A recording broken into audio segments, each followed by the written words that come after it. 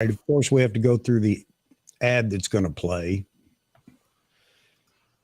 Why don't I see it playing? Gremlins. Oh, well. Father's Day with J.C. Penney. There it goes. Somebody's got it up. Yep. Yeah. Give everybody a chance to get through the ad. Yeah, I just muted so you won't hear it from my computer. All right. Because that was me. All right. So we are live now. Everybody get through the ad okay? I can't do anything about that. You know, that's YouTube and Google have decided that's their share of anything I make is sticking those ads at the beginning. But anyway, so tonight's all about film, which means I'm not even in the conversation. Can I leave too? You've got three film people here, and Mr. Roy Bigsby, who can probably pull up every Nikon and other brand camera that you can think of and show you. So he'll be able to talk to you about that. Jeffrey, who is a film aficionado himself, shoots film periodically with his friend. And you know what? I should have had your friend join us, Jeffrey. If you want to contact him, he might want to join us. And John Ishii, who prefers not to shoot film anymore, but he's had his share of film, especially in photojournalism. So all these folks are going to be here for you to talk to. David should be in here before long. And yeah, James is at a ball game, so he's not going to be able to join us. That's a shame because I know James likes shooting film as well. But the drunk wedding photographer, David, he should be joining us sometime soon. And he's probably the only one here that shoots film regularly because he shoots weddings with film. So I thought that's unique, and he may be able to shed some light on film. But we're open to everybody's questions, everybody's comments.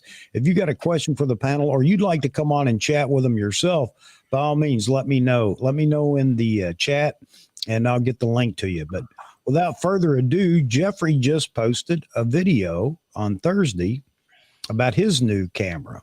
And I'm going to turn it over to Jeffrey to kick us off here.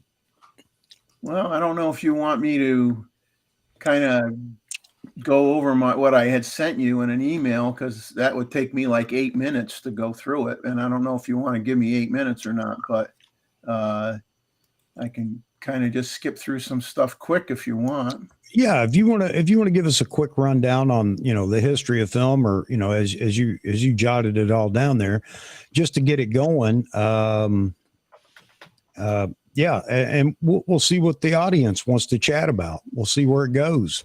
Yeah, what I'll do is I'll read through this quick, and then I won't show any cameras. And then if somebody says, did any of you guys have any of these cameras that I brought up, then between Roy and me and John, we can see if we have one of these cameras, and we can show it to you and talk to you about it if you want us to. Whatever you want to do. Do it to it, Bruce. Okay, so I'm going to start even before film. In the 1850s and the 1870s, used to have all those wooden field cameras that you see, from France and different countries and whatnot. And they used that wet plate collodion process that was invented by Frederick Scott Archer. And then we moved on to cameras in the 1880s to the 1920s that used the dry plate process, invented in 1871 by Dr. Richard Maddox. Now, the interesting thing was George Eastman, Kodak fame.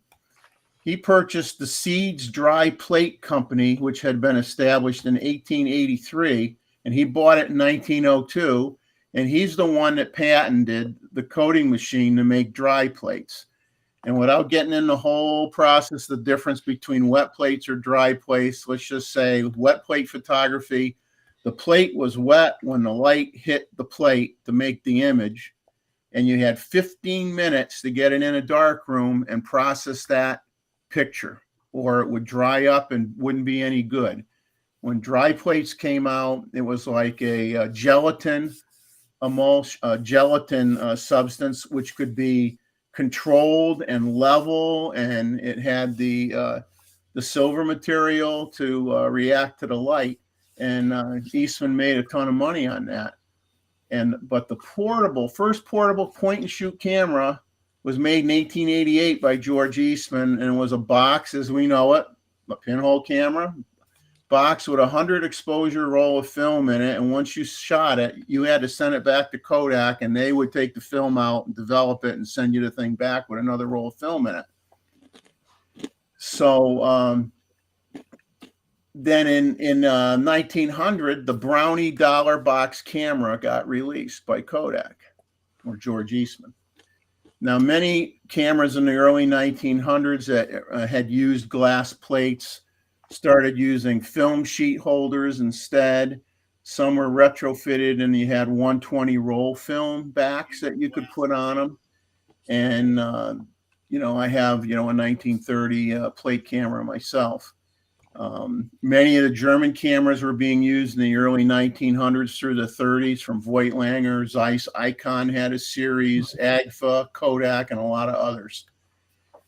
Kodak Vest cameras, which were very small, which I have one of those, was used in World War I, being used to capture images from the war. Now that used 127 roll film.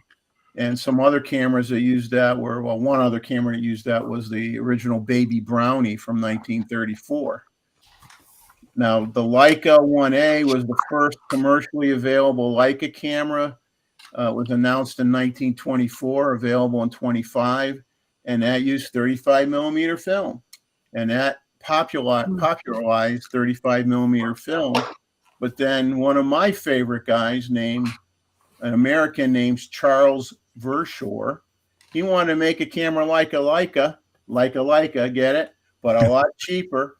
And he made the Argus cameras that sold for $10. And he sold 30,000 of those to Montgomery Ward in the first week that camera came out. So talk about getting 35 millimeter film out there out in the open. And I personally own a couple Argus cameras myself. Now, the first Nikon camera was actually a rangefinder called the Nikon 1, launched in March of 48. And its format was not atypical. It was 24 by 32. It was not the 24 by 36 that you associate with 35 millimeter film. And because of that, at that time, Japan was occupied. It was occupied Japan. The U.S. had a presence there. And the U.S. generals would not allow them to ship the cameras to the U.S. because you couldn't, because of the oddball format of that film that they used. So the Nikon M came out afterwards, which was 24 by 34 and would fit in a Kodachrome slide. So finally, the U.S. allowed them to export Nikon cameras to the U.S. for the first time. Now, there were a lot of cameras in the 40s to the late 50s. You had 35 millimeter rangefinders with coupled and uncoupled viewfinders, typically using a split image with a colored red dot or a colored triangle or whatever, that you try to align the images together to form one image, and then you knew you were in focus. Now, other cameras, like I have my mom's Kodak Pony 4, was just a viewfinder camera. It didn't have any way of telling if you were in focus. It was a zone focus camera. You had to set it for, okay, I think the person's 10 feet away. You set it for 10 feet or infinity or whatever. And there were a lot of cameras like that. They had no frame lines in the viewfinder. It was just looking through a viewfinder with no information at all. And you couldn't tell if you were in focus. So there were a lot of cameras like that.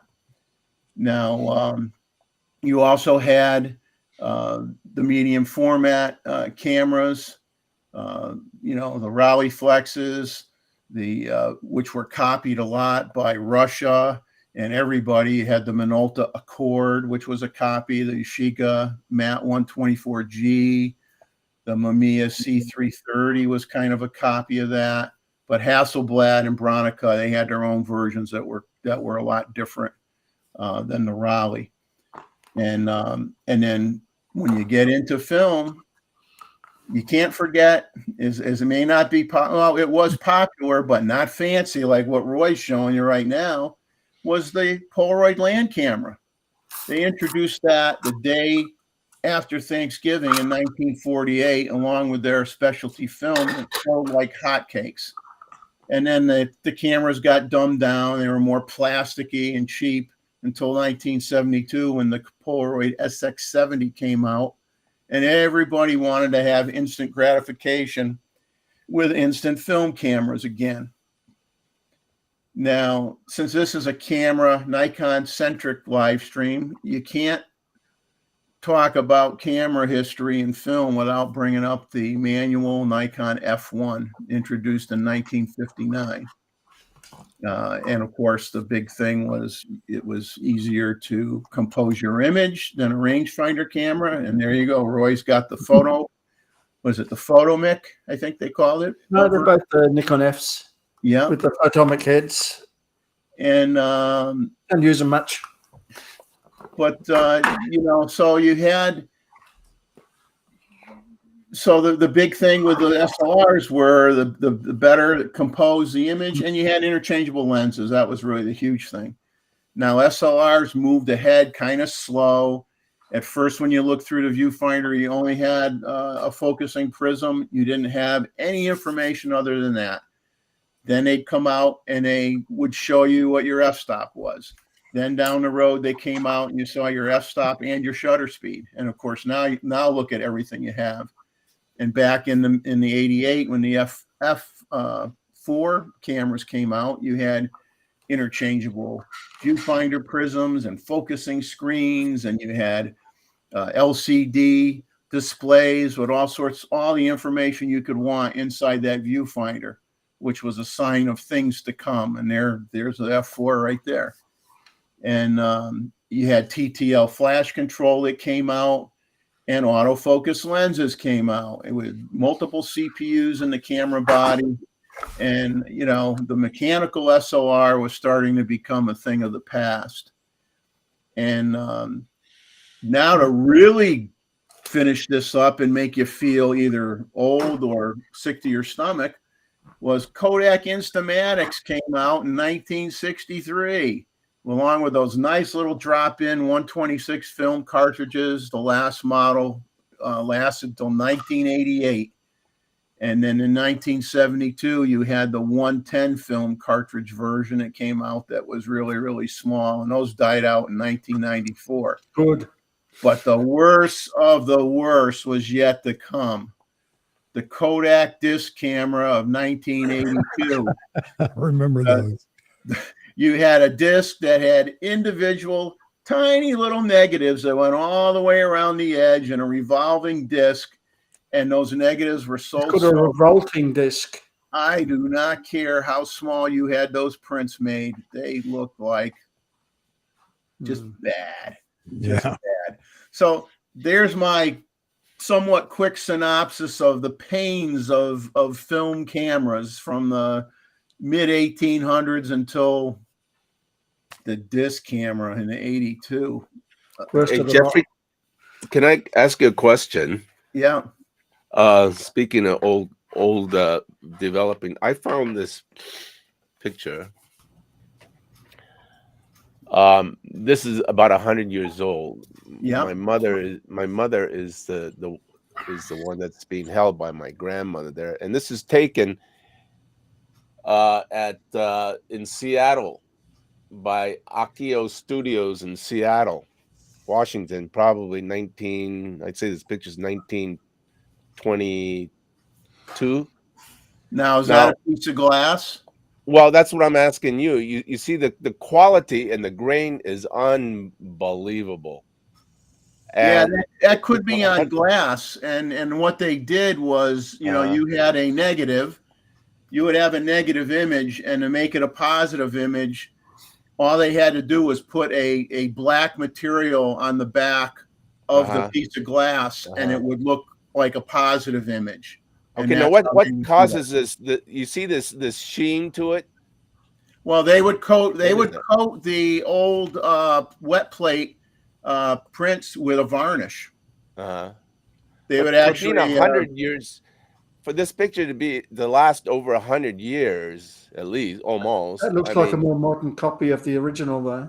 it's amazing that the integrity is still is like it was taken just the other day. I mean, you'll know if it's a wet plate versus dry plate, because a wet plate camera, because the solution was wet, sometimes it would be thicker on around the edges, or you might actually see the guy's fingerprint in the corner of the glass from holding it when he was, trying to coat it. Whereas with the dry plate, you wouldn't have that. So it could still be on glass, but it could be the dry plate process instead, which was something that was done in the early 1900s. So those days, the photographer was a real engineer, artist. Oh, they had to, if they went out in the field, they had to bring a dark room with them. Yeah, especially yeah, exactly. In the wet plate days, literally, they had 15 minutes. If they took your picture, they had to run into that dark room. They had 15 minutes to process that, or they'd have to start all over again. I mean, the grain is unbelievable. It's so finite. I mean, there is basically no grain if you look at it. Would have been a full-size view camera. Yeah, they still use them today in museums. There's people out there that make a living still doing it. What format is that, you think? That's an 8x10 view camera, probably. Yeah. It's probably a direct print from the negative. That is cool, though. I mean, they used to actually do images, what they called a tin plate process, too, because the tin was a darker color. So when they exposed on that, it would come out as a positive. See, here's a picture of my old man in the Army in 1944. I don't know what kind of camera they would use. That's probably, that could even be on a camera that looks like this. Yeah. Okay, because this camera had a film back on it that you could put in. You'd have to buy multiple backs and put the film in there, and you do it one picture at a time. And so that's probably what you have there is from something of this era, or newer than this, because this particular one I think was, I'd have to look it up. This camera was pretty old. The studio's in Dubuque, Iowa. Yeah, this was a 1930 camera. Yeah, probably, right? So this is 1944. Yeah, so it could have been something like this, or it could have been a more modern one, but needless to say, there's a few 35mm cameras around then, so it could have been one of them too. Yeah. We got a few comments in here. I love this one. I liked flash cubes. I hear you. Another one. Seraphin. He said, I love the disc camera. And he goes on to say, I took the disc camera on a 3-month camping trip up the East Coast at 12 years old. Well, that's how you get started, I guess. Oh, well, I know I don't miss the old, I got some behind me, the old flash bulbs that my mom used to use that would blind you for like 5 minutes after she took the picture. Yeah. And if you and then before they had the button to pop them out, you used to have to grab them with your fingers and push in and twist it. And if they were still hot, you just melted the skin I peeled the skin off your fingers. They were so hot. Hello, VN Labs. Good to see you in here. So everybody, this is all about film tonight. So, whatever, tell us what you shot. If you shot film, if you still shoot film, tell us what you shoot, and let's get the conversation rolling here. Man, I don't know how, on Grays of Westminster, all they have to do is mention film and the comment section goes crazy. With everybody talking about what they shot and whatever. I got Cine Still. You ever hear that sound of that shutter, John? That makes good, don't it? I like that, Roy. What was that you had, John? Cine Still. What is Cine Still? Cine Still is really popular now. It's a 800 tungsten film, and it was used for the cinema industry years ago, and then they repackage it for 135, and it's for basically to shoot at night Okay. because it's a 800 tungsten film. But the reason why the hipsters like this, and I'm just saying mostly hipsters like this film, is because it has a really vintage Pronounced. 1950s look to it. You know, Okay. you know what I'm saying? Yeah. So if you shoot neon or you go down, it's got a really cool character. And I bought 250 rolls of it, and I was selling it, but now you can't even get it. It's so expensive. Hmm. And they got it in 120. So if you're interested. Robert Daniel, he says one thing shooting and developing film is tactile feedback. Many of us love to shoot cameras with dials and clicks and things. If you have never developed your own print, you have not lived. I got to agree with you, Robert. I mean, to me, that is the essence of shooting film, for me anyway. Love the cameras. I just, I want to go through the whole process. I learned how to do it. The military taught me how to do it, believe it or not. And it can all be done in your garage. I mean, without any assistance from anybody other than just learning the process. What do you got there now, Mr. John? Well, this is an Leica M6, which is one of the hottest camera among the young people today. Yeah. Now, this is like brand new out of the box, and I think I paid about $2,000 for it from a friend. And now you go look on eBay, you're looking at $5,000 to $6,000. It looks like it's a chunk of steel the way you handle it there. It must feel like a tank. Well, it's brass, yeah, it is. right? It's very robust. Which is something I like about a camera. So That's heavy. Yeah. That's a Oh heavy no, camera. Chuck, if you held this, you'd go, oh my God. yeah, It makes you want to shoot. I grew up in the day of if it was heavy and robust, it was quality. Yeah, right. Nowadays, well, it's just too much weight. Can't carry it. Sorry. So I was talking to this when I was in Hong Kong. I was talking to this guy. His name is David Chan. He's got one of the largest collection of Leica M3s and M's. And he was saying that when he was working in the camera shop in Hong Kong in the 60s, a lot of wealthy Americans would come to Hong Kong and come on holiday, and they'd have these Leica M's. Yeah. And he was telling me that what he would do is he'd tell these guys, I said, I'll tell you what, Put it back up there, Roy. I'll trade you straight across for the brand new. Someone mentioned an F5, so I thought I'd put one up. I'll trade you with a brand new Nikon SLR, because SLRs were becoming so trendy Yeah. because it's see-through, right? So then he traded straight across for their Leicas, and then he has his gigantic collection. So Cool. he rocked out. Robert Varner says he still has a Kodak Fiesta and an Instamatic cameras from his childhood. That's cool. For work, I used the F5 back in the day. You guys are going to wear me out switching this, but I've got to so we can all see. This is that old vest camera I told you about that they used in World War I to take pictures. And it has this little foot that comes down so you can put it on a table to take a picture. And it has this stylus that you pull out. And on the back of the camera, I don't know if you can see it here. Yeah. You could push this plate down, and you could actually write what your picture is using that stylus on the back of the piece of film. Cool. You know, Canada shots or my dog or whatever, and it would show up. So this was used in World War I a lot by, believe it or not, probably people that weren't really tagged as photojournalists at the time, but they basically were using it as a little camera. Cool. Robert says he taught himself photography while in university, I suppose, Robert. I guess that's what you're saying. Yeah, like I said, my film is all based on the fact that I had to go to a course in the military. And while in that course, we had 1 week of nothing but photography and 1 week of 10-hour days on photography.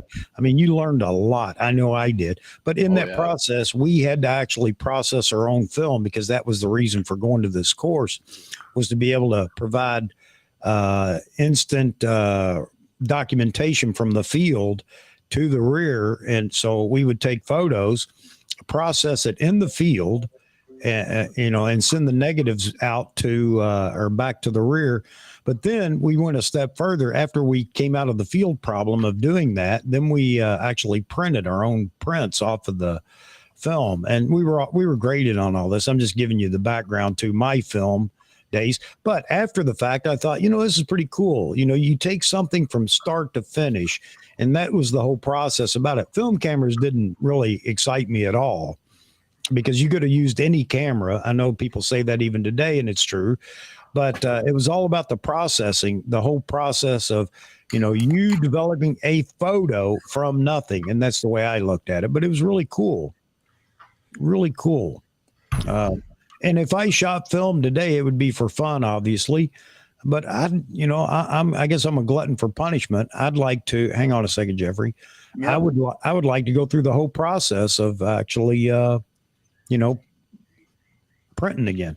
So if you've never done it, and for those of you that have, can you imagine being out in the field, broad daylight, and trying to develop a 35 millimeter film, which meant you had to roll the film while under a poncho with no light, roll the film by hand, by feel on a steel reel, hoping you didn't cross it or it didn't touch somewhere.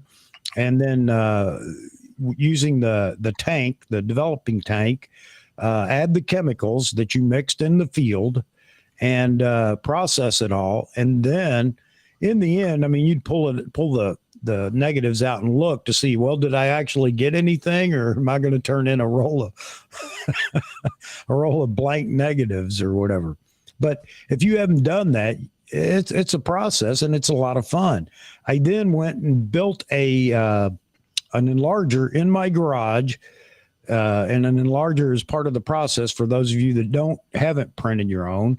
And I built it out of a Brownie camera using the negatives and rolling them in the Brownie camera and running the camera backwards using a shop light to fill the back of the camera with light, and did my own prints. It's a really cool process. Anyway, I don't know if anybody even cares to do that anymore. I know the hipsters don't. They just want to use a film camera with some film and then send it off and have it all digitized. Well, that's what I don't get. Chuck, I don't get that. Then you're right back where you started from. Yeah. I would assume, right? Yeah, I agree with right? you. Yeah. And you spend all that money and you're right back where you started from. Yeah. I don't get it. Oh, man. So this camera that I showed briefly is a 1949 Konica. It did not have a numerical designation, but later on they came out with a Konica 2, a Konica 3. So the historians call it a Konica 1, even though it does not have the number 1 on it anywhere. And on the back of it, on the bottom of it, it still says made in occupied Japan. Yeah. That's unusual. 1949. Yeah, that is a collector's item there. Yeah. Occupied Japan. And the thing with the cameras of this era, if you're looking to collect them or whatever, now I've got some film in here, but there wasn't a wide selection of film. I should have just ordered it online. So I grabbed some 400 speed film, which was a mistake because the shutter speed on this only goes to 1/500th of a second. So you go on a nice bright sunny day, you're kind of screwed. You can't get your shutter speed up fast enough to be able to take any pictures with it. So something I gotta use it on a cloudy day or late afternoon or very early in the morning to finish up the roll. But this thing was made like a Leica. This thing weighs a ton. It's heavy. It's solid. it ain't going anywhere. It's a great camera. It really Most is. things would have been back in the day. Yeah, Yep. most things would have been that way. I mean, other than really economical cameras that they would have, obviously may not have put as much robustness in them. Russell Van Cranberg says, I'm so glad that I got to learn on film in high school before everything went digital. I just started shooting film again a couple of years ago with the F5 and F100. That must have been the comment you saw. I did. Roy, okay. So, hey, Russell, do you venture into actually developing it yourself, or are you just sending it out and having it processed and then digitized? Hang on a second. Let me go back here because Mr. John has something interesting. John, there you go.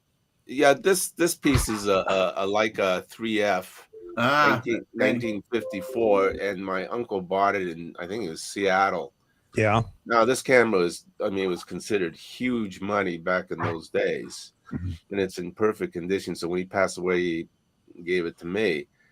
But this lens here, now my uncle, he was kind of the hipster of the days. He had to have the best, so it came with this f2 scimitar lens. Now, f2 is considered like lightning fast, probably equivalent to like a 1.2 these days, huh, Jeff?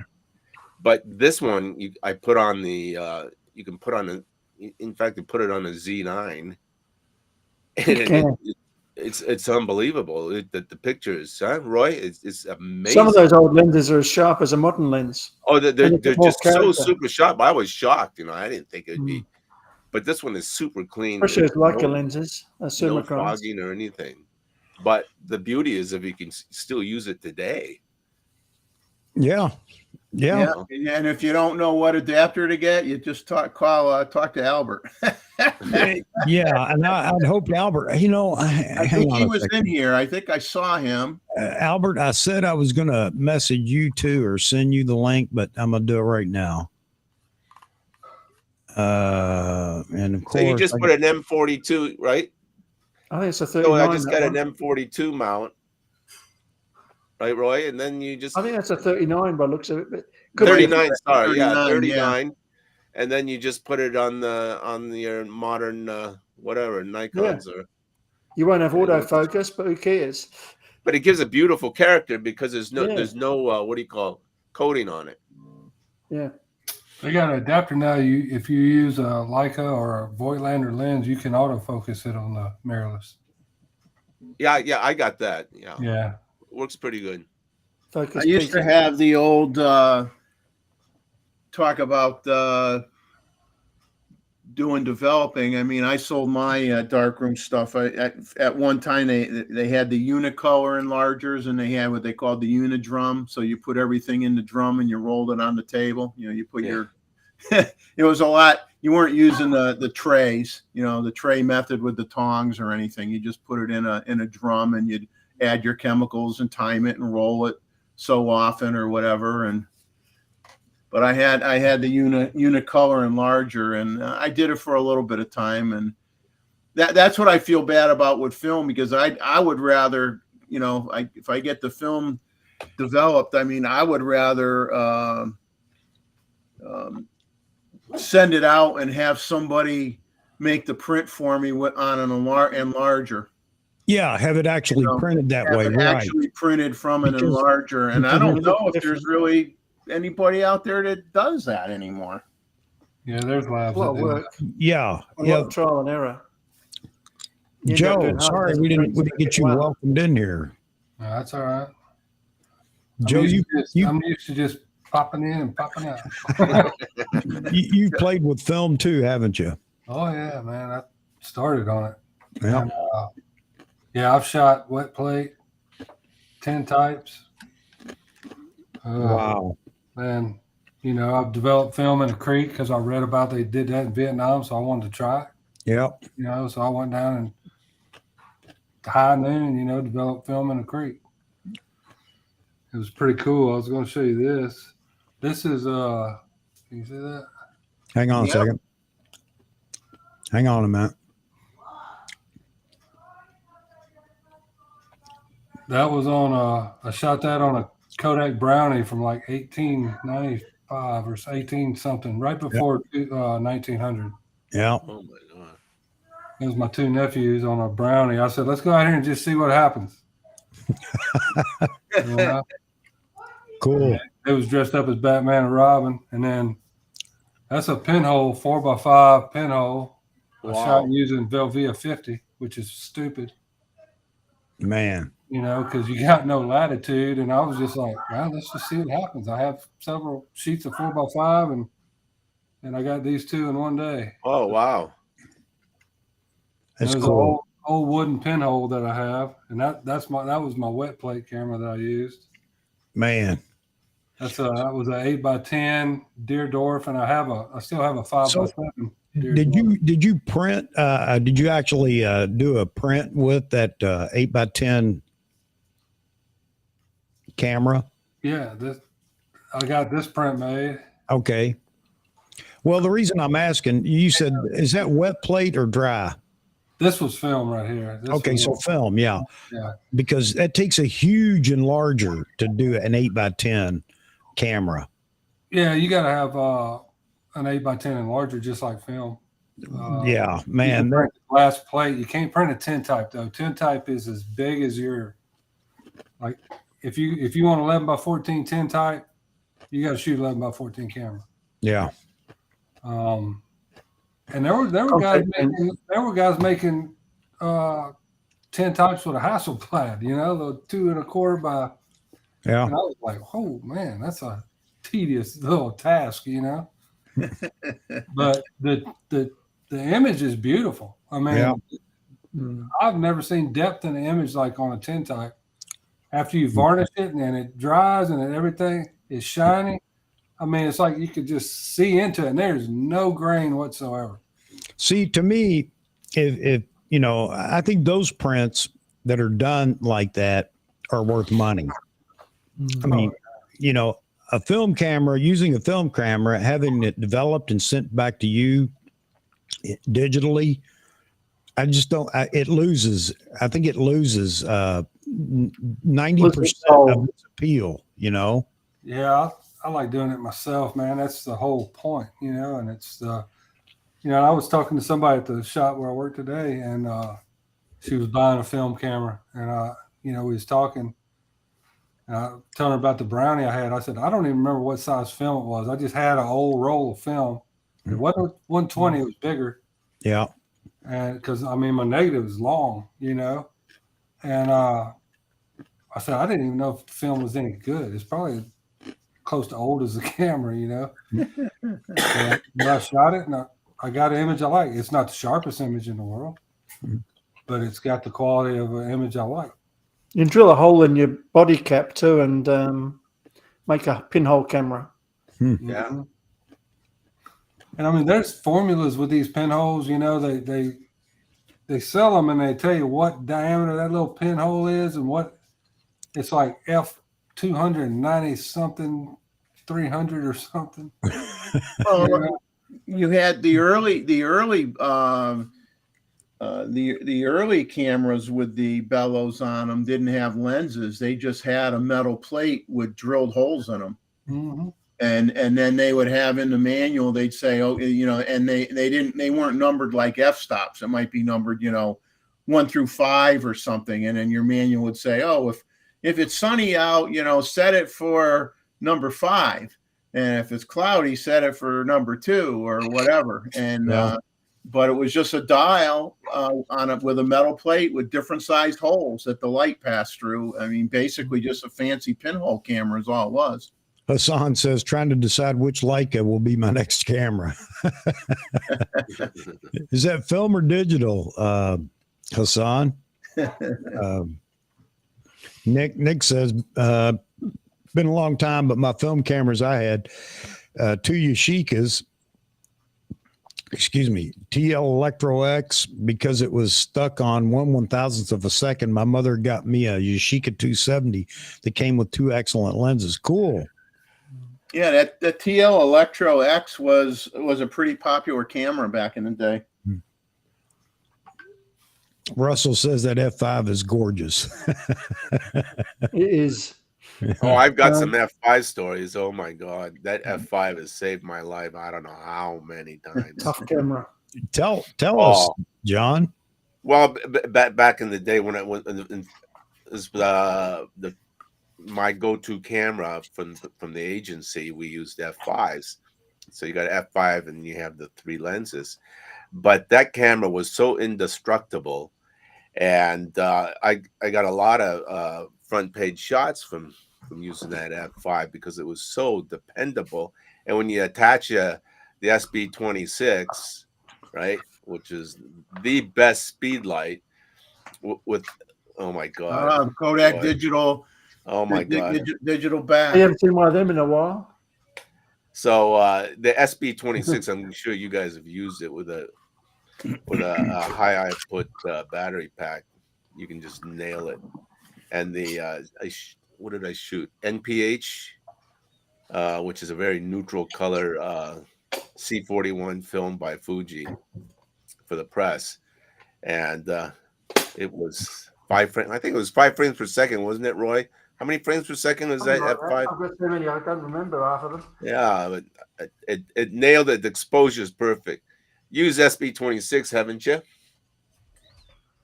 Have you used SB26, Jeff? No. Speed light. No. I mean, that was the go-to flash. That thing is just massive. I remember the old Mets. I remember the old Mets potato mashers that everybody. Oh yeah, the Mets. Hey, the Mets was a Rolls Royce, man. Yeah, yeah. That potato masher, the hammerhead. Yeah. It was that thing was. Roy's got one. He's digging. When his chair turns around, he's getting one. There you go. He's got one. What, hang on a second there. Go.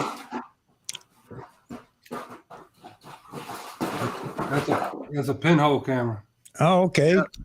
A 120 pinhole, and then here's a 4x5 pinhole. I love that shutter. Yeah. Oh, look, the back is easy too, where you put your film in, just bring it out, and that's it. You gotta love it. You know. Yeah. It don't Kodak. get simpler. I'm sorry. Go ahead. No, it don't get simpler than these, man. You know, Yep. You can be real creative with them if you want to take the time. And Hey, you don't find failure like 99% of the time. Mr. Wolf said he took your recommendation and got a mint Nikkor 28 millimeter 2.8. Very good lens. I like the 24 as well. Yeah. Not so fond of the 35. No, A good that lens, 28 but I to don't me is use it. better than that 35. Yeah. The Kodak vest camera that I showed you before does not have a lens in it. It just has a disc, like I said, with drilled holes in it, numbered 1. Let's see, 1 through 4. 1 through 4. Yeah, you Well, can try the that higher, now with your higher the lens. number, the bigger the opening. So Mozman's out in the desert right now. He's out taking photos, having a great time, I think, out there. He seems to be enjoying himself. He's going to do some nightscapes, and I think he said he's already done some star trails and stuff. He sent me a couple of photos showing some of the things that are out there, and he's got some great foregrounds for his night photos. I guess that's what he's planning to do. But anyway, so he may try to join us after dinner here for a bit. I bet you I got something Roy don't have. Throwing down the gauntlet. Here we go. Can you see it? What is it? It's awfully shiny. it's about it's a Petzl lens. It uses the discs for aperture, the aperture disc, because Oh, okay. there ain't nothing in there. The Like disc, a projection lens. That's something that Albert, he has one. Yeah. the disc go here, and this is how you You're right, focus I it. haven't got one. And man, Oh, you just I like you using this. just made Albert's day. I guarantee you, he's all over that. Guarantee Yeah. you. But it's it's a Petzl design, and if you take all the discs out, man, it gives that real swirly background like they had in those old portraits. Yeah. And it's about a 75 millimeter, maybe a 55. I don't know. I don't really know. David's going to jump in here in a bit, folks. There's a man that's still shooting film for commercial purposes today. You know what's funny? You know what somewhat modern lenses use what you're talking about. The discs that you got to put in it is the lens baby lenses. A lot of the lens baby lenses, you got a little magnet. You got to drop in the metal disc with the hole in it for your different aperture sizes. I mean, of course, their high-end ones have aperture dials on them, but the early lens baby lenses used to just have metal discs, and you'd put in the appropriate size. Plastic elements. Yeah. I think the new ones now, they have it built in. You just kind of turn them or something. I've never played. I've always wanted to play with one. I never have. Yeah, here's a comment by Gustavo talking about pulling the tab off of the box and sticking it in the little holder on the back of the camera to know what film you had in it. John, did you do that as a journalist? Or What's that? you just had one kind of film? I just use one kind of film. The little tab holder that you pull the tab off the box, the film box, and stuffed it behind the holder so you knew what film you had in there. Yeah. Well, I only use one kind of film. That's why I asked. If you only use one kind of film, one speed, ASA, not ISO. Yeah, so ASA was or DIN was 400. 400 was that because with C41 you can mess it up a couple stops and still save it. Yeah. But with E6, forget it. You don't have any leeway at all. On the old Kodaks, you used to get a thing like this. I don't know if you could zoom in. Yeah. It would tell you you didn't have f-stops and per se. You had exposure values. Yeah. Right. You had different numbers, and the exposure value was you'd have numbers assigned to your f-stops, your aperture, and you had numbers assigned to your shutter. So if it said set it for 12.5, the number system on those had to add up to 12.5 when you added the two of them up. And they used to have that on the back of the, this is my mom's old Kodak Pony 4 view.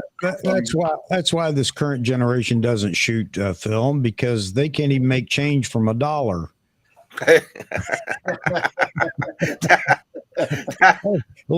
Hang on just a second, Roy. Keep it in hand there.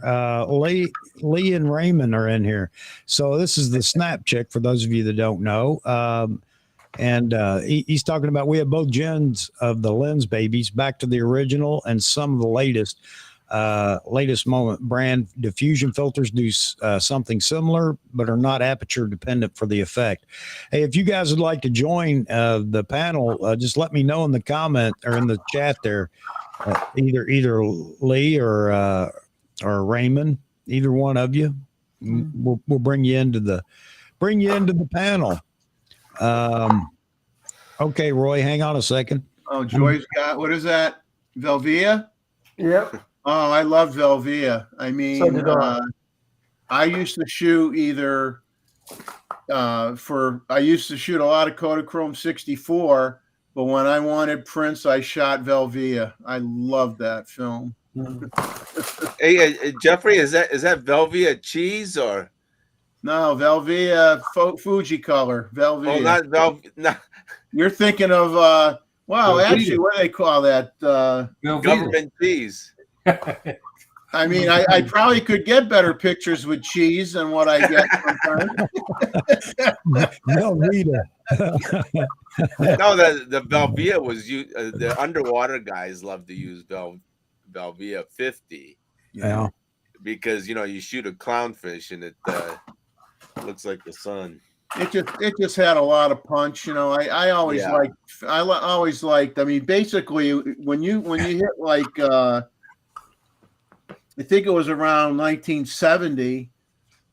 In general, I think Fuji negative films were actually better than Kodak were. Probably about 1980, they started getting better than Kodak. Well, Yeah.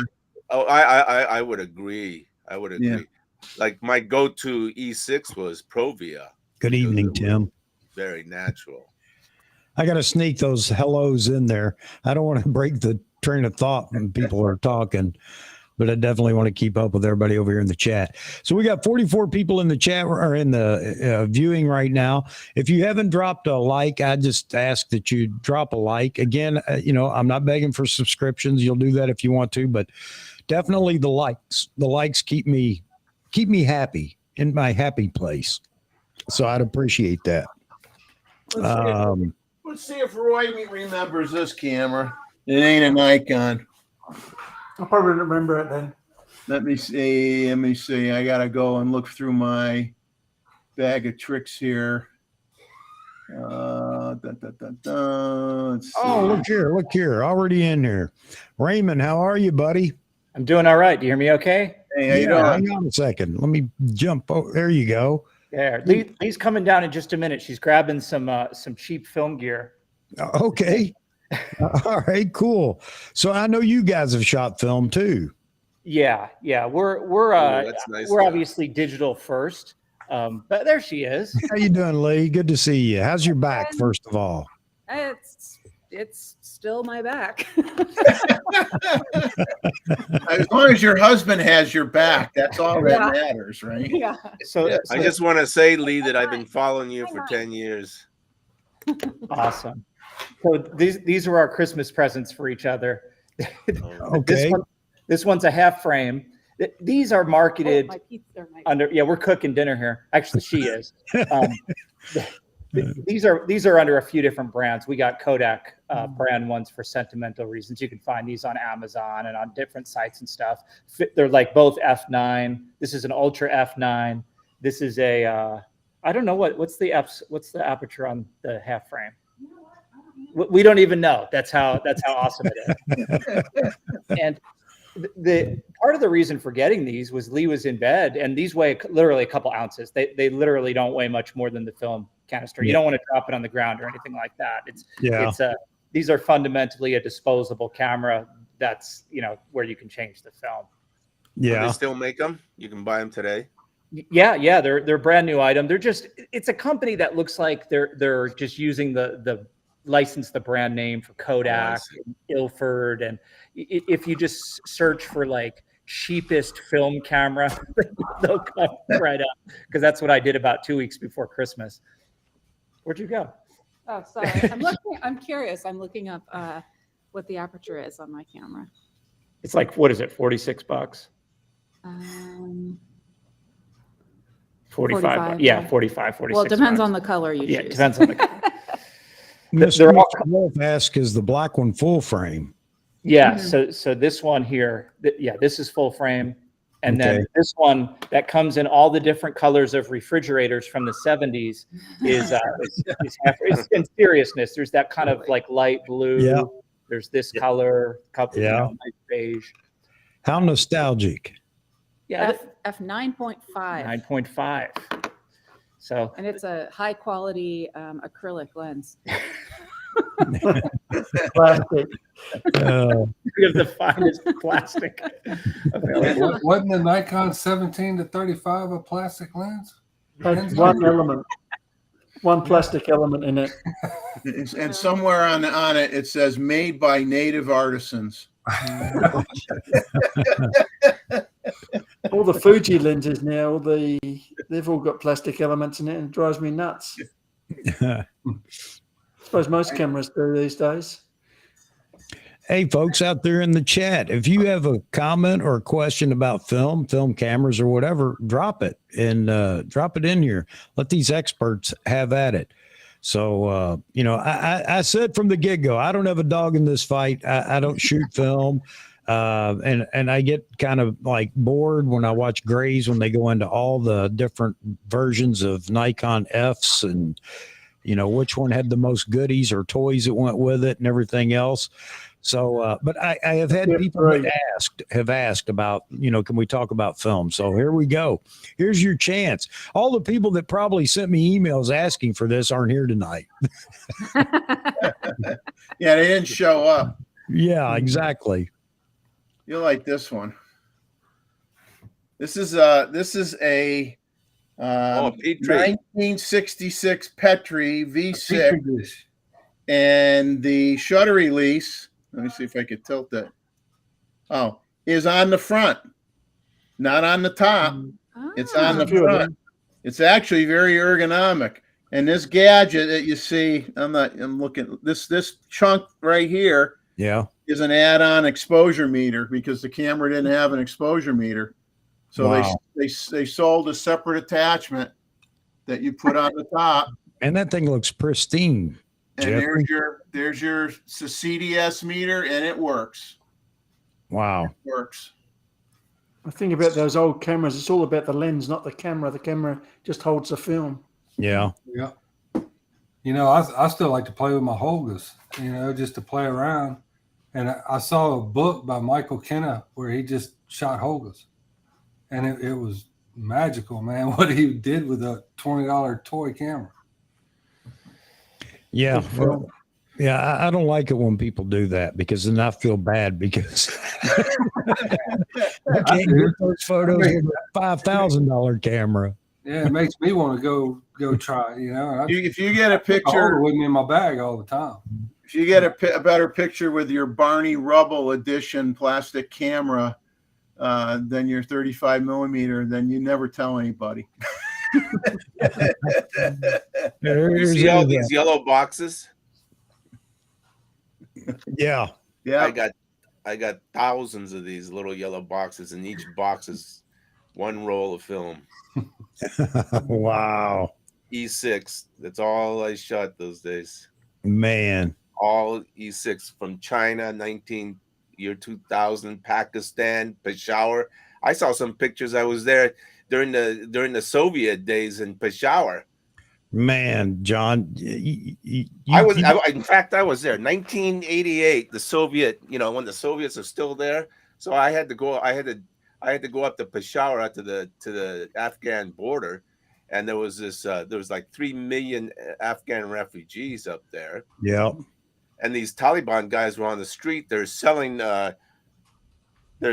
this dead artifacts from Russian soldiers, pictures of their kids and all kinds of stuff on the road. So it was bizarre back in those days. So I bought up a bunch of that stuff. But this got family pictures of Russian soldiers. That spoils the war. Yep. Man, And John, you got to start a membership on your YouTube channel and start with teaching photojournalism. I mean, you've got tons of stuff to actually use in what you teach, man. I want to see a lot of those images that you have. Put them in a book. And John. don't forget your favorite line, John. What's your favorite line? Let's see if you remember. You got to have a dead guy. Yep. Gotta have a dead guy. After you've covered all the devastation in some crisis, then you got to go find a dead guy. Well, yeah. So during the 2004 tsunami that hit, I was the only photojournalist out there, in Phuket, right? Just happened to be there. So I go down and take, what did I have? A Nikon D2H, I think. D2H, right? So I go down and there's guys. I look inside this guy's pickup, and then there's this bloated old dead guy inside the pickup truck, bleeding from his head, and he still had his Nokia hand phone attached to him. Oh man. Hey, Space People says he just told his 8-year-old that the subject tonight is film, and asked him if he knew what it is. He doesn't have a clue. He says, "Boy, oh boy, where do I begin?" Well, you aren't kidding. Go see Uncle Jeff. I got to try this out. I never used it before. I bought some. I don't know. Maybe you guys have tried it. Fujifilm Neopan Professional. Yeah. Good stuff. Good stuff. Yeah. John, have you seen the film War Photographer featuring? It's like a documentary with James Natway. Yeah. Man, that's such a James Natway. He's my hero. He's the guy. Wonderful film, and it just It's like they're following him around in his day-to-day stuff. And Oh my God, man, the stuff he saw and came across and did is crazy. He You know- almost got killed. See, yeah. John, There was a time, John. They made Joe, a movie about it, and look how much attraction it got. Think about your channel, man. How many people out there would love to go through photojournalism 101 with John Ishii? Been there, done that. I would. I would. There you go. It There was you go. unanimous.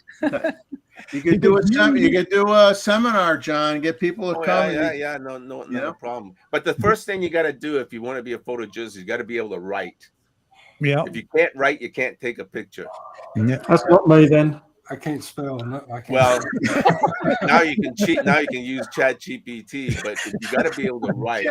So I my tell wife won't let me everybody, send an email without her. you want me reading to it. teach you? You got to write me a 1,000-word essay on why you want to be a photographer, and it's got to be in perfect English. If you fail, you're out. Don't be giving all your secrets away here. Start. Oh man. Hey, I would join it. I would do it. And next test, 50mm lens. That's it. Nothing else. You know no what? wide angles. I'm gonna get Wide I'm angles gonna- at 16-35s, 12 whatevers. Get rid of them. Here's a 50.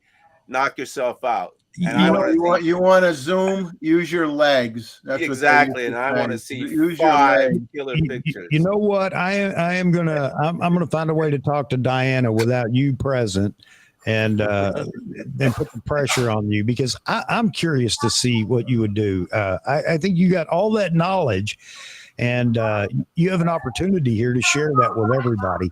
You can just do a membership on your YouTube channel if you want to make it worth your while, and I guarantee you there are people that would line up for that. Really? I mean, Lee just said she'd love to hear it too. She'd love to, it's photojournalism. Nobody talks about that anymore, John. You do it, we'll promote the hell out of it. Yeah. So do it. Okay. There you go. Yeah, there's not many of us left, No. No. I've been beat up, I've been tear gassed, I've been knocked around. And you can't use telephoto lens, man. You got to get in there and stick your head in there and get bashed up. Yeah. That would be You know? fascinating. And he still looks good. I don't know how he does it. I don't know, man. I did a job for Colin Powell with the U.S. State Department one time, and there's all this anti-American stuff going on, and oh my God, it gets pretty painful. I had to go see the doctor. I couldn't even claim with the U.S. government. Hey, man, no combat pay. Yeah. But Joe Natchway he's one of my heroes. Yeah. And the most famous photographer, photojournalist is Dickie Chappelle. She was 1954. She was a honorary Marine, U.S. Marine. Have you heard of her, Dickie Chappelle? No. She shot for UPI in last part of World War II and Korean War and Vietnam, and she was finally killed in Vietnam. But she was hardcore. She carried an M16 around her too. Wow. And she became the honorary Marine. Oh, she was hardcore. Man, there was a lot of them that just didn't make it though. A lot of great. No. I was just talking to somebody that was, this has been last year. I was talking to him about, he was thinking about going to Ukraine. And I said, I don't know about that, man. You go as an independent, then you have no support whatsoever. I mean, at least a photojournalist has a network of people and not just that, but an agency even possibly, but somebody that's going to provide some kind of support if you absolutely need it. You go over there on your own as a freelance, anybody knowing who you are, what you're doing, that's dangerous ground. You go to Ukraine, okay? Besides the politics of it, if you're a young photographer and you want to make a name of yourself and you find yourself over there in Ukraine, you are on your own. You are on your own. And that place is just nasty. I'd rather be in the Middle East than out there in Ukraine because your chance of survival is slim. So I don't even have any friends that went out there. Yeah. It's just too hairy. Yeah, I agree. And that was the conversations that we had, and we talked about it. And I told him, you know, he said, well, you've been in, I said, yeah, but I had a whole you know, system behind me, a backside support for everything that I was doing and everything else. There's a big difference between that and who you're going to call, you know? Ghostbusters. Yeah. Yeah. Yeah. You're on your own. Question, John, for you from Greg Corker. John Ishii. Were there moments like seeing the bloated corpse in the back of the vehicle where you start to wonder, will you leave the conversation alive? So I guess you've kind of been talking about that. You know, how many times did you think, you know, I wonder if I'm going to get out of this? You mean in that situation? Yeah, as a photojournalist, being in those kind of situations. No, what you do is you work closely with your other colleagues. I was with, depending on the assignment, I was with Associated Press for the tsunami. Now that one I scooped on my own because nobody could get there because the airport was closed. So that was my 9/11. Yeah. Right. In a situation where you're dealing with civil unrest and stuff, you work closely with your other colleagues from like Reuters and Reuters, AP, AFP, the big guys, or Getty. Now, we as international photojournalists shoot for a different audience. We shoot for an international audience. Now, you work closely with the local guys in the local community, which they shoot for their local community, in which their pictures are going to be completely different than ours. Ours is for the people like you wake up in the morning and then you open the LA Times and you look at this picture. You went through this with us a while back, and I thought that was extremely interesting talking about that. How do you get the international flavor in whatever situation you're covering? I don't want you to go through it right now. I'm just saying, see, that's the interesting stuff that you brought up. And Seraphin says Daniel Milner is a photojournalist and he's fantastic on YouTube. Check him out, John. Okay. And I'm trying my best to encourage you to do this because I actually want to follow you as well on it. Sure. But you're genuine. You've been there and you've done it, and you have all the experience. You have all the credentials you need now to actually let people in on here's photojournalism. I say photojournalism 101 because so many people are that night they were asking you, well, how do I get into this? I know what your answer was, but there are people that genuinely, they don't want to, hear just, well, it's crazy to try it today. So anyway, I think this is a great opportunity, John. I'm going to keep pushing you, man. Okay. I think after today, I wouldn't do stills. I would do, video. Yeah, I would do the video. I think there's more opportunity to make money. I agree. One of my young mentors, I started him off in film, and after that, then he went off to video, and then he shot for Vice and HBO and for documentaries. But I think that's where that and doing live streaming. And of course, they don't use those high-end 8K cameras either. Yeah, because in broadcasting, you can't. And an agency doesn't care what the quality is as long as it's viewable. Well, it's got to as long as it's. And they're the first to get it. Speed is of the essence. Yes, that's what I mean. So yeah, I mean they're not looking for a Hollywood production. It's a UFO. So let me keep this in the film discussion. When did you switch from film to digital, John? Yeah. So what happened was it was during the transition, 1999, 2000. So you're switching from film to digital. The problem with the digital is that, like Roy just showed that camera, with the Kodak back, and Canon had a D2000, which used also a Kodak back, and they use CCDs, but they would suck through the battery because they use metal nickel hydride batteries. So your batteries would last like 20 minutes sometimes. And then the colors were so wacky, and then there was no SD cards. Hold it in front of your face. Hold it in front of your face. No, hide behind it. There you go. You just hold it right. There you go, John. for what did they use? PCMI cards on that thing? I think this is, yeah. See, that's what I told you. It looks like a PCMI card. That's before, way before any kind of media. Got no sound, Roy. What is that, Roy? It's got 2 PCMIs Yeah, see? Yeah. Yep. and a great big And you know how much? battery. Hey, Roy, how much were those cards back then? Oh, I can't remember. They're They're terrible. huge money. 64 megabyte, maybe. Heck, that camera was huge money back in the day. There's an Yeah. adapter. Yeah, there it is. Oh my God. That's an adapter for a PCMI that takes CF cards. See, I had those before they even had the CF card. It was a PCMI card. So then when you transitioned, it was great to have, but the only problem was that your battery was just gone like this. So you have to, those so you have to go and go to the other sticks. you had to get along with the other guys so you could hey, toss me a battery, I'm out. Yeah. And then the colors were so wacky, but the images were fantastic. And then you just FTP it. God, we use Nokia hand phones to FTP pictures to the desk.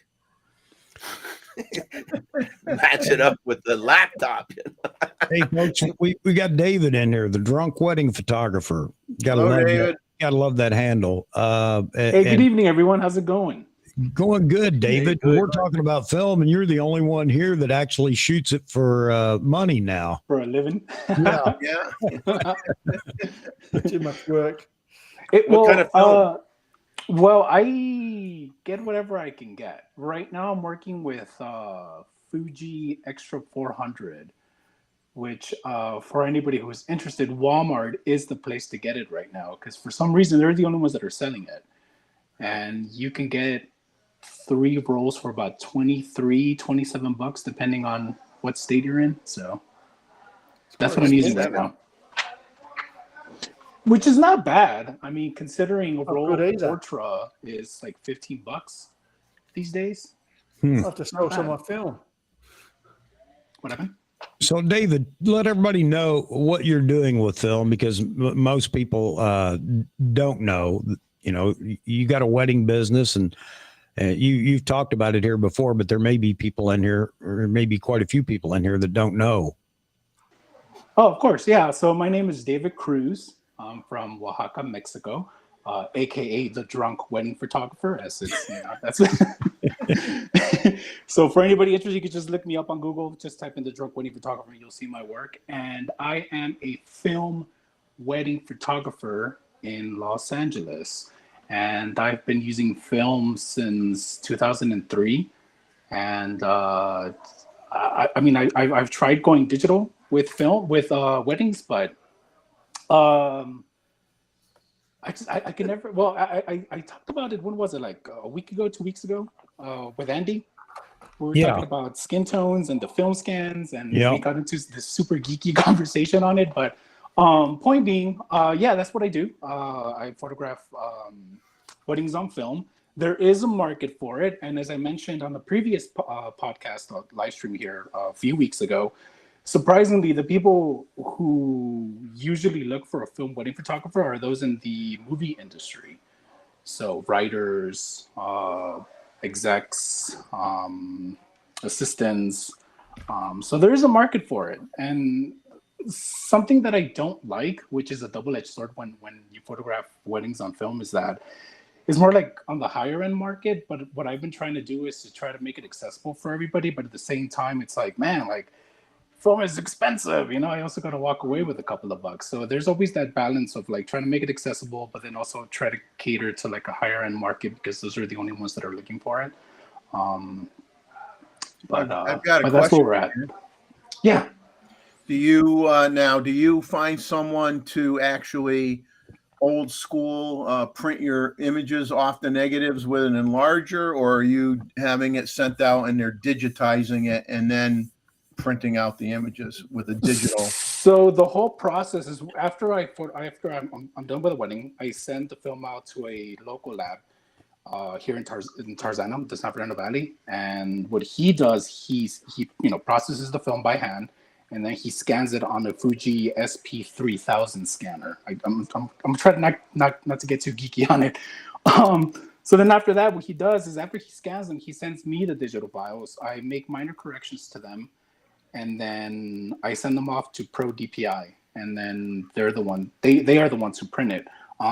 Because I used to work at Ritz Camera, and what we had were the optical printers, but nobody has those anymore. So if anybody remembers, like if you look at your old photos that you would send in even to like a drugstore, you could straight up tell that those prints have like a super pop to them. Like the contrast and the saturation are very different from whatever it is that you're trying to print now. And the reason is because they used to use optical printers, and nobody has those anymore. Everything is an laser printer these days. You can still get chemical prints, but they're all laser prints.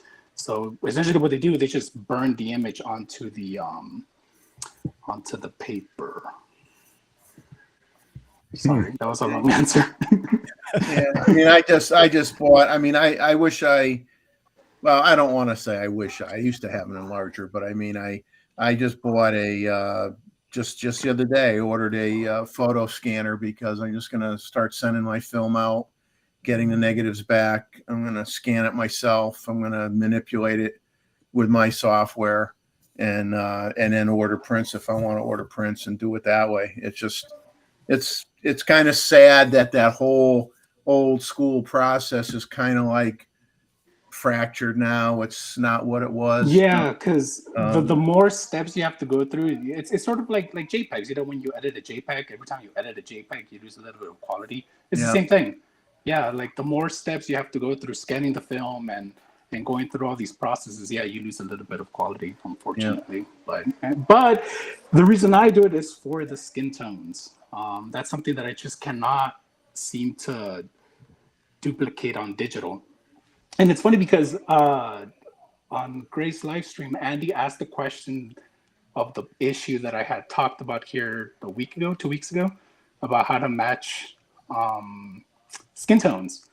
And Khan told him, no, just shoot film. If you're going to go through all that trouble, just shoot film. And so what I was going to tell, I wish he was here.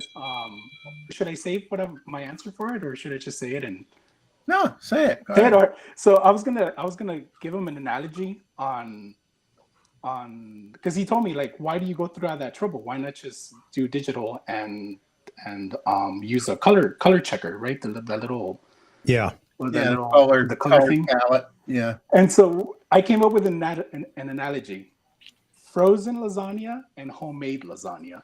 So homemade lasagna is digital, right? You can, with the digital image, you can make it however you want, right? It's gonna, like, you give the same digital file to 6 people and each one is gonna get 6 different results, right? Like homemade lasagna. But if you buy a frozen lasagna, it's gonna be, the flavor is gonna be baked in, and you're never gonna match that flavor of that baked in lasagna. And that's how film is. Like, you can have it side by side, but you're never gonna come close to it. That was going to be my analogy for Andy, but he's not here. For anybody out in California that can't find film, well, David's probably bought it all. Yes. What film do you have in your refrigerator, David? I have a full-size fridge in the garage, and it's all filled with film. Because I went to every single Walmart and bought everything. So I live in Palmdale, which is an hour north of LA. So for anybody who has been to Six Flags, I'm like 40 minutes from there. And I have 8 Walmarts in the radius of an hour, like an hour drive. So I went to all of them and I bought everything. So well, you better have a backup system if you lose power, because if your refrigerator thaws out, you ain't gonna. I know. No, but I don't freeze them. I just put them in the you don't want to freeze them. You just want them in the fridge. Yeah. Let me ask David a question. When you travel with all that film in it, and you take it through TSA and whatnot, does the modern day X-ray machines create any detriment to the film? No, it does not. but I would rather not have. I would rather not pass the film through any X-ray. But I have had an issue when I went to Mexico for a wedding where I passed through TJ security, through Guadalajara security, and then back. So that was 4 times that I went through the X-ray, and I was so scared. Yeah. that something was going to happen to my phone. But no, everything was fine. Oh, But that's cool. but I'm scared. Like every time it passes through it, and I argue with the people. I mean, not argue, but I try to be as calm and respectful as possible. And I tell them, hey, it's my grandma's in these photos. Like, don't pass it through the. They used to have sell old lead-lined bags for film to go through. Yeah, but long Then time they ago. make you open them up. And my neighbor still has some because he was a commercial photographer.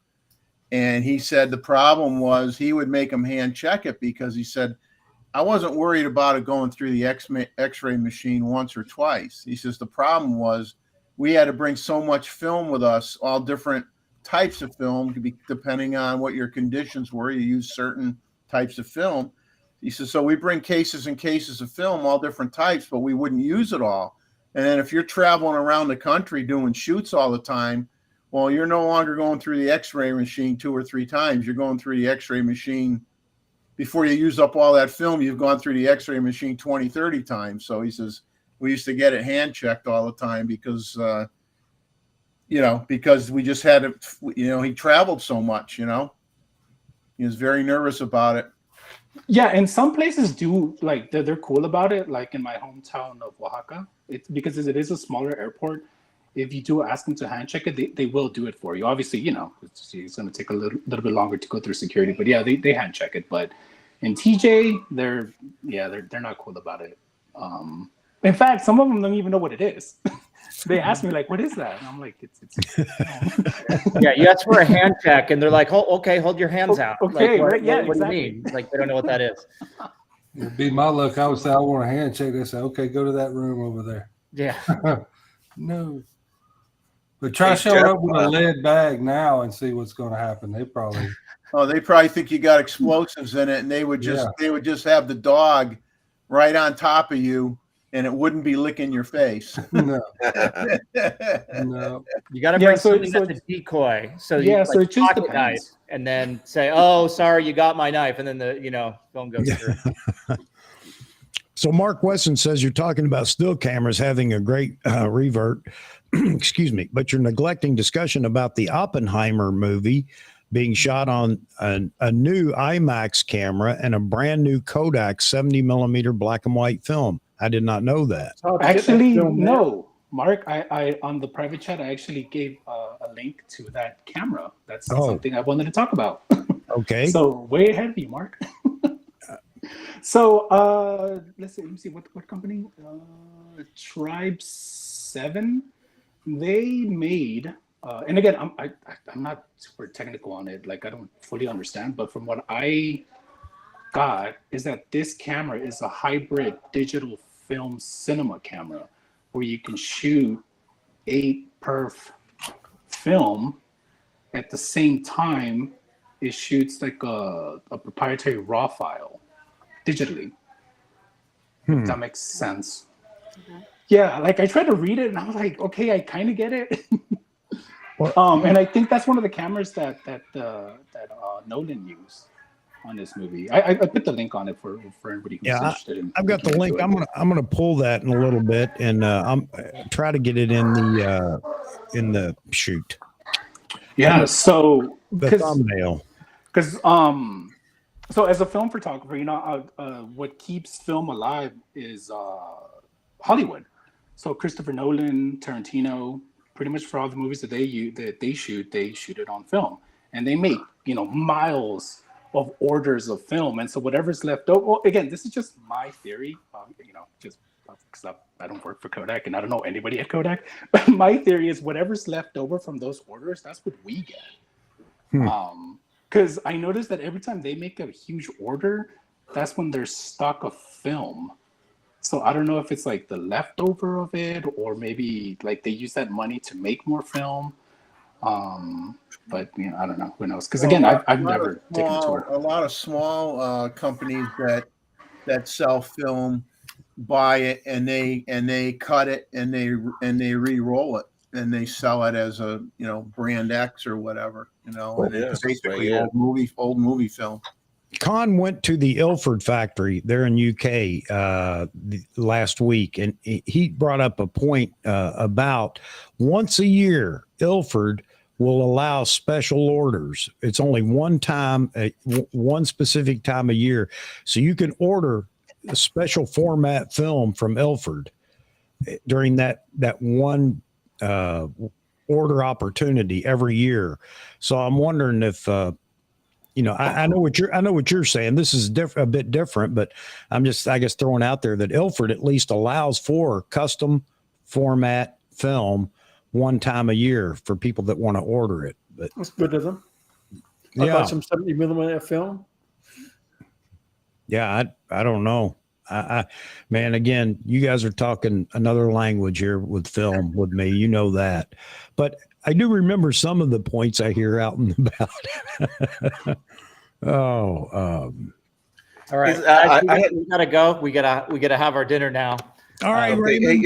Hey, Raymond, before you leave, I just got a quick question with you and Lee, because I know I've seen Lee with a Leica SL2, correct? Mm-hmm. Okay. Now I just want to ask you a quick question because I can't get a straight answer from Leica.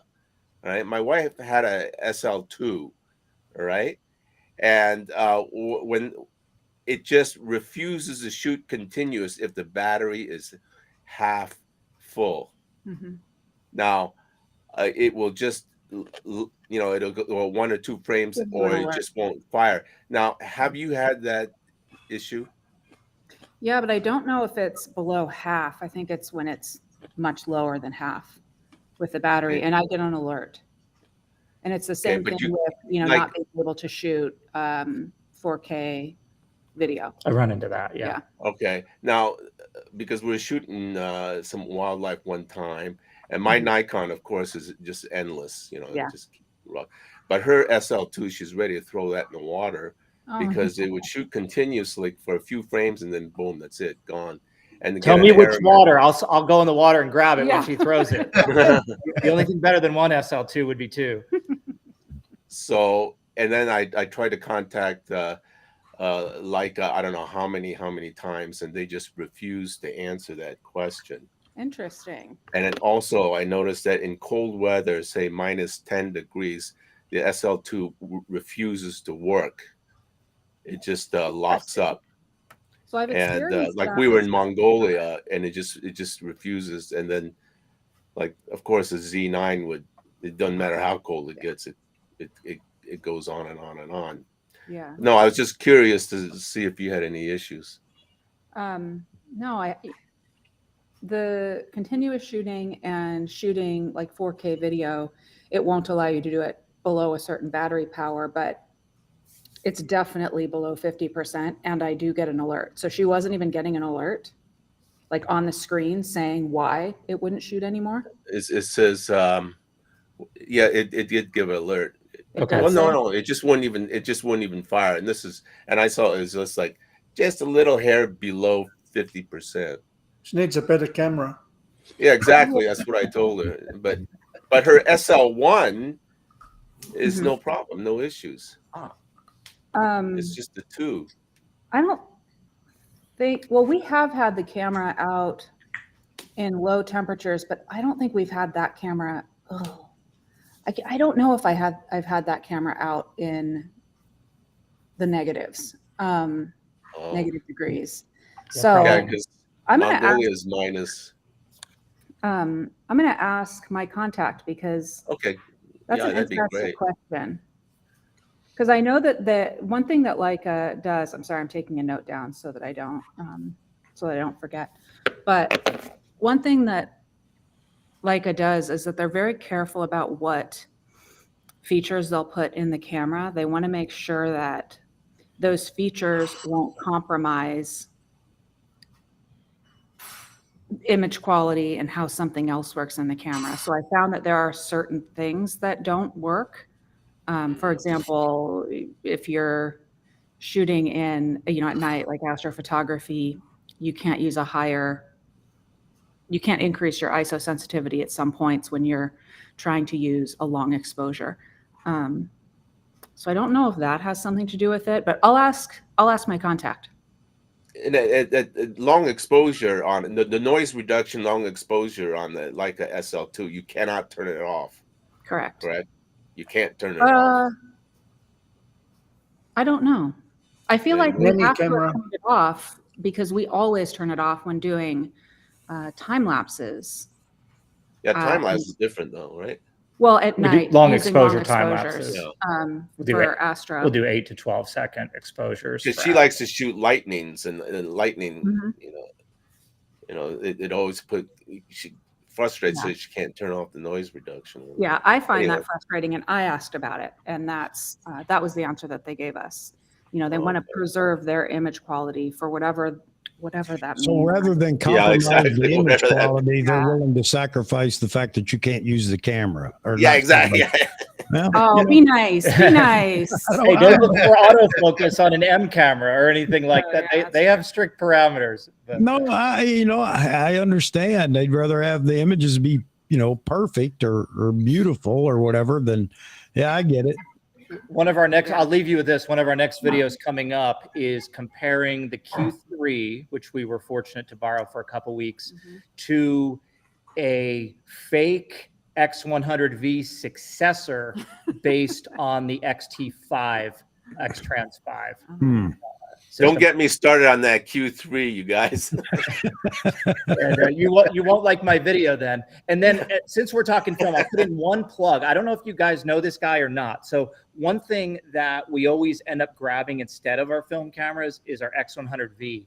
And if anyone shoots Fuji and they haven't been to FujiXweekly.com, our buddy Richie Roche makes film recipes for Fuji cameras. Now, Fuji cameras have film simulations. What he does, he's a film photographer, and he takes his film photos and he takes his Fuji photos and he makes adjustments to the deep parameters in cameras like this one until he gets a look of all different film stock. Kodak 400 from this, from that, bad film, good film.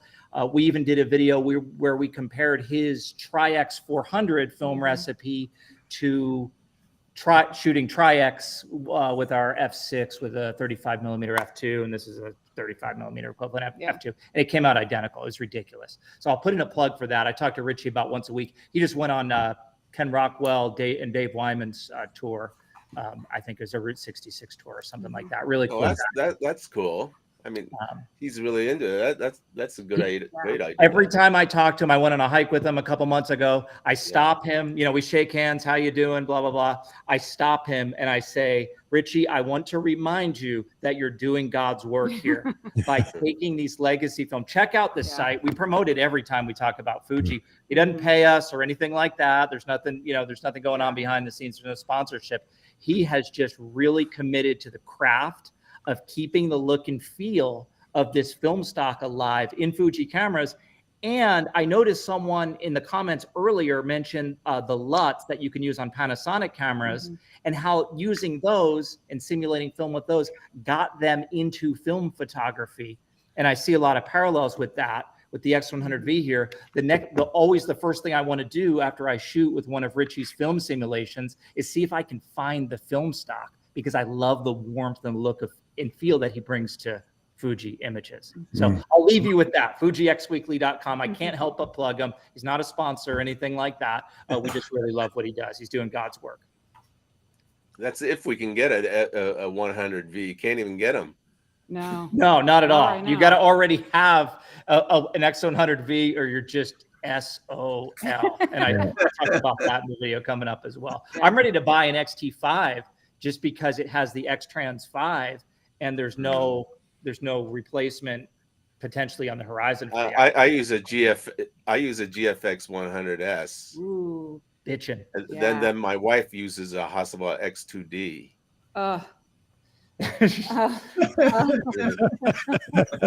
Yeah, you got to come to our house. It looks like John. Don't make Lee faint and hit her head because she's already recovering from the back surgery. Yeah. She drop kicked her SL2 and got a whole line of Hasselblad. So that's what we were choosing between the Hasselblad and Leica stuff. Which one do we want to buy? Lee, there's no comparison. No, right. And I've used the the X1D. Wait, what X1D? Yeah, the X1D. The X2D is light years. It is. Oh yeah. It is. Oh yeah, I had it at Bryce Canyon. Oh. And then my wife got her picture in the Edward Hopper gallery in New York. Oh. Because they liked her, because she loves Edward Hopper works.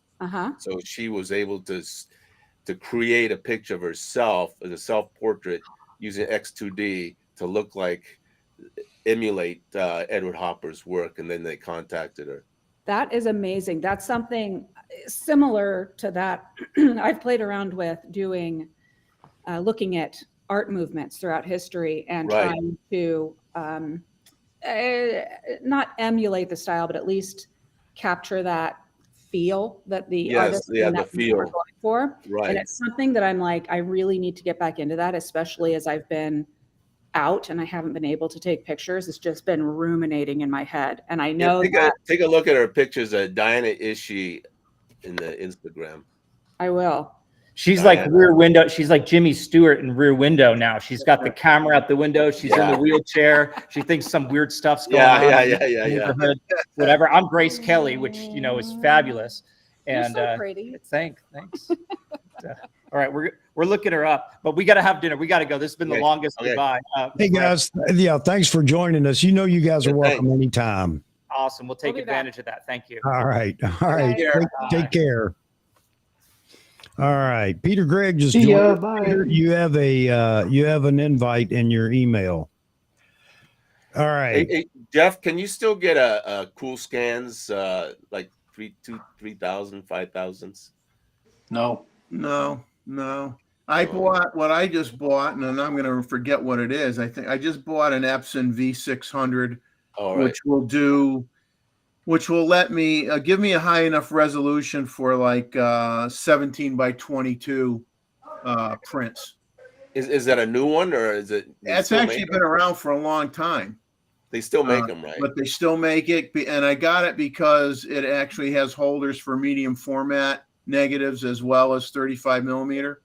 Oh. So I bought it for that reason, and I don't normally, for what I like for putting on my wall anyway is, I like 12 by 18 size prints a lot. Big enough. Bigger. And I'll get the resolution out of that scanner to be able to get some good photos made. So that's why I bought it. And it wasn't like some $10,000 scanner, which they are out there that are $10,000. And my first one was. Yeah. It's a good Albert. one. Albert has joined us. Albert. I don't see him. He's invisible. He's buried in there. He's in there somewhere. Hold on. Playing in the dark. Hold on. He's in the dark room. He's developing some film right now as we speak. I don't see a red light. Yeah, no red light. Yeah, he's not in the red light district, or is he? He said, hang on. Chuck, do you mind if I answer Wayne's question? He was Please do. And I'm going to run to the little boys' room and try to get my cat in. I'll be right back. Jeffrey, keep us going, brother. All right. Albert's in here now, so he'll join us in a second. So you're going to talk about the. So he's asking about the picture controls. So there's a website out there. I don't remember what it's called. I gotta look it up. But there's a fan website made for Nikon where you can download, quotes, film simulations via picture controls. It's a little clunky though, because you download it and then you pop in your SD card to the computer. You drag them in and then you put it back in the camera, and it didn't work for me. I tried it like 5 times and it worked after a few tries. So and the color wasn't that great. So there's lots to choose from. I've heard conflicting things about picture controls, because in the old days, picture controls used to just be, it would affect how your picture looked when you looked at the back of your display. And it obviously would apply those picture control settings to your JPEG files. But if you shot RAW, it really didn't do anything for you. Yeah, it doesn't do anything. Yeah. But I have had some people insist, and maybe they're right, and I don't know what the blankety blank I'm talking about. I've had some people say that with some software packages, that those picture controls get picked up when they export their RAW files. And I've never heard of that. I don't know if that's true or not. Probably if you transferred it with Nikon's own studio or something. It might have to be Nikon software, I think. Yeah, it would be. To do that. But if you do it, if you bring it in, I know for a fact, if you bring it into Lightroom or Photoshop, it's not going to do that. It's if you don't have RAWs, are still going to be RAWs. Yeah, if you don't have presets to apply when you suck that image in, it's going to look like garbage. Yeah, so I got the website. It's NikonNPC.com. Yeah, hey, any of you guys try a drum scanner? We had one at college. I never tried it because it was just too slow. But I hear really good things from it. But no, especially for big film. Tried it. Yeah, good for big film drum scanners. Yeah, so it's like, you know, since we're talking about scanners, so as I keep mentioning, I use the Frontier SP3000, and within the community of film wedding photographers, like, you know how, you know, there's Coke versus Pepsi, Nikon versus Canon, et cetera, et cetera. For us, it's the Fuji Frontier versus the Noritsu. I'm trying to remember what the Noritsu one is called, but that's always the battle. The Frontier versus the Noritsu, and which one's better, and you know, and which one has the best color tones. And the person, I prefer the Fuji, even though the resolution is I mean, it's still pretty big. I think you get about a 20 megapixel file on it, but with the Frontier, you could get like a 50 megapixel file on it. But I feel that the scans you get from the Frontier, they're too they're a little bit washed out. So depending on who's scanning it and how you shoot it, sometimes you don't get like true to life colors on that. But yeah, but I want to try a drum scanner though. But yeah, but they're too slow. Especially, you know, when you have, you know, rolls and rolls of film. Yeah, it's gonna be that Fuji Frontier, Fuji Frontier, depending on what model you get, I mean, they're you know, not having a business, they're well beyond what I'm going to spend for a scanner. Right. Yeah, I think they're like, I see a refurbished one for like $3,600. Yeah. That's all I need to do to get into something that you got that battle going back and forth of what's better. Now I got something else to worry about. Right. Yeah. You know, I got enough cameras and guitars. That's all I need. That's all I can take. No, I like guitars, Joe. For something like I said, that I'd be able to get a good quality, a very good quality 12 by 18 print out of it. That was my criteria. I wasn't looking to get anything bigger, do anything bigger. Yeah, I got the 750, Jeffrey, and I've printed 24 by 36. So it'll handle it.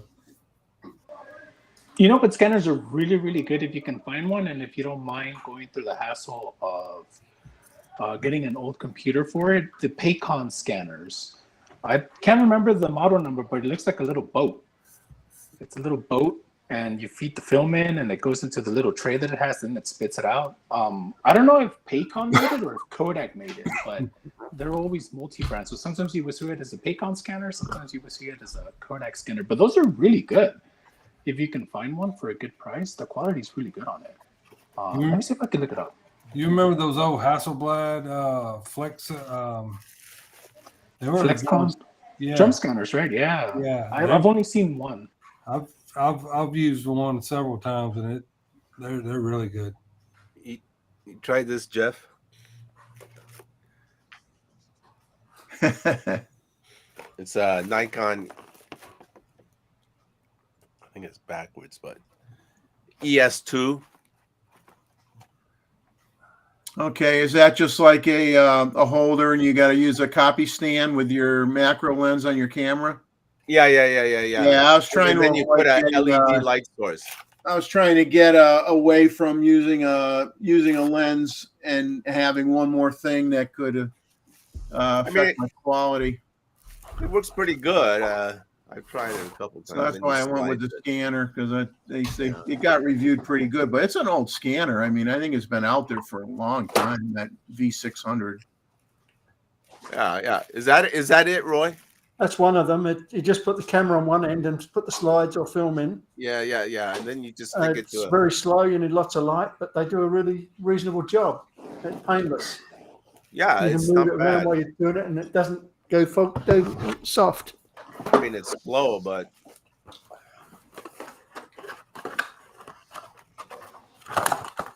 yeah, I think if for archiving like a bunch of pictures, it's good. And I got the model number. It's the Paycon Kodak. Yeah. F135. It's looking dark in here. No, leave it to Roy. I think he's got everything. I don't think there's like a warehouse. So for anybody looking for a film scanner, that's a pretty good one to get, because we used to use that at this one mini lab I used to work at, and the quality was pretty good. I was always happy with the quality of it, and it's fast. It's not that slow. So, but as I said, you got to run Windows 95 on it or something. So that's the I had to call and find out if it would work with my Mac, because I was worried about that, and they told me it wouldn't be a problem. So no issues with that, Jeff? These things is that it's attached to the camera, so any movement doesn't matter. If you follow me, you can move the camera about, and it doesn't affect the blurriness at all. Yeah, so the Jeff, maximum no issues, the maximum resolution on that V600 is 12,800 by 12,800 DPI. So I mean, that's, like you said, that's going to work fine enough for me. But I'm not trying to. And then I can. What's good too is, and it has the standard software. Like if you had an old picture, I have some old Navy pictures of my dad in World War II that have scratches in them and stuff like that. It'll get rid of that stuff. So I'd like to scan some of his old photos that he had when he was in the service before they get too shoddy. Yeah. What are they, prints? Yeah, some of it, because this will do prints too. It'll do the negatives and it'll do the prints. So the pictures of your father, are they prints? Or they're prints. Yeah, they're prints with old, they're old black and white, probably old Polaroid instant cameras or something like that. They're real old. Oh my God. Well, they would have been whatever was out in the 40s. Let's put it that way, because obviously black and white won't fade as much as color ones will. Yeah. Later color ones will fade much quicker. Yeah. Albert. Yes, sir. There you are. Okay. Hey, Joe had a lens earlier. He showed us earlier that I don't know if you have one like it. I want to say you do, but Joe, you got that lens? Yeah, with the ones that slip the disc, Hold on, Chuck. I'm looking for my mouse. Okay.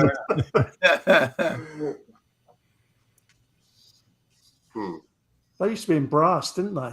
Yeah, they make them in brass too, and it's a pencil. You got to slip in the aperture discs inside of it. Right here. Is that a genuine pencil, or is that a modern reproduction? It's a modern reproduction, but that's a Russian lens, I believe. It's for 35 millimeter, and it does some pretty nice images. And you gotta kind of, I guess, soft, dreamy images, I guess, because I mean that lens has slowly bokeh. Yeah, and I mean it's for not for everything by no means, but to play with, it's fun. Yeah, and you'll be surprised what you get. I sent Chuck a picture, I think, in email black and white image shot with this lens. Gustavo has a good question for you guys, and I'm not proud to say that I threw away a lot of my images that I had when I moved. I had thousands of slides, and I got all my photo albums with prints in them, but I got rid of most of my slides. But Gustavo wants to know, what's the best way to clean old slides? Distilled water. Oh, clean them. Q-tips with Q-tips with distilled water. Get Q-tips from India because they're cotton, not synthetic. Yeah.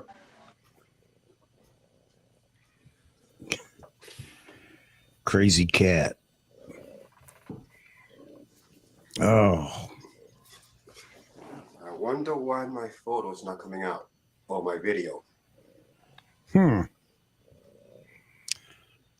Did you go to this? You go to the settings, the little wheel cog. Click on what? Settings on Restream. Yeah. Where is that at the Yeah, right? it'll be like you'll have like your mic, your disable your. I see it. Okay, I see it. Far Camera right, disabled. the wheel. Hit the set. Hit that. And Okay, make sure that your video that for video input, it's to what you want it to be, and your, in case it's. Okay, I see something hit share screen. I'm gonna hit that. Hit Windows. What do I hit? I had no problems doing it the last time. Look at your video settings and make sure that the video input matches what you're trying to what you're using, whether you're using your monitor, whether you're using your built-in camera on your computer, or whether you're using an external camera. You got to select. I'm using a Logitech camera, the same one I used the last time. It worked quite well. Okay. I don't understand why it's not doing that. Now let me go to video. Let's see. Video, and then video input will have a box with an arrow, down arrow. Click on that and see if your Logitech shows up. Oh, my Logitech shows up. Yeah, click on it and select it if it's not selected. It says default here. I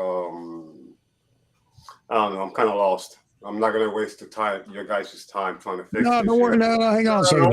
Hang on. Just a minute, man. Yeah, just click that box and see what it gives you as far as choices. Yeah, and if your Logitech is one of the choices, then select it, and then it should use that. Okay, I don't think it's reading my. Let's see, settings, Logitech. Okay, here we go. I see it now. I see exactly what you're talking about. Okay. Yeah. All right, I did that. Let's see what happens. All right, now let's go to screen sharing. Well, we're getting somewhere now. Still too bright.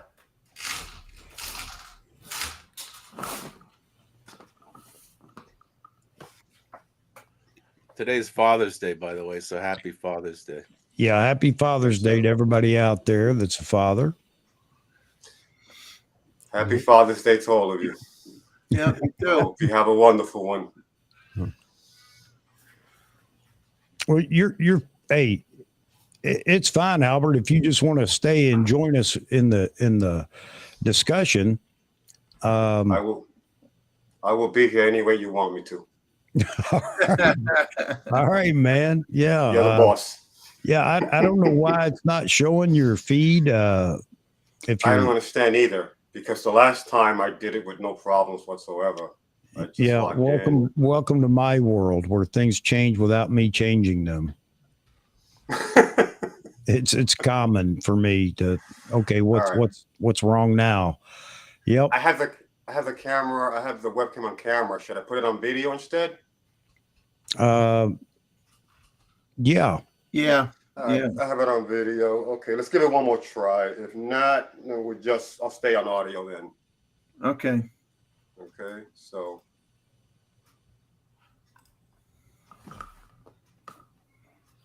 Yeah, are you using Chrome as your browser? Yes, sir. Okay. That's usually an audio issue. Why Safari is terrible when it comes to the audio, I don't know, but Chrome works. Yeah. I had to switch. I had to switch from Safari. I was getting too choppy with my voice all the time. Chuck got tired of listening to me. All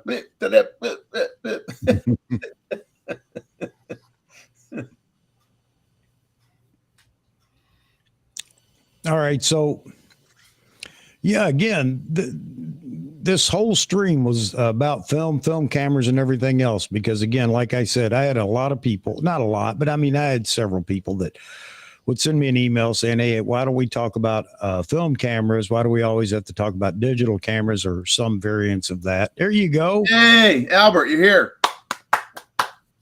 Okay. You are here. You are live. It is not.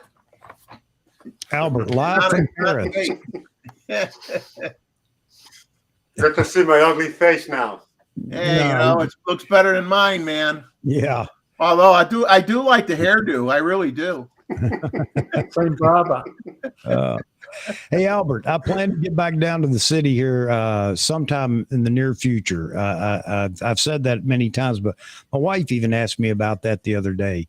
She said, are you ever going to go back down there? And I said, yeah, I'd like to. A lot of people are asking. So get ready. We're gonna try another photo walk. We're gonna do another photo walk, man.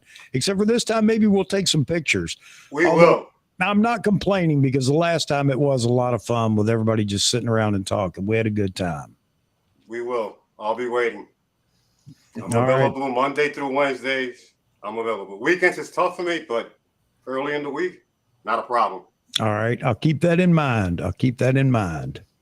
And I think it's a weekday. She wants to go back down with her friend and basically do what we did last time, but then I'm going to treat her to dinner or I'm going to buy their dinner so that we get a little extended time. Well, I don't have to rush to get out of there. So, yeah.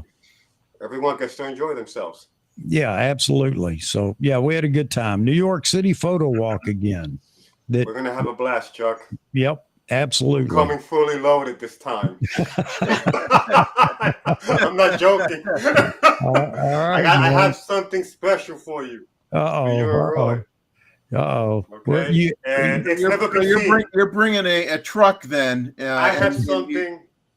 Excuse me. I'm sorry. You're going to have all your stuff in a truck and you're going to back it up and it's going to be beeping and everything. One of those deals? Chuck knows. Yeah, that's what we did last time. That's exactly what he did. He knows. I packed light the last time. Oh, man. I have a special. I'm going to show you some of the greatest lenses you have ever seen that nobody has ever seen on a digital camera. And I have it right here. Uh-oh. Okay? For the first time ever, you're going to see the Fujifilm 680 lenses adapted to a 35 millimeter camera. Hang on a second. Never been seen. Never. You see this here? Oh, you're right there. How the hell do you adapt this to a 35 millimeter camera? 680. Some of the best optics ever. And I will put this up against anything that's out there. You can quote me on it. Leica, Hasselblad, Zeiss, Nikon, Canon. I don't care. I'll put this up against anything. Okay. Yeah. And you can quote me on that. All right. Okay. There's a reason why they call the Fujifilm rangefinder camera the Texas Leica. It's for a reason. And these are practically the same optics. Okay. However, here we go. It's right here, baby, on a Nikon camera. Nikon 662. So for you guys that don't know, Albert can adapt any lens to any. I'm nuts, baby. I'm nuts. Look at it. Roy's seen the pictures. And so has J-Rod, okay? Look at it, okay? I also have it on the...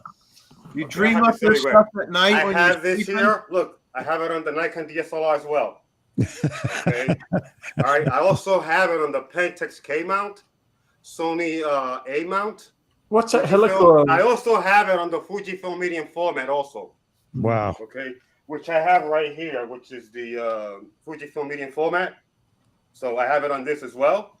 Okay, so I have it on medium format, 35 millimeter crop, micro four thirds, and the Nikon A1 as well. So you can put this on anything. Not to abandon the topic here, but since Albert's in here, if you have a question about adapting a lens to a camera, here's the man to talk to. He's if they don't make an adapter, he makes an adapter. Yeah. So Roy's seen the pictures. Roy knows what I'm talking about. Yeah. Roy has the camera there. This I is a love those monster. lenses. This is monsters. Okay. So I'm gonna go out and shoot it, and hopefully we'll have an episode, and I want to show it to you guys. And no one has ever seen this on the 35 millimeter. Okay. All right. Yep. DSLR or mirrorless camera, you can go out there and look for yourself. You're not gonna find it. This is the first time ever. Yep. And it's gonna premiere right here in AP Studio. The Fuji is a billows to focus. That's right. Which you have to We replicate. also get it on the Canon too. But what I have here is the Veronica Nikon lenses on the Canon right here. Okay, on the That's a bit Canon easier. G5 Classic. Okay, we also have the Pentax here. We could put it on that as well. So, you know, we shoot everything here, man. Name brand does not exist here. So when we went down to or when I went down to New York City and met up with everybody, of course, Albert was part of it. And yes, we did go into B&H, and that's like a black hole, man. You can't get out of it. It just sucks you in, and we couldn't get out of there for the longest time. But Albert was looking for another adapter, and you were looking for a new monitor as well, weren't you? Yes, I did get the monitor. Okay, good. But anyway, Special monitor. After the fact, he goes, "You guys got to come over here to my Jeep." so we go over to his Jeep, and he opens it up, and he's got lenses and adapters and cameras. I mean, it's amazing. It's you have to be there. I mean, it doesn't do justice me talking about it, but anyway, he showed me some was it a Hasselblad projection lens that you had adapted to I don't know what camera. That was a Carl Zeiss projection lens, one of the best lenses that I own. Let me get it for you. I'll show it to you. You talking about a wide open lens? I mean, this is an astrophotographer's dream. It's about an f negative 4.5. It's right here, baby. Yeah, it's right here. Look at it. Shoot through. Yeah. Okay. Carl Zeiss. Look at the aperture on the 120. Yeah. This is a Leica. I could put this on any camera. Yeah. There's a Leica right here. Man. Yeah. So if you have any questions about adapting lenses, old lenses, new lenses, whatever, here's the man to talk to. Wait, so do you make all those adapters yourself, or? Did you get that, Albert? I'm familiar with the lens. That's a Russian lens. No, It's a Soviet lens. David asked, do you make these adapters? Yes, sir. Because some adapters do not exist. I adapted all of the rangefinder medium format cameras, which is a project I'm working on. I have adapted the Connie Omega, the 90 mil, and the 180 mil.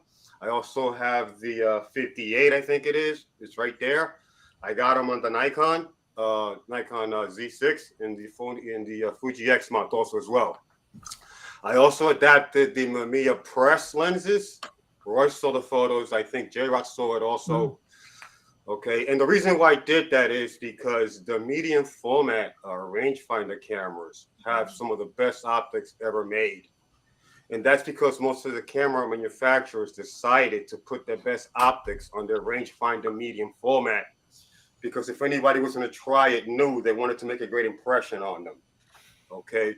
So Konica, Mamiya, all of these, all of the companies put some of the best optics on rangefinder medium format cameras. A lot of people are not aware of that because no one has ever looked at them outside of those cameras. And I'm going to showcase it to you guys. Yeah, if I'm fortunate enough to do it. Well, you amazed me that day, and I was just in awe of all the adapters and everything that you had developed yourself. So I got to see it firsthand. Yeah. You know, some of the homemade adapters that you made because it doesn't exist. Yes. I'll give you an example of that right now. Okay. And their quality, folks. It's not like he took a toilet paper roll and.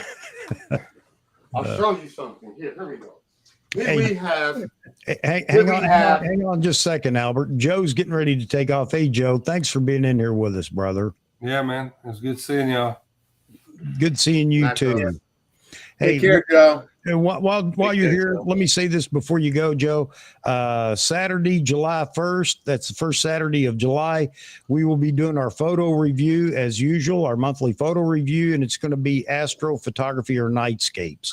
Your choice. Now, the thing is if you can't go out and shoot, you're not going to have a chance to do that between now and then, or you don't have an old photo that's Astrophotography or a Nightscape, send whatever you like. You know, we're there's no prizes to be had or anything like that. So everything goes. But as far as the theme goes, if you can get out here between now and July 1st and try some astrophotography or just a nightscape or whatever you want. And if it's your first time actually trying it, get out there and give it a whirl and, you know, send it to us for our photo review. We'll be doing it on July 1st as usual, the first Saturday of the month. And I look forward to everybody's submission. So there you go, Joe. And thanks for being in here, buddy. Thanks for showing us your lens. And we will see you next time, I hope. Yeah, I'm going to catch the rest of it tomorrow. I want to see the rest of these lenses. Right. Joe. Cool. See you, Joe. Have a good night. It's going to get better. Take care. Good night, Joe. Bye. Check out the lens hood. Wow. Look at that. A matte I could also adjust it to 100 millimeters. You see that? Yeah. You see how I can adjust it? Okay. Right here, I can just take this, slide it down. You see that? 300. It starts at 300 millimeter, 250, all the way down to 100 Looks like the Hasselblad one. Okay. No, this is the Fujifilm 680. Yeah. Okay. All right. Then we have another one right here that we can just take it off. Okay. This is more for studio right here. Okay. You can see it right here. Okay. Oh my God. It's like it's an aperture. Like on the floor from my toilet. This is a aperture lens hood. Have you ever seen this? No. Look at that. It closes like an aperture. You see that? Yep. You see that? So once again, I can go from 100 millimeters to 300 millimeters. Wow. Right here. And I can put it on. You see that? Yep. Hey, okay. hang on a second. John's got to go too. John, thanks for being in here with us tonight. I expect to see some progress on that photojournalist membership for your channel. Yeah, I will. Because I got my mother-in-law coming next week. So after. Well, yeah, I mean, I don't mean tomorrow, but the thing is that I know there are a lot of people out there that'd be interested in that as I am as well. So. Yeah. Okay, I got to put a syllabus together of some sort, you know. Just a rough outline of what you want to talk about over a period of however many episodes or whatever. Okay. Absolutely. Yeah, and tell your lovely wife we all said hello. And okay, we'll do. All right, and you go have a wonderful lunch today, John. Okay, happy Father's Day, guys. Take it easy, John. See you, John. Take care. All right. Have a good one. All right. All right, go ahead, Albert. Well, as I was saying, you have these lenses. This camera system is incredible. It's like Voltron. It's like it just comes apart. It has so many parts. It's insane. I mean, most of the people that have this camera system don't even have all of the parts. Right. Roy can tell you. Roy knows more about the cameras than I ever will. Mm-hmm. Roy, speak up, sir, because it's your time. If you want to talk about this, go ahead. But I know we're here for film cameras. I still use my GX680 with a digital back. I put a phase 1 back on it. Yes, you can put a digital back and film. I still use it. It's amazing, Roy. It's amazing. I wish more people knew about the lenses on the Fuji 680. Yeah. People don't know that Fujifilm is really a medium format camera company above all. Fuji made all the lenses for the H system. The Hasselblad H system. Yes. Exactly. And I don't understand how these people get off criticizing Fujifilm for not doing full frame 35 millimeter when they already mastered medium format, which is quite silly.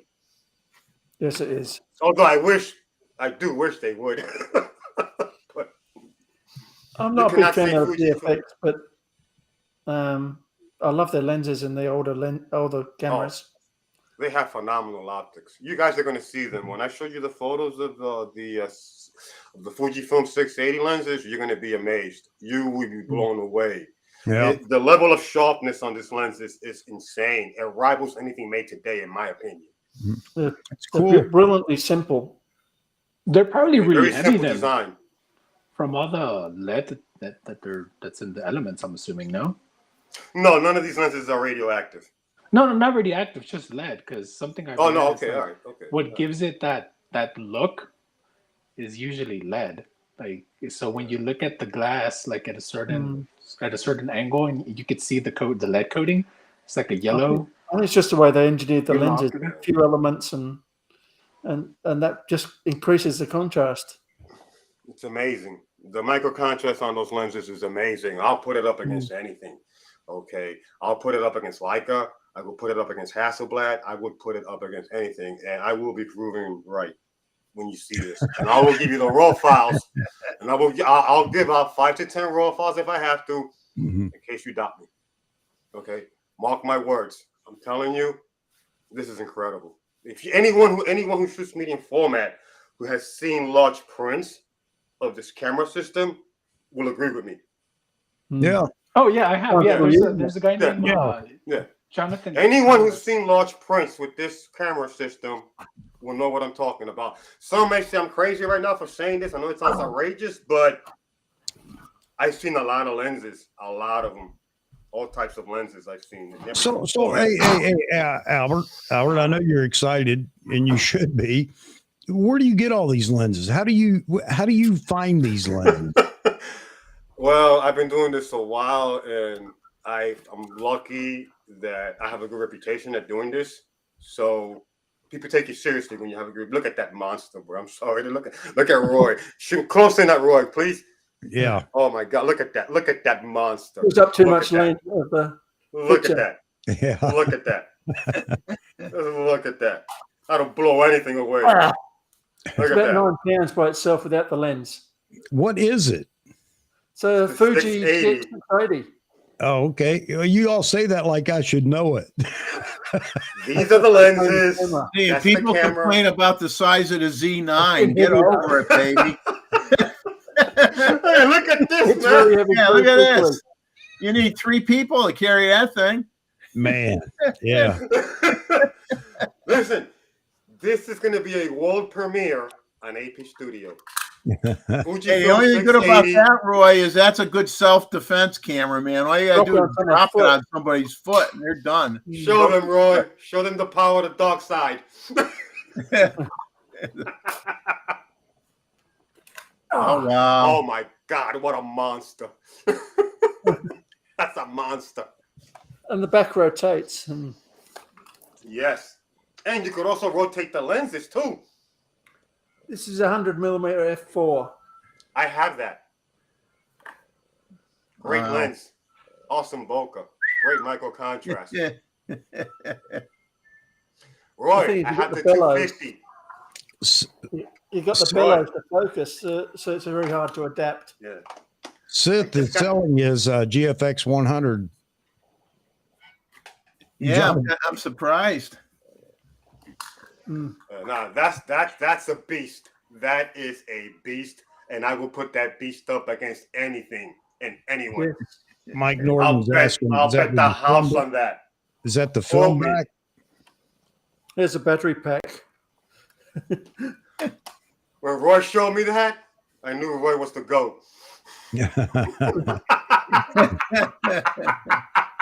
was official. Game over. You know, Roy is like that guy that works in the office with you, that everything, you know, pile over here, pile over here, pile over here. But if you say, can you get me that report from 6 months ago? And in 2 seconds, he knows what pile it's in and how many, you know, how many folders down it is. And he goes, yeah, here it is right here. You know, Roy's the man. Look at that monster. Doing it so long. Rubber lens hood. Is that a film back? Is that a film back, Roy? This one is, yeah. Yeah. Okay. That's Mike Norton was asking. Okay. Yeah. 120 film back. I'll put that up against anything and anyone. In the studio, you're not beating that camera. I'm sorry. In a black and white scenario, you're not going to get better than that. You're not. Yeah. You're not. And that's why Roy owns that camera. That's right. It's very heavy, though. Yeah, I can see that. That's as big as a movie projector. Yeah. There you go. It's like I prefer these Roy, sort of things, though. They're much lighter. Yeah. They feel better. If you're shooting, Yeah. I have those lenses. I have the lenses for that system as well. Yeah. So, like I said, once Roy showed me that, I knew that Roy, you cannot play with Roy. You don't step up to Roy. Don't stop bringing out camera equipment in front of Roy because he will crush you.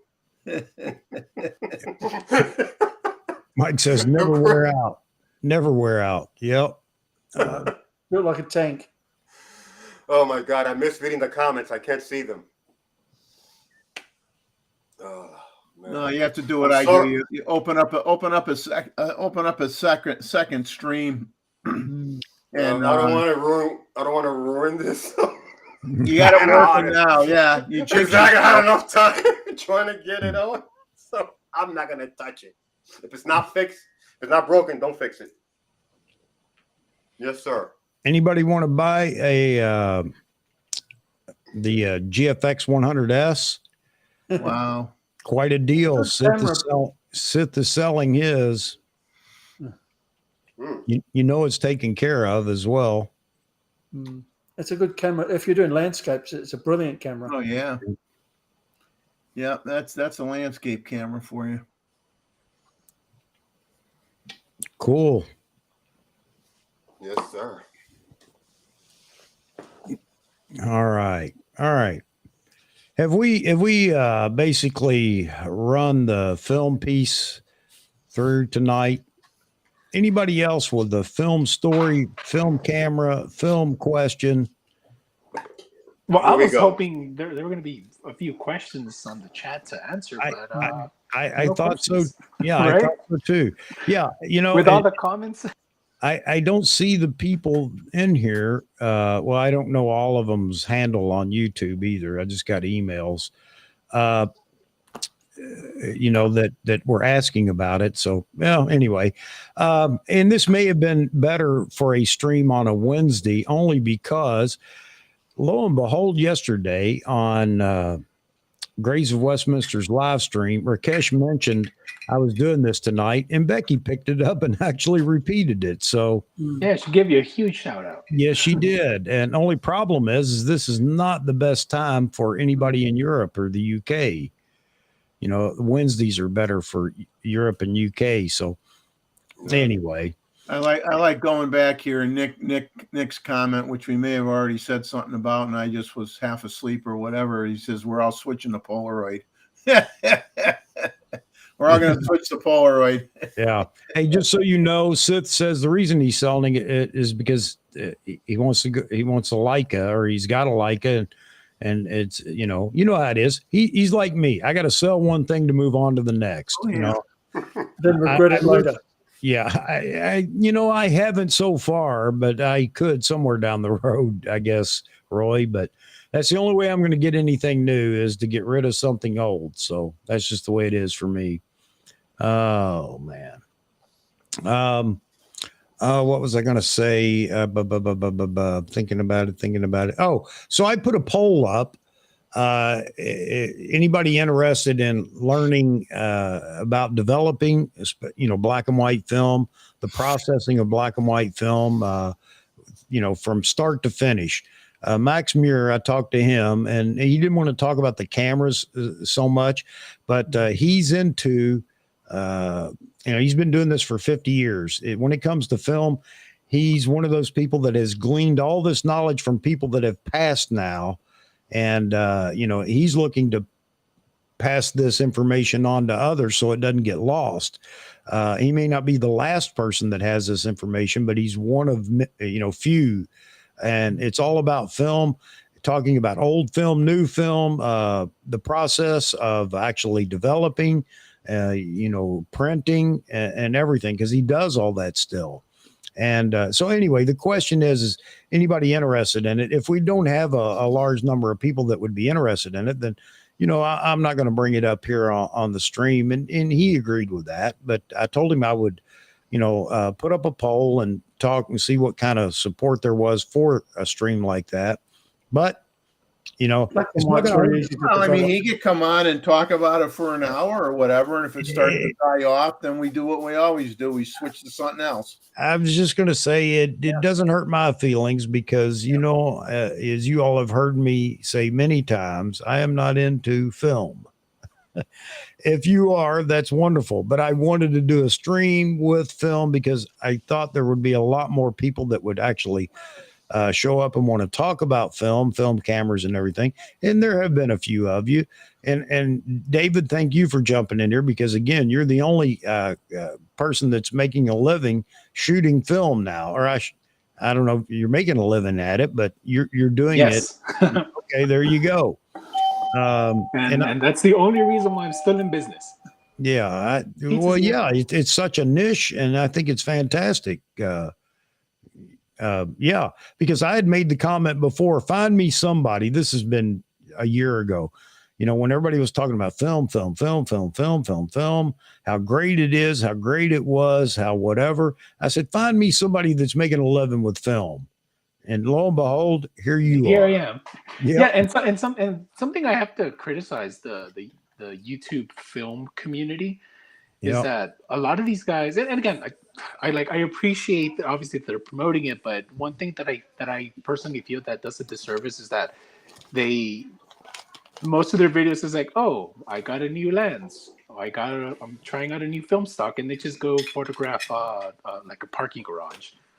And I'm like, okay, it's like you don't learn anything. It's like I'm genuinely interested in seeing what this new film can do, like maybe photograph different things. And I always put it, in the comments, like I try to be, courteous about it. Like, oh, here's my suggestions, photograph some people, photograph, midday at sunset to see how the film looks, because it is expensive. And I get it, it's like to get, to spend $30 on a roll of film and then another 20 to develop it. And you don't know what it's going to look like. And so a lot of these guys, what's cool is, what I appreciate is that they get a lot of film for free.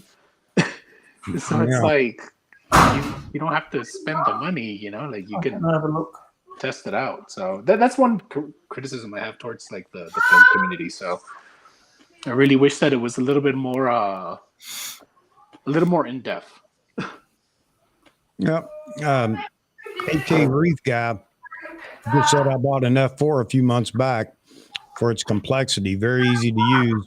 And aperture priority made it work.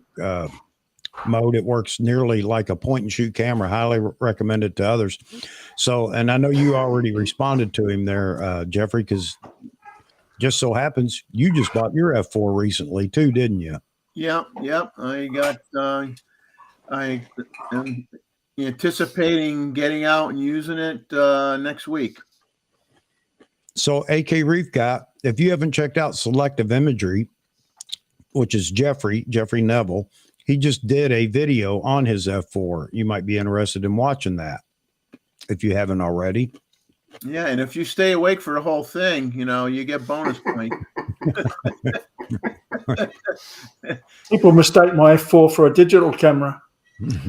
Well, I tell you, if they took the F4 and they made that the digital, the DF or whatever, that would be great. All the controls on it, you would be super retro. It would be, and of course it would be lighter. It would be great. I'd buy one. I'd get it. This cat's driving me crazy. Jeff, a quick suggestion on a video idea is to do one on showing how to use the camera. Yeah. Because believe it or not, those videos do pretty good. Not as soon as you upload it, but they do good over time. Because people do look for those things, like how to load the film, how to, rewind the film. All those. Because as I said, I do SEO. That's how I stay afloat on the internet. Yeah. And those are some of the questions that pop up all the time when I do research on when I want to talk about film photography. Is usually those questions like, how do I load film to camera X? How do I rewind film from camera X? So I'll send you a little report on it so you can get some ideas on some titles and some video for future reference. Yeah, I mean those when I do those, they don't usually do well, but I do them anyway. Yeah, they don't do well. I'm being honest, from the get-go. They don't do well, but I do it because I really get into. I told my wife the other day, when as you get older, you laugh about all the jobs you said all the careers you thought you wanted to do when you were young, that might have been kind of out there a little bit, like, oh, I want to be the next Jacques Cousteau, or oh, I want to be a makeup artist for horror movies, or oh, I want to own a camera store. That was one of my things, was I wanted to own a camera store. I told my wife the other day, I says, you know where I'd be in heaven?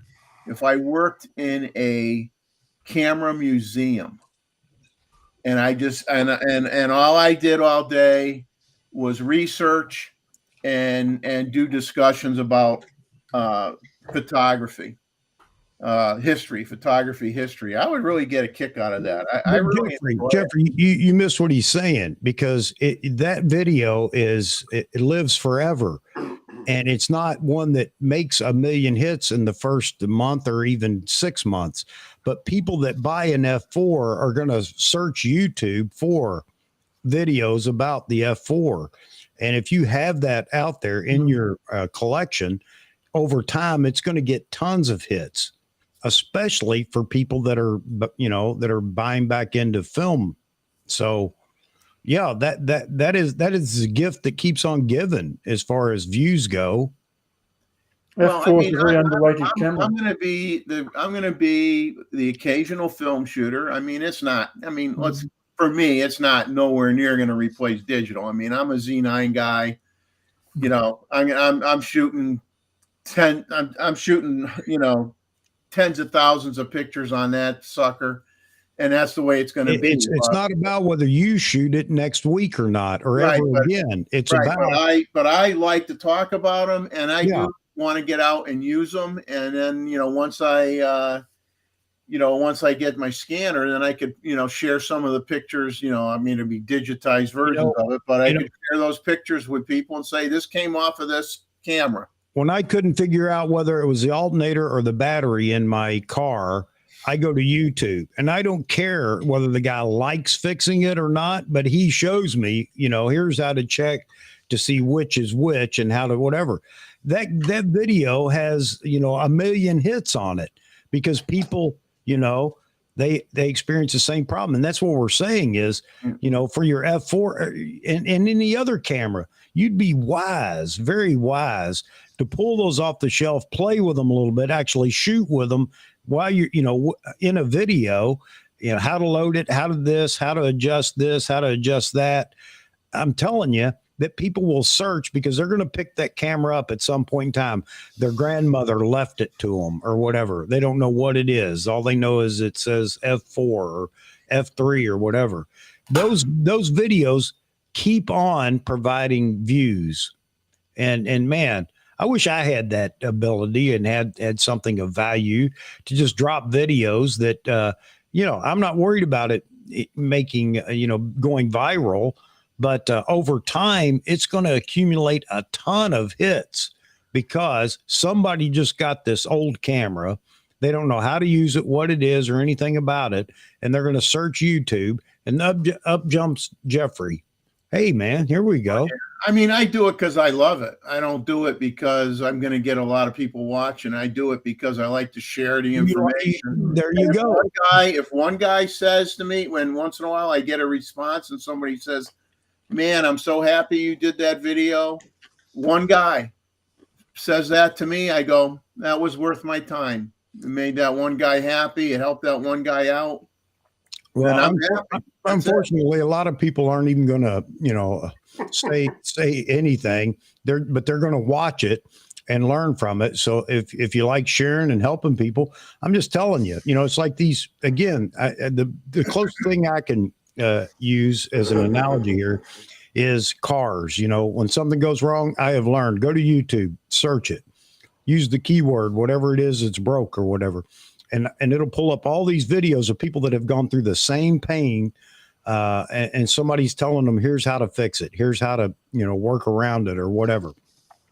So they're helping out, tons of people. So anyway, yeah, man, those videos don't ever go away. I mean, they're never old because people are buying old things all the time. So it's cool. But the F4 is such a great camera, and because it doesn't look vintage, people ignore it. Yeah, it's very underrated. I tell you, I could look at that camera all day. I mean, I find that camera to just be the design from the Italian designer that did it, the design, the effort he put in, and the one thing, and people get tired of me saying this. I always talk about how important ergonomics is to a camera, and people poo-poo me. A lot of people poo-poo me on that, and it's like that's one thing Nikon, they call it human engineering. That's the one thing Nikon has always been exceptional at. Yeah. And when they designed that F4 body, that guy really thought about where every masterpiece of engineering. I mean, it's just beautiful. It's a beautiful. And they're so cheap today compared to what they were when they came out. They're a real bargain. Oh yeah, if you took what it cost when it came out to today by today's dollars, it would be like what you'd pay for your Z9, basically. And it's built like it too. Yeah. You like Ted's comment there, Albert? I got a kick out of it. I was laughing. I was cracking up. I had a blast with Ted. Ted's got a sense of humor, man. Let me tell you. I know. I keep trying my best to get him to hook up a camera and come on here with us. But he's got to come on, man. Yeah. You guys will love it. If he came on, he'd be a star. Yep. Yeah, he would. Mm-hmm. I believe that. Yeah. Okay. I believe it. Hopefully we can get him on one of these days. Yeah. Yeah. Can't wait to get out there and shoot with him and Paul. So hopefully we get to do it this summer again. Well, we're gonna see. We're gonna see if we can all meet up again. Yeah. Again. We're gonna shoot this time. Yeah. We got to shoot something. We're shooting. No, we're shooting. No bar. It's hard to call it a photo walk when all we did was walk with no photo. We were sitting out behind for 4 hours. You sat in a pub and enjoyed conversation. Yeah. So you could have done some food videos or something and started a food channel. Yeah. Yeah. No, we could have. I laughed a lot that day. I tell you, I did too. Oh man, I laughed so much. Oh, my stomach was hurting. I'm not kidding. I'm not exaggerating. I thought the B&H folks were going to tell us to leave there at one point. No, the parking lot attendant had Chuck was nervous. Yeah, man. Man, yeah, I thought that dude was going to call the cops on us or something. No. I had something else in the vehicle that the guy was worried about that had nothing to do with photography. Yeah, no. Okay? Nothing illegal, though. No. It was nothing illegal. Okay, I had a lot of alcohol in the back of the truck, and that kind of made the guy nervous. Yeah, he thought maybe you were peddling it there on the sidewalk. No. I showed him my license, so yeah, everything after that was good. Once I showed him my license, he relaxed. So, okay, I'm in the alcohol business, so there you go. Mm-hmm. Okay. So, what do you sell? Alcohol. Yeah, but what kind of alcohol? I work for a distributor. I work for a vodka company. Oh, cool. Okay, I have several products that sometimes it changes. Okay, but I bring in new products, basically. Oh, cool. Okay. Oh, Mike Farwell says, did you guys hear Tony and his wife really like the Z8? I wouldn't know. I never watch them. Never watch them either, Mike. But I don't know who it was. Somebody said that they did or she did. I think it was Vahagen, his video a week ago or so, talking about that. I guess Chelsea really likes the Z8. Well, because it's not as heavy. So that's all she complained about with the Z9, if I remember right, from what I heard. I don't know, but I don't really care. I mean, I think most people should only care about what they like for themselves and not worry about everybody else. Yeah. Right. Just get what you like for yourself. Be happy with it, and that's all that matters. I wish everybody talk about my stream about how bad it is or whatever, so others would come just to see. You know, people like to go to watch a train wreck, so I wouldn't mind them drawing attention to my stream. That'd be okay too. Question, Albert, when did you start collecting old lenses and cameras? This is from Gustavo. Okay, I answered it before. I started before mirrorless, so I had a head start with the pricing as far as taking advantage. Okay, I was adapting lenses before mirrorless. Most people adapt lenses after mirrorless. The only people that adapted lenses were Canon users. They could adapt Nikon lenses and 42 lenses. Okay, but I was adapting on the F mount before mirrorless, so I started about maybe 18, 20 years ago. Mm. Okay, so during the days of the CCD sensor camera, when you had those 12 megapixel cameras, 6 megapixel cameras, around that time, that's when I started. Had I started now, I mean, now I have to pay a lot, but I got a lot of stuff really cheap that I bought about 3 to 4 or 5 years before mirrorless lenses came out. That's where I got most of my best lenses.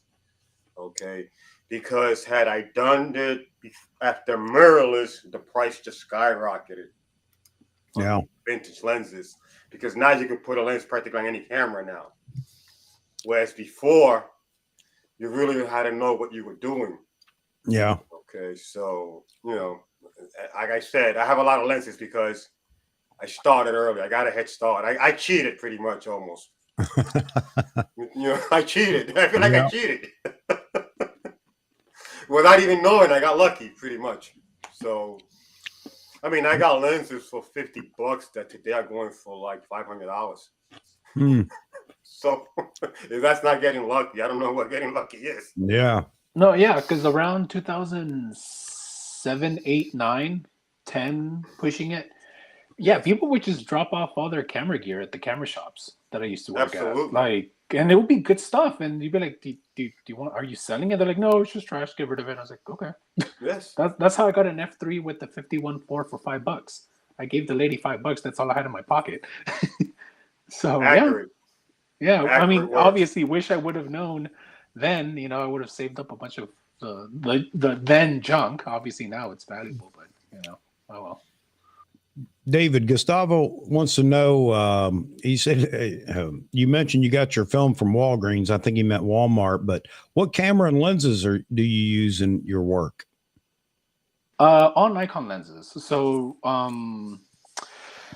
right now I'm using the F6 for weddings, but I used to use the F5 for a very long time, since 2005. I got it new in 2005. It was one of those clearance sale things that Ritz used to have. So I'm not sure if everybody's familiar with like how their sale things would work. So they will put a green sticker on something that we're trying to get rid of, and if it wouldn't sell, then they will put a yellow sticker, and if it wouldn't sell, then they will put an orange sticker, and if it wouldn't sell, then they'll put a red sticker, and that'd be the lowest it would go. So since I worked there, I would just hide the F5 like behind all the other cameras until we got the sticker, because I was the one that had to put all the stickers in. So that's how I got my F5 for $300 in 2005, because I hit it. Right? Got lucky, man. I got lucky on all my gear. I'm not the only one. Right place, right time. Yeah, but I got lucky that I worked in camera shops, because that really helped me. So I'm using the F6 right now, and for lenses, I believe it or not, I actually just use a 50 for everything. And it's funny because like a lot of the wedding YouTube videos are always like, oh, you got to use a 24 to 70, you got to use a 35 and an 85. I was like, nope, I just use the 50, and I'm happy with the 50. It's only recently that I incorporated an 85 1.4D and a 35 f2 non-D. Because as I mentioned about the LED, I did some research on those lenses, and from what I gathered, certain Nikkor lenses weigh more than other versions of it, and I suspect it's because of the LED that's in the glass.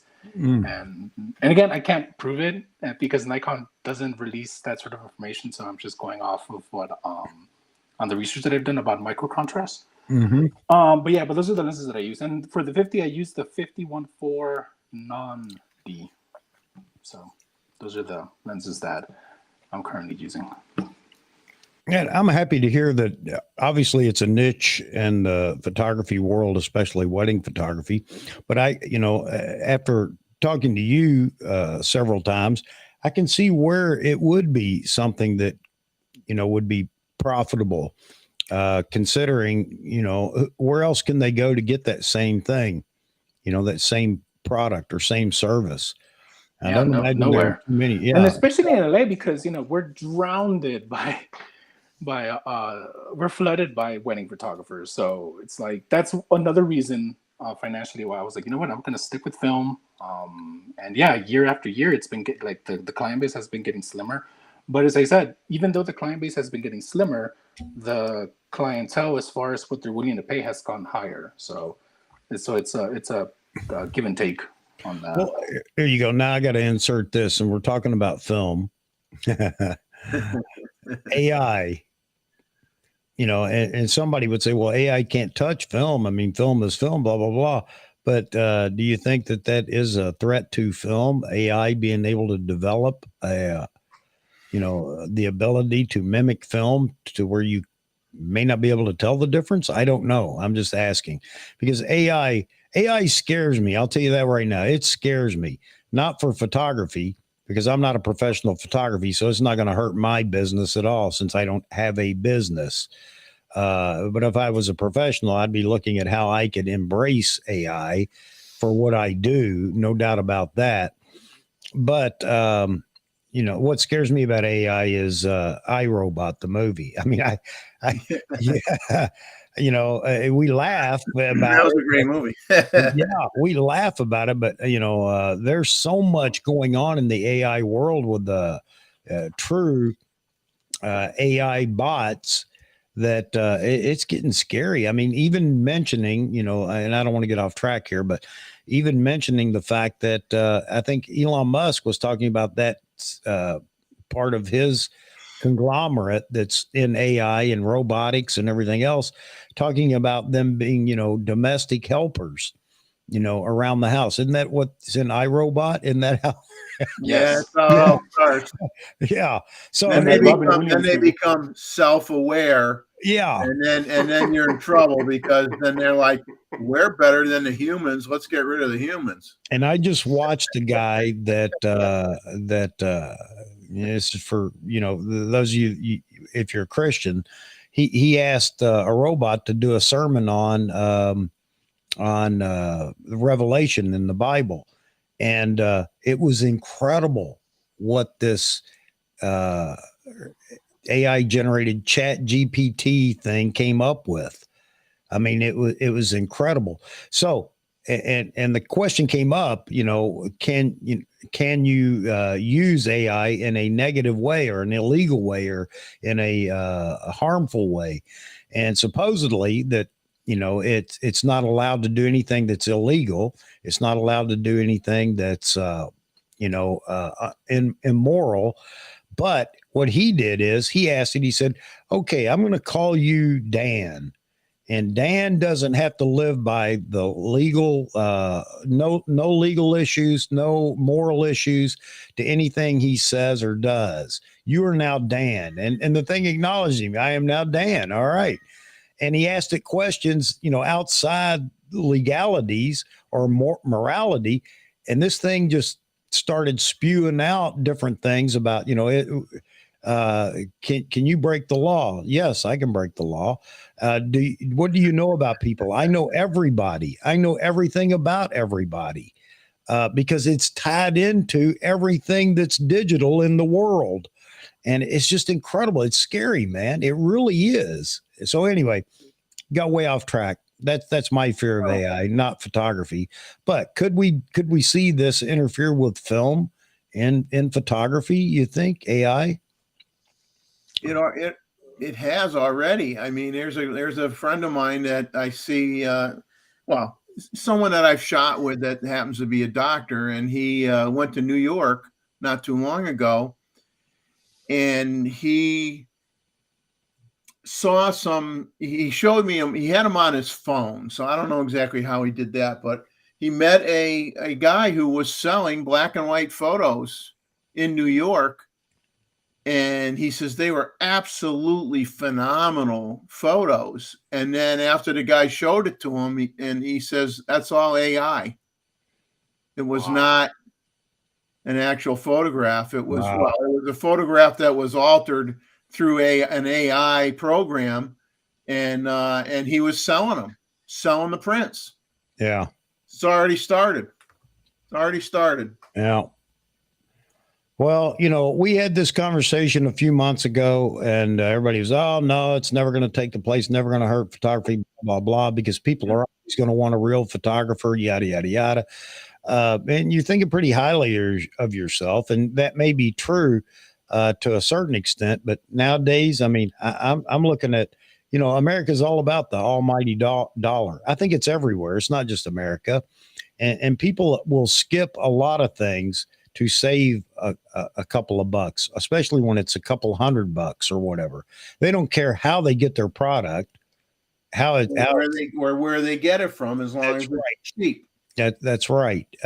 Everybody says, well, it's not going to take the place of being able to catch the moment. I'll tell you what, you get into that Chat GPT and ask it questions about like wedding photography, and ask it certain questions, and it's going to tell you where to take the shot, how to take the shot, what to look for, and everything else.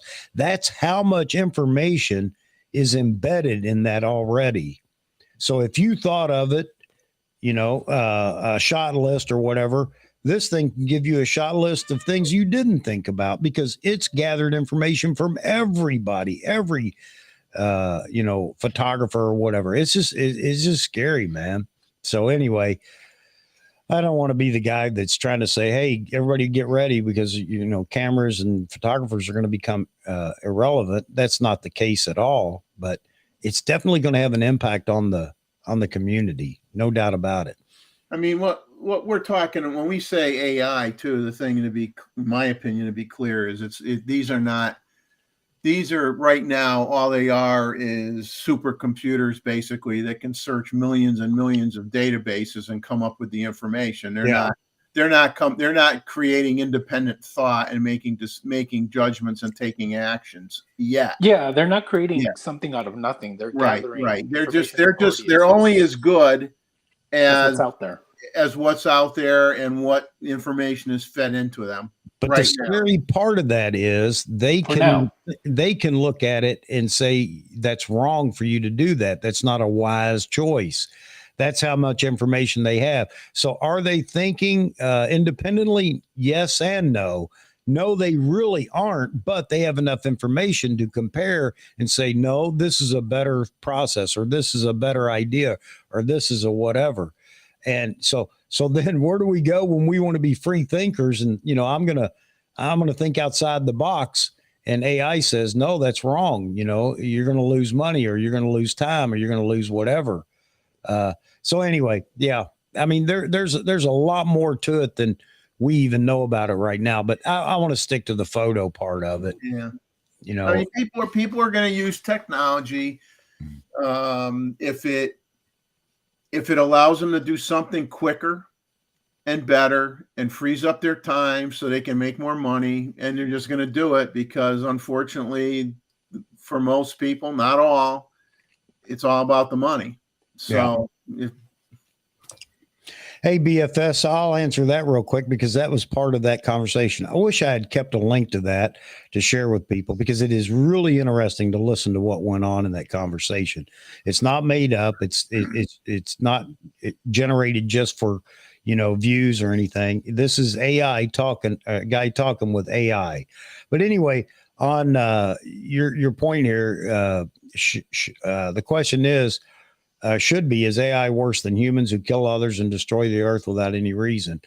Funny you should mention that, because he asked this chat GPT bot, he asked it, is the world overpopulated, or what's the population of the world? And of course it answered a whole lot more succinctly than we can.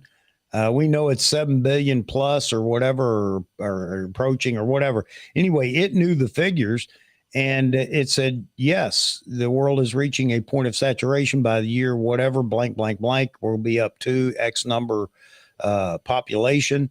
And he asked if it was harmful to the earth. Yes, because we're not going to be able to provide for blah, blah, blah.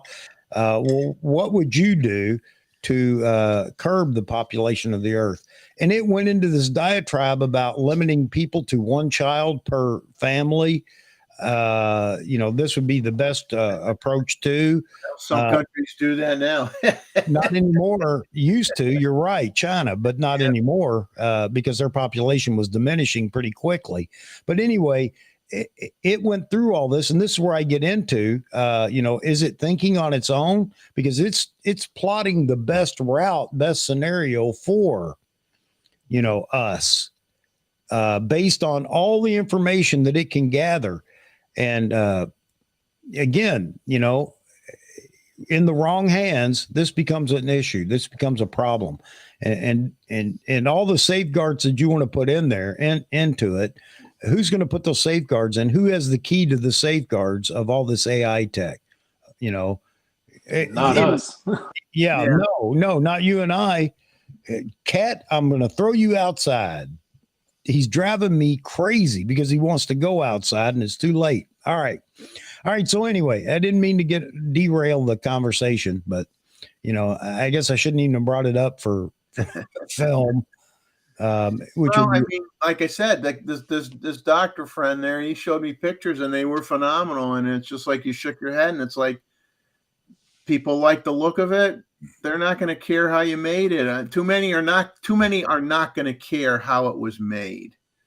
Some will, but a lot of them won't. And it's not going to hurt the hobbyist who's just going to go out and have a good time shooting photos or whatever. It's not going to hurt us as amateurs or hobbyists. No, most of us here don't make money with our camera. I would assume a high percentage. That would be a good poll question. Say how many people that come on the show actually make money with their camera. That'll get me into what's going on around YouTube right now. And I was talking, are you a professional photographer? I love how everybody wants to tickle each other's ear. Do you consider yourself a professional photographer? And so many people, oh yeah, because he's definitely a professional. He's so good. Has nothing to do with the quality of your work, although it could down the road. Profession is not. I'm not a professional photographer. No matter how good I get, I'll never be a professional photographer because I don't have a business of photography. It's not my profession. And that is it, clear and simple. But people don't want to hear that. They think because somebody's good, they're a professional. That's a mark of excellence. Should be, but again, it's not. Professional is somebody that pays the government taxes on what they make, to put it in a nutshell. And all the people they're calling professionals aren't claiming any profits they make from their photography, shooting friends and shooting people on, whatever in their homemade studio or whatever. If you get a 1099, or if you not get a 1099, if you pay the government at the end of the year or quarterly taxes on the money you earn, then you can consider yourself a professional. And a lot of people were arguing with me saying, no, that's not it, and laughing and carrying on and whatever. Well, let me ask you a question. Have you ever taken your car to a mechanic and you didn't like the service? He cheated you out of something or whatever. Well, guess what? He's a professional. That's his profession. He has a certificate that states that. He pays his taxes because that's his business. He's a professional. He may not have acted like a professional to you, but he's a professional. And, you know, my point here is we get carried away with that term professional. Pro photographer. Oh, he's a pro photographer. No, he's not. He shoots shoots 2 weddings a year, you know, for money under the table. He's not a pro. I'm sorry. I don't care how good he is. He's not a pro. So anyway, yeah, sorry, I got on that kick too. Wow, what's going on with me tonight? Well, if you're the guy, if you're the guy that got trained to be a J.C. Penney family photographer, and they go, here's the setting on the camera, you never have to change it. Sit them over here. Flash is going to go off. Pictures are going to look halfway decent. That's all you got to do.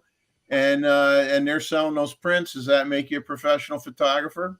That's a pro. Great point, Jeffrey. Right? Yeah. Great point. Yeah. Great point, Jeffrey. Yeah. Great point. You couldn't have said it better. I could start a business, photography business, and I'm a pro photographer the minute I start the business. That's just the way it is. Yeah. No matter how terrible I am, it doesn't matter. Says on their seat, pro studio. Oh, we know Chuck's making all that money off of our monthly photos, you know. I just like the videos that are going around now because they're tickling everybody's ear by saying, you know, you're a pro if you it doesn't matter the equipment you have, it doesn't matter about any of that stuff. It's just a pure fact. If you're in business as a photographer, you can call yourself a pro photographer. It's that simple because that's the definition of it. It's your profession. You don't have to make a living doing it and still be a pro photographer. There are a lot of businesses out there where people are starving. Yeah. But yes, like all the restaurants in my little hometown. Yeah. Yeah. I think they get some accolades from people and they consider, well, I'm a pro because, you know, everybody loves my work. No, you're not a pro because everybody loves your work. You're a pro if you're paying taxes and you got a business. That's your profession. Look it up. It's in the dictionary, profession. And if you do it, you become a professional. Oh, it's like if someone could be you could go over someone's house and that person in your mind is a gourmet cook, but they don't own a restaurant. Yeah, but they could be a gourmet cook, right? Good point. Yeah. You could be, you know, it just sounds good. Between a professional and a serious amateur is such a small little line in the sand, if any, because one chose to make an earning doing it and one chose to do it because they like to do it. It doesn't mean that person that doesn't make money doesn't do as good a job as the person that does make money. Yeah, but I mean, I no matter how good I get, I would never say I'm a professional. Yeah. If my photos were plastered all over the place, you know, free of charge because I'm not a professional, I'm not selling them. Yeah. Everybody raved about them. I'm not a professional photographer, no matter what. So anyway. By definition, correct. You're not earning an income. Yeah. I'm not paying the government for the money I receive because I don't receive any money. Therefore, I'm not a professional. Yeah. So many people that, so many of these people that call themselves pros and based on the fact that they're doing paid gigs. Again, are you in business? Call the IRS and tell them you just earned $15,000 this year and you're a pro photographer. And they're going to say, well, where's our money? Yeah. You're not a pro. Where's our cut? You're paying your property taxes on your business property taxes on your camera gear and your computer and everything else you're using. Yeah. If not, you're not a professional. Yeah. Yeah, it's just something that everybody wants to give each other that title. And the reason it bothers me in the photo community or photography community is because everybody talks about pros do this, pros do that. And, they can't talk. Amateurs buy more equipment than pros any given year, because there's more amateurs than there are pros. Now, if you consider or include everybody that calls himself a pro, then it might be 50-50. But just because you call yourself a pro doesn't make you a pro. And but everybody wants to talk about, and this is where we get into the need versus want. Do you need it? A pro doesn't need it. Well, who are you to say a pro doesn't need it? Who are you to determine what anybody needs or whatever, and how about wants? I want. Well, you don't need it. I don't care. I want it. Pros want too, by the way. Real pros want too. So anyway, yeah, I guess I'm itching for a rant. I can't. Right. And according to NPS, I'm not a pro because I don't qualify. So. There you go. So thanks, Nikon. Thank you. Yeah, I got rejected, so I'm a has-been, man. Yeah, I'm proud. I'm going to do a commercial on YouTube. I'm a has-been, and I'm proud of it. Yeah. No matter how good I get in photography, Nikon Professional Services does not care. Yeah. They do not care because I am not a working professional showing income derived from photography. Yeah, professional wildlife photographer. And obviously there are a lot of caveats to this. If you if you're a second shooter for a wedding photographer, you could call yourself a professional photographer. You derive income from the services of photography. Now, you're really an independent unless you work for a salary. You get a salary from a photographer or a photography group or company. Yeah, obviously you're a professional then as well because you're employed as a photographer. But even as a freelancer, second shooter, you're getting a 1099 at the end of the year talking about the money that was provided by the first shooter if he's doing what he's supposed to do. And it could be under the table too, and I'm not going to get into that, but my point is that you could call yourself a professional photographer if you're a second shooter at weddings all the time, if you're getting a 1099 at the end of the year for the amount paid to you to be a second shooter. Yes, that is your profession. But anyway, oh man. Yeah, and then I don't know the legal nuance words that they use, but California a few years ago they passed a law where even if you're a second shooter, your main photographer has to give you a W-2 after the shoot. Yeah, so it got a little complicated, but I could look it up. You may be only in California, right? No, well, it's funny when you hear it. Right, actually, it's everywhere. I mean, you might get away with it, saying, "Hey, man, I need somebody right now. I'll give you a couple $100 to come along, or $500 or whatever, shoot or whatever, and give me your photos." Yeah, I can see that. But if you're doing it on a regular basis, then I'm sorry, you have to account for the income. I don't want to sound like a goody two shoes, but there's things that come along with being a professional as well. And that's insurance and everything else. A lot of these people don't care. They don't think about that. You're not in business. You don't go get business insurance and you don't have a business. I want to see that. Yeah. And that's one of the reasons why I don't hire a second shooter, because all the extra paperwork that comes along with it. Yeah. So people are like, well, how do you photograph a wedding without a second shooter? I'm like, well, I photograph small weddings where I don't need to rely on a second shooter, because usually the weddings that I shoot, they're usually like 100 guests, 120 guests, give or take. And people are like, well, how do you know that's the wedding you're gonna get? Oh, because that's what I advertise, like on my pricing info. I'm like, if your wedding is up to this many guests, I will charge you this, and if it's more than that, then it will be a different quote. So that, because the beauty with being a wedding, well, it's again, everything is a double-edged sword with me. You can either do volume and take whatever you get, but you're going to get burned out quick. And that's one of the reasons why I quit wedding photography altogether a few years ago, because I was just like doing everything and I would take whatever I can get. But man, was it frustrating.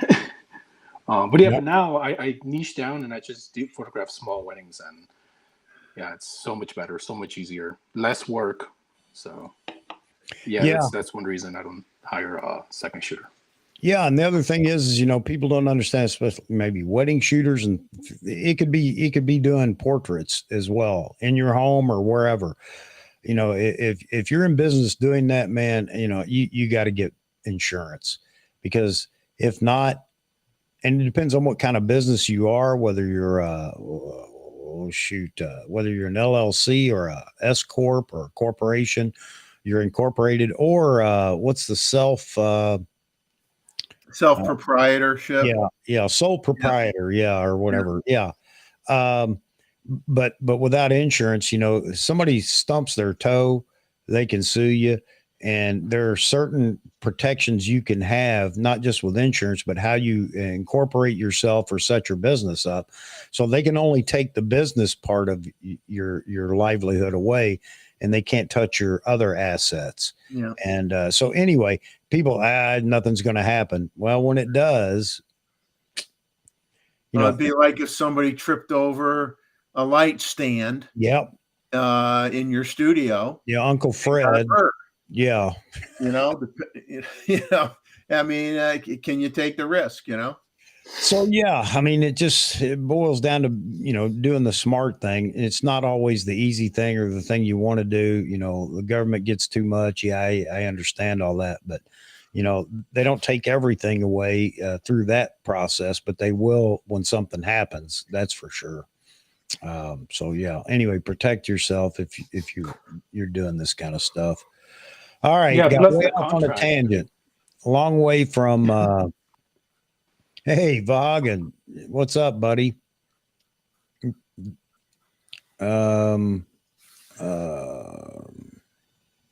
Let's see.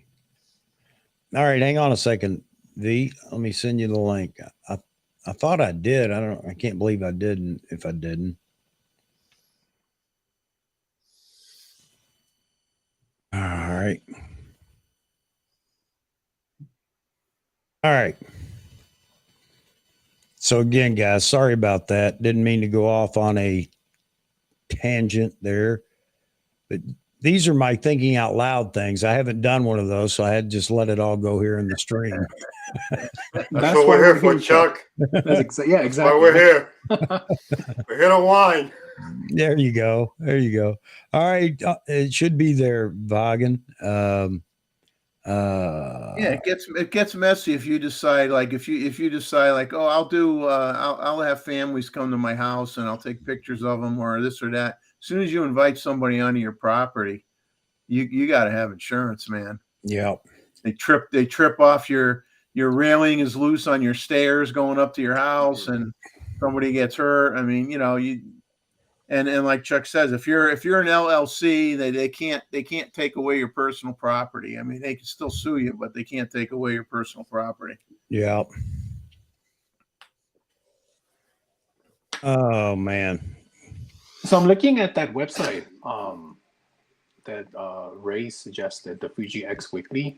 Yeah. And there's some good stuff. It's like 50-50. Like 50% of it looks like film, but the other looks like a filter applied to it. And see, that's one of my issues with trying to mimic film with digital, because sometimes you get it, sometimes you don't. And if you don't have that reference, it's pretty much up in the air on how it's going to look, as far as trying to match the color tones. And I'm looking at it, and so most of it looks pretty good. But some of them straight up look like digital with filter. But I'm looking at some of it, and it looks pretty good. Cool. Hey, Nick, I can't answer that question, but I would ask them. They can tell you what it covers. I know it covers your equipment, of course, but I don't know if it covers liability insurance as well. But that'd be a good question to ask them. Hey, Vahagan's in here. Vahagan, you must have been out shooting a wedding or something tonight. Hey, guys, can you hear me? Yeah. Loud and clear. Oh, man, I just beat, man. You sound like it. Yeah, I just got home.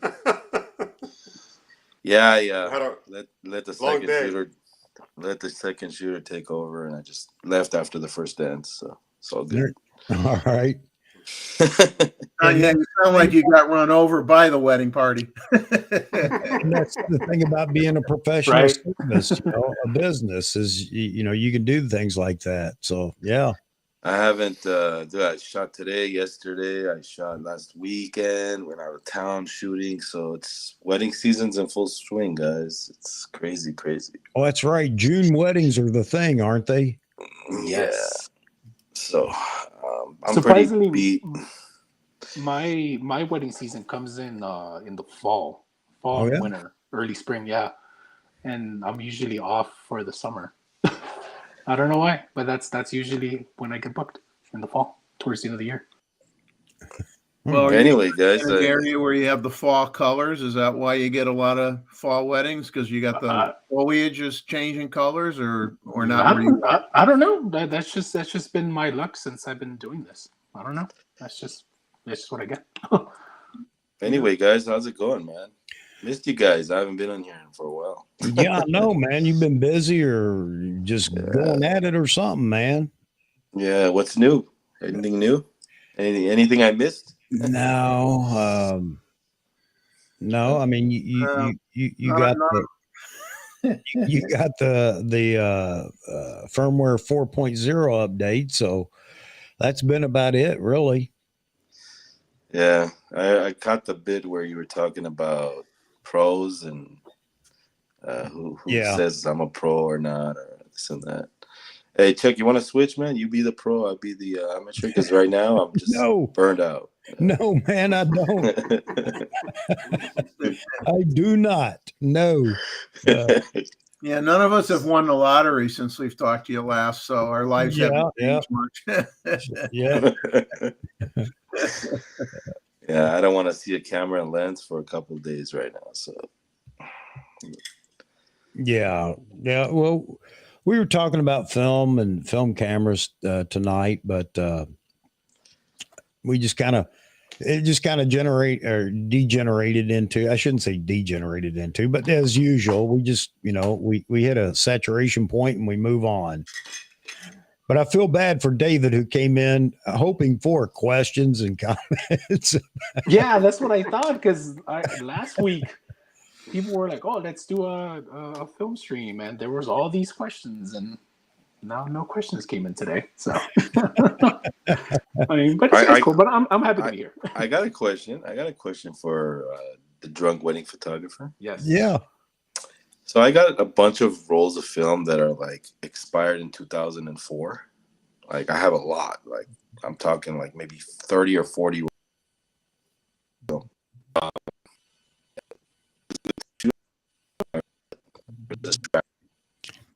Uh-oh, Vaughan. I don't know if it sounds like bandwidth or something.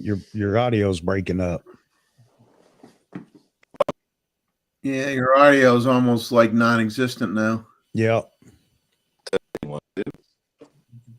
Nope, it's getting that bouncing sound or whatever. It's like the bandwidth. I don't know. Yeah, you sound like a bad guitar player. So we can't hear you at all right now.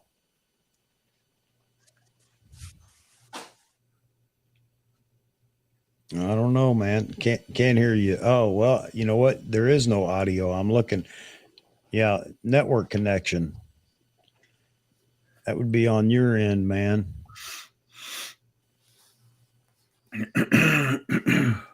Yep, brother, can't hear you right now.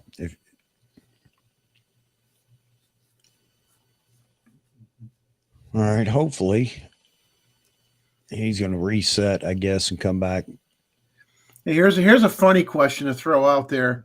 Has anybody ever bought a used camera that, say, camera's 40 years old or something, and you buy the camera and it has a roll of film in it, partially done or whatever? How many people would expose the rest of the images and send it out and see what's on it? And how many would throw it away? I throw it away. Hey guys, I'm back. Sorry. No, it sounds good now, man. You sound good. It was just breaking up. You were asking David about your film. Yeah. So I got 30 or 40 rolls that are expired in 2004. That's pretty much garbage, or can I develop those and shoot with them? As long as you kept them in the fridge, you can still use them. Nope. Oh. No, don't heave them. Yeah, it's hit and miss. But if you want to try one, you got to expose it at least 4 stops. Overexpose it 4 stops to compensate for the expiration. Because I forgot what the formula was. I think it's like 1 stop overexposure for every 5 years or 3 years, I think, of expiration. So you can try one, but if they weren't kept in the fridge, yeah, they're pretty much gone, unfortunately. Especially if they're color. If they were black and white, they still work. Is the same equation for exposed film? Like what if you shoot the film and you keep it in storage for like years? Oh no! If it's exposed, it has an even shorter. Not exposed. Sorry, like used. Yeah, exposed. Yeah. Yeah, no, it has a much shorter lifespan if it's already exposed. I would say send one out just to see what it's going to look like. Do you remember that? Do you remember Vivian Meyer's story where they found like rolls of film for decades in a garage? But most of them were black and white. That. So okay. Yeah, with color, the color would what's the word? Deteriorate? Desaturate. Yeah. I mean, worst case scenario, you can convert them into black and white. That's the worst case scenario, but you still have an image. I would send one out. If they're already exposed, yeah, send one out because you never know. No, I haven't shot them yet. They're all brand new in the packs. Oh, they're new. Okay, so they're new. Yeah, they're new, but it hasn't been stored in the fridge. 2004. I wouldn't use them. Just chuck them. Well, man, that gets into the Gray's comment. They're always talking about that, shooting old film, and they talk about, it may have some issues or whatever, but ask Becky. Becky isn't going to throw a roll of film out. Yeah, but for what it costs to get it processed, I'm not going to spend my money. Well, remember, I keep bringing up and on a whim that it might be okay. No, you're right. You're right. Because remember, I keep bringing up that one photographer who photographs your aura. Yeah, for $50. You're going to get that look, Vahagan, if you shoot with that film. So you could mark it and be like, "Hey, I'm going to photograph your aura for $20." And use the expired film. Your aura. Your aura. I'm going to shoot somebody else's aura. Right? Yeah. Nowadays you can get away with that because that's how crazy people are. Yeah. Yeah, it looks like there's a ghost behind you. Oh, don't worry, that's just a film, Right? Hey, Gustavo. Roy says it's always worth developing old film stock. You may get some psychedelic colors, but you saw Gustavo's comment, I guess, V. Yeah, so he used a lot of cameras, man. Like starting from Zenith to Yashica, Mamiya, Hasselblad, Pentax. He's had them all. 6x6, 6x7 film. He's had, I think, 4x5. I was really small at the time, but he's had a lot of cameras. But his main wedding photography business, he was using Hassey's 6x6. Be right back, gentlemen. I think they were Kodak C. Was it C? It was 120 or 220 film. Kodak. Probably 120. I remember the yellow packaging, Yeah, 120. Yeah. Yeah. It's, no, I don't have one here. Do I? Wait a minute. Let me see. He had a Rolly too. But he had a lot of cameras. So. Right there. Look at that. Kodak Gold 200. That's what it is. Yeah. Kodak Gold 200. I haven't heard that in a while. Then I got some Tri-X 400. That's good. I love that one. I remember that one. He used the twin reflex Mamiya C220 for years. For his weddings, with the Mets flash and everything. With the camera. Are those the ones I know? The C330, which was probably a newer model, but the did that model still have it where it had the removable, like the taking lens and the viewing lens? Yes. Was on a plate, and you could pop it off and put on like a telephoto or whatever. And I think so. Yeah. I think because I used to play with it when I was a kid, and I used to like focus, and you would see the ribbons on side when you would like extend the focus out all the way, and it would just like pop out at you with the ribbons on the side, the folding kind of thing going on. I don't know what it's called. Because that was the good thing with the Mamiyas, is that you could change the lenses. If you had a Raleigh, it was whatever you bought. You can maybe buy the close-up lens adapters and stuff like that. But if you really wanted to have a prime set of lenses, the Mamiya was kind of the way to go. Or you had to have the the Hassies or the Bronicas, with the replaceable lenses, interchangeable lenses. Those I were don't know. Really nice. I don't know how he'd do it. There was no assistants at that time. It was just him. He would just, change film, no problem, no stress. So used to shooting. You guys hear my story where he actually forgot his camera case at the park, and somebody called using the business cards inside his case and returned the film that was exposed for the wedding. Wow. Yeah. Yes, I saw that video. You remember that? Yeah, that's crazy, yeah. man. That's crazy. Someone actually found it and called. All his Koken filters were in the case. All the film that he shot that day was in the case. Somebody called a week later and said, "Hey, I got your camera case with the film," and he went and got it. Gave the guy a little, I think he gave him like $100 or $200 for finding it. He was so happy, Learned a big lesson. Too. Yeah, I learned a big lesson that day. What camera is that one you're showing? Oh, this is special, very rare. This is a Mamiya Nicorex. It's a Mamiya Nikon F-mount camera with a Mamiya Nikon F-mount lens. It is a camera with a two-lens system. It has a 35 millimeter, which I own in pristine condition. I also have the 135. Very rare. You're not going to find this anywhere, especially the two lenses together to get the both of them. And I got them practically brand new from a friend of mine that was a vintage dealer.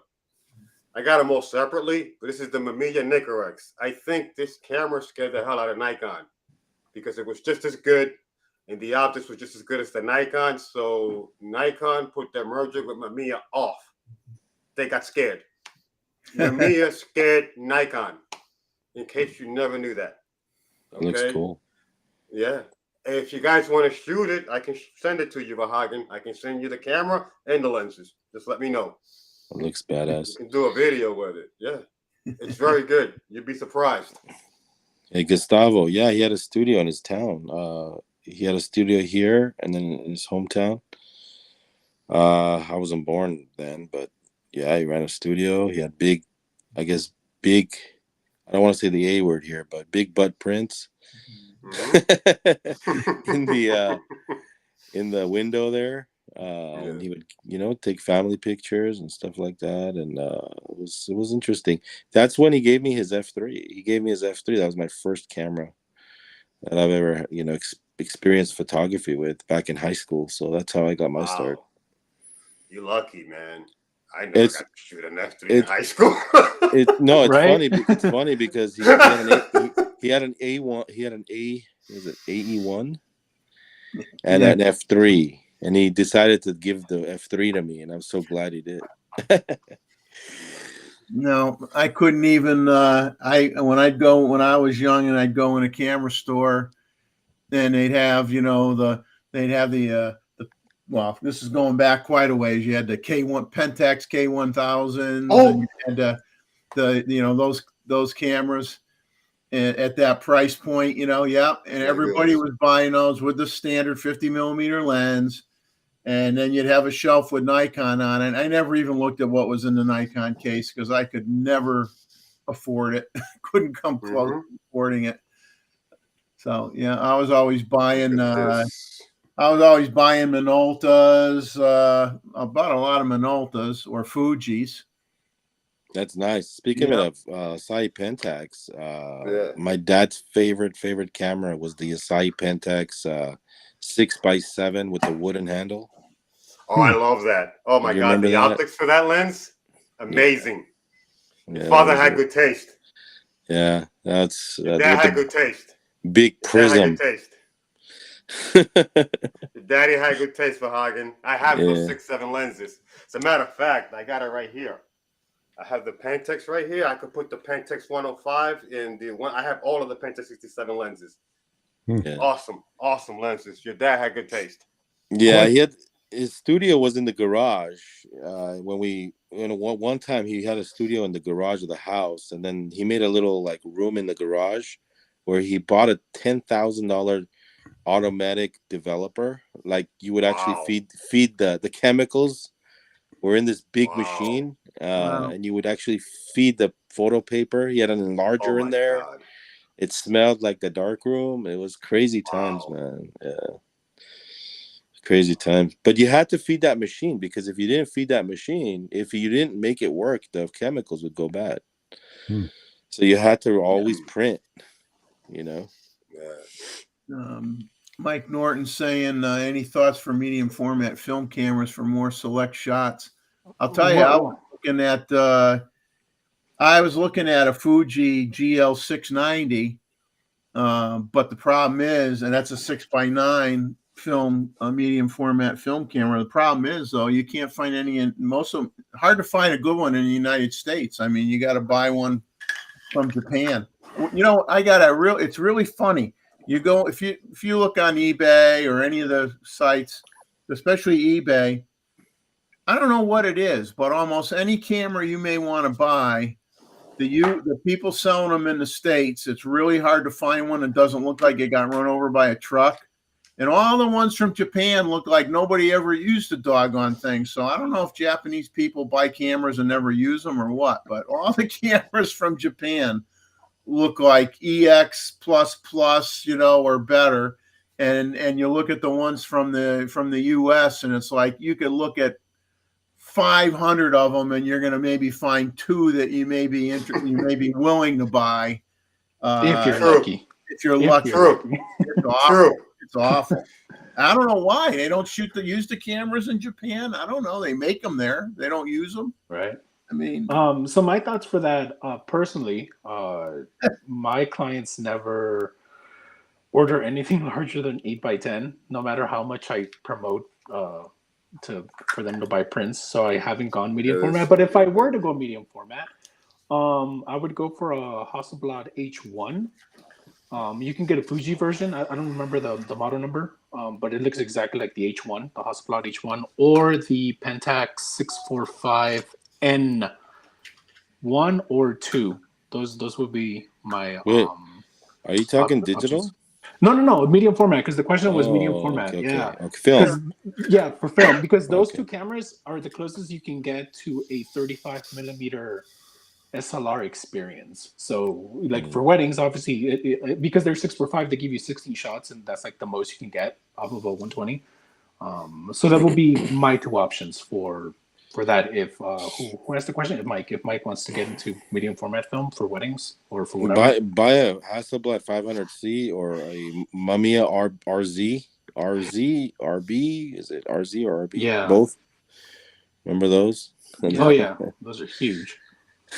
And the reason I recommend the H1 the Hassie or the Pentax 645N is because, as I said, like that's the closest you can get to a SLR 35mm experience. It's the same thing. They work exactly the same way, where you feed the roll and it takes it in, and then it spits it out. Not automatically, you still have to take it out, but it's as close as you can get. Yeah, man. Anytime I smell that darkroom smell, like that, those chemicals, it takes me back to my, youth. Is there a smell that you guys like smell that takes you back to like when you were 5 years old or 6 years old? When you buy an old camera and it smells like grandpa, right? I know of a smell that I remember from a young age. Got that old people smell, And I should talk because I'm not old people, but I mean, it's like, yeah, I buy a camera, and I'll tell you, hey, here's a good one. You get somebody that has a lot more hair than me. You know who I'm talking about. Have him do sniff tests on used cameras. I bet you he'd be passed out in about 30 seconds. Right. Radioactive lenses. Yeah. Hey, you remember those clocks in the darkroom? Those 0 to 60 clocks with the those timers. Those timers, yeah. Yeah, we still have them at they're all coated with uranium or whatever radioactive isotopes to glow in the dark. They glow in the dark, yeah. Yeah. Oh man, this is bringing back memories, man. Yeah. To a better time. But for me is Mexican soap detergent. That's what brings back memories of grandparents and when I was young. Good thing they never changed the formula for those things because they smell exactly the same. Yeah, real Nikon lover, iridium. That's what it was called. Iridium. Yeah. How about you, Chuck? Is there a smell that will take you back? No, not really. I can't think of anything when I was younger. I mean, yeah, I can name a bunch of things that take me back, 20, 30 years maybe, especially about the military. There's walking into a issue facility, there's that smell of all those new uniforms and everything that everything blends together. It's something you never forget, but that doesn't resonate with most people. So yeah, I can't think of anything. The smell of M&Ms. That's what Jim said. Yeah. Oh man. Shoot, what was I going to say? I was going to say something about. I know one smell I really appreciate is the smell of Sammy's camera on 3rd Street. That store has a very particular smell. You guys know what I'm talking about? Like as soon as you come in, you could smell it, especially when you go to the used department. It has a very particular smell, and only that store has that smell.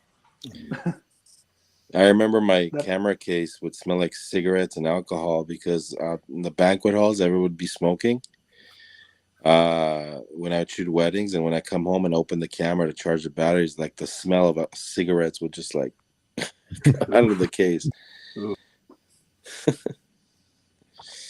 It's quite common back then. Yeah. It was very common back then. I used to waiter and I used to come home smelling like an ashtray. Yeah. So back then, different different world. Back then, when I used to shoot video with my dad, weddings, I used to do video, and my tripod would be powered with an extension cord, right?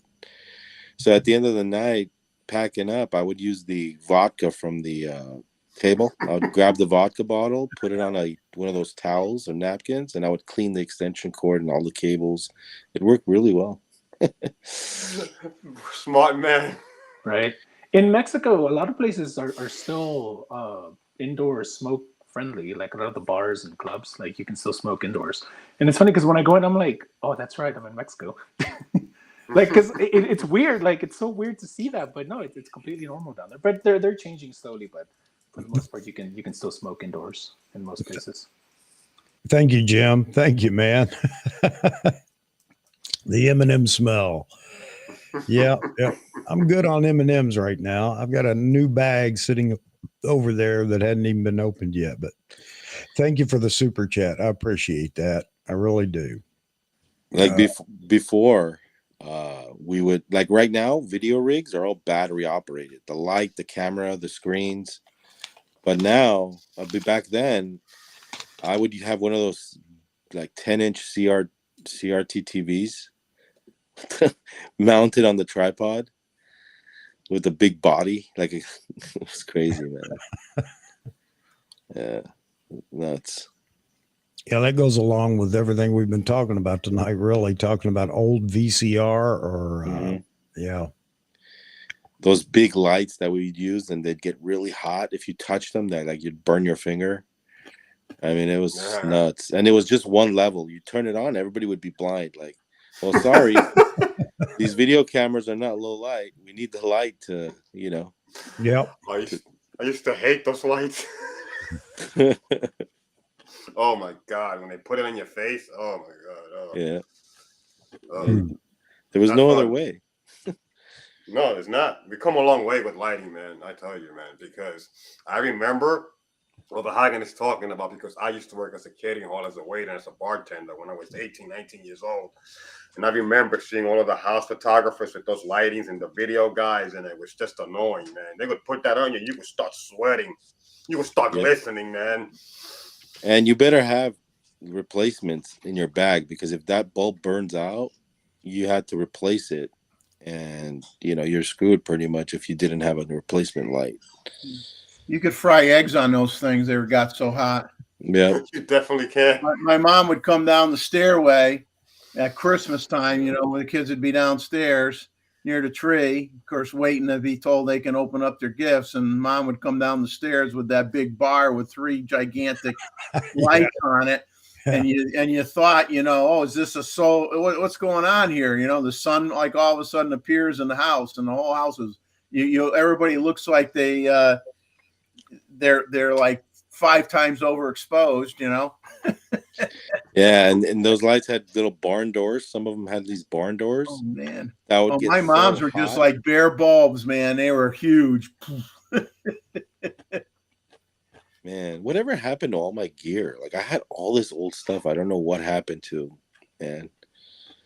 I had those rollers where you would actually mount the tripod and you would roll into the dance floor. You know? Yeah. You had a roller tripod? Yeah, no, you'd mount the tripod on these rollers. I remember that. Wow. Yeah. You guys were fully loaded, man, if you had that.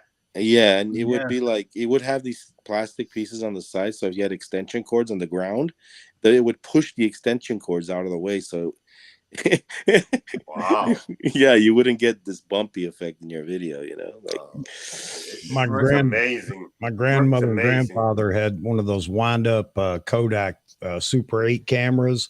You'd wind it up and shoot at 3 lenses. You could rotate on the front of it, and that giant light bar that you were talking about looked like an alien landing or something.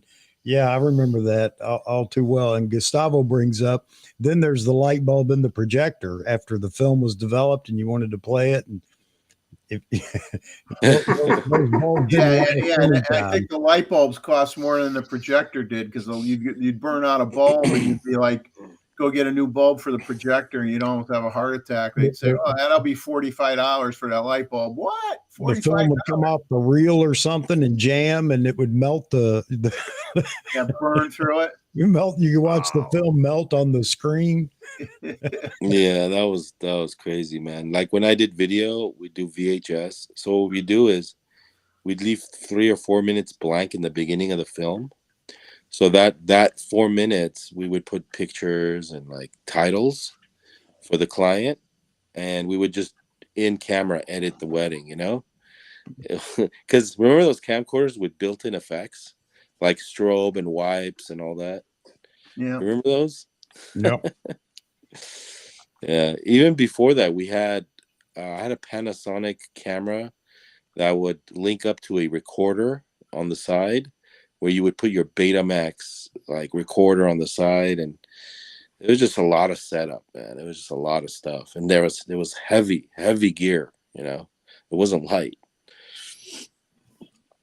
Speaking of VHS, there's believe it or not, there's a service out there where people are paying people to have that VHS look. So what they do is they record digitally, and then they transfer. No, what do they do? Yeah, they record digitally, then they burn a DVD, and then from a DVD, they transfer it to a VHS from those DVD VHS combos. And then from that VHS, they connect the RFN plugs to the computer, and then they record it. And people are charging like $100, $500 for that, like for a few seconds worth of video. So if anybody has that equipment, you can make a quick buck off of that. I have a better idea. Just get a lens full of fungus and haze and record with it. You get the same effect. True, but these people they want that specific look, right? Yeah, well, I hear when you buy a lens, they charge you extra for that stuff. Right. Fungus and haze is extra. Listen, I'll tell you something, and I'm not joking when I say this. There are videographers out there, professional, high-end videographers who have bad lenses, and lenses with fungus that create a certain look, and they will use it for video for like a nightmare or a dream or something like that. When they want to make it look creepy, when they want to make something, a scene look it's from the 1920s or the 1800 or whatever. You want to make it look old footage. A lot of photographers do that.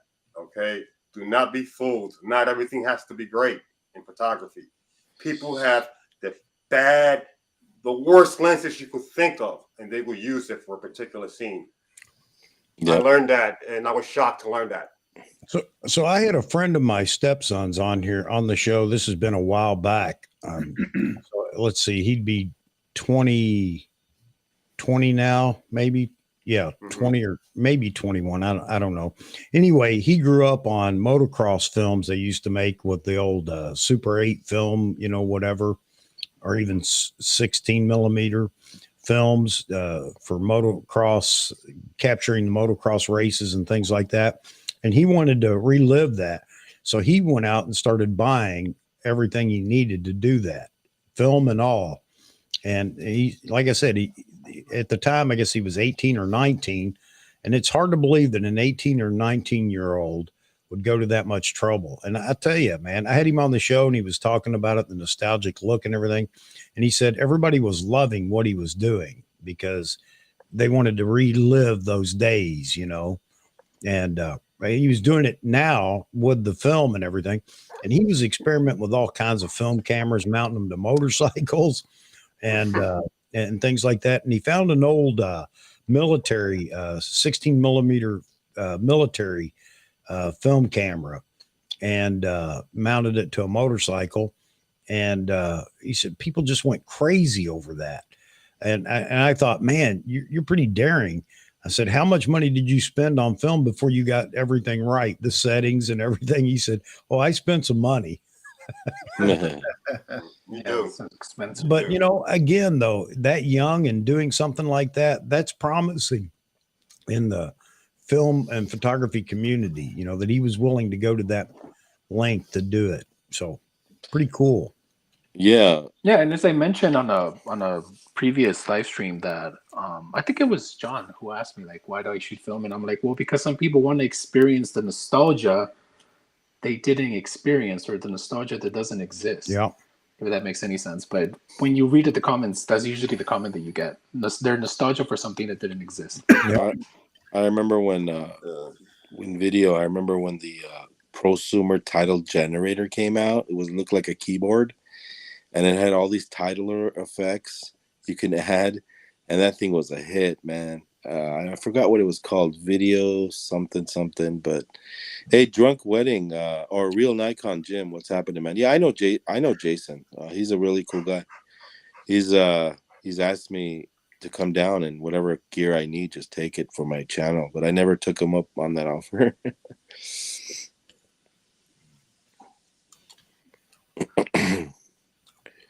I might. You should.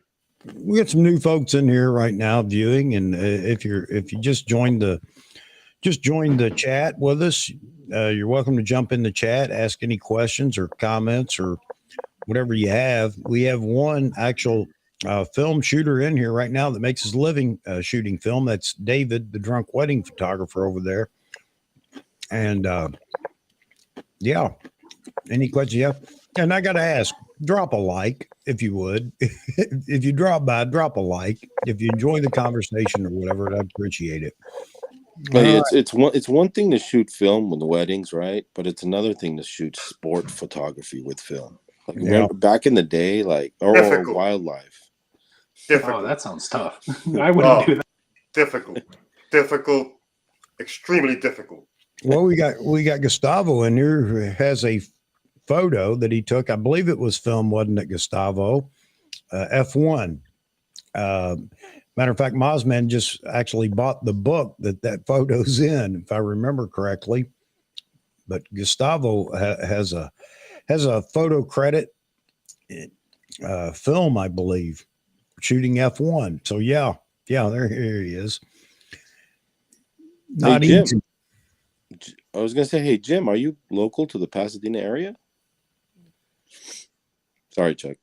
No, go ahead. No, I just want to know because he knows Jason. That's why. Well, back in the old days, if you did sports or whatever, you basically had to pick a spot. You had to focus on a spot, and then you'd say, okay, when the car hits this spot, I could take the picture. There was no focus tracking. You were the focus tracking. I mean, you were the one that had to figure out what positions on the track that you want to capture, and you would set up ahead of time, and you would pick your spot, and that would be it. True. And even with bird photography, I mean, you could take, if you with not everybody associates bird photography with, oh, you just do birds in flight. Well, I don't do just birds in flight. I probably do, I don't know, 60-40. I like to do bird portraiture.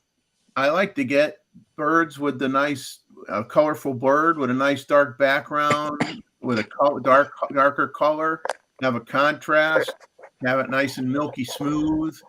And I don't need a fast focusing camera to capture that.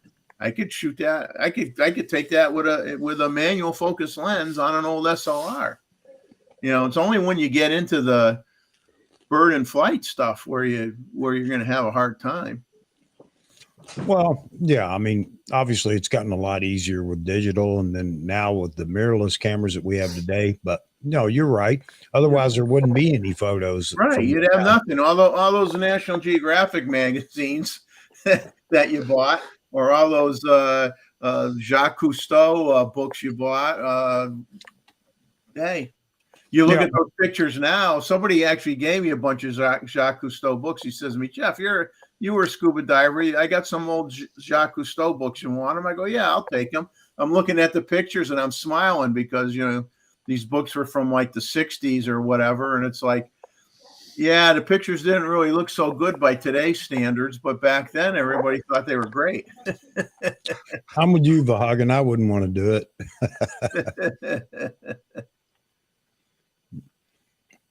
Sanjit says dark backgrounds make the subjects pop. Yep.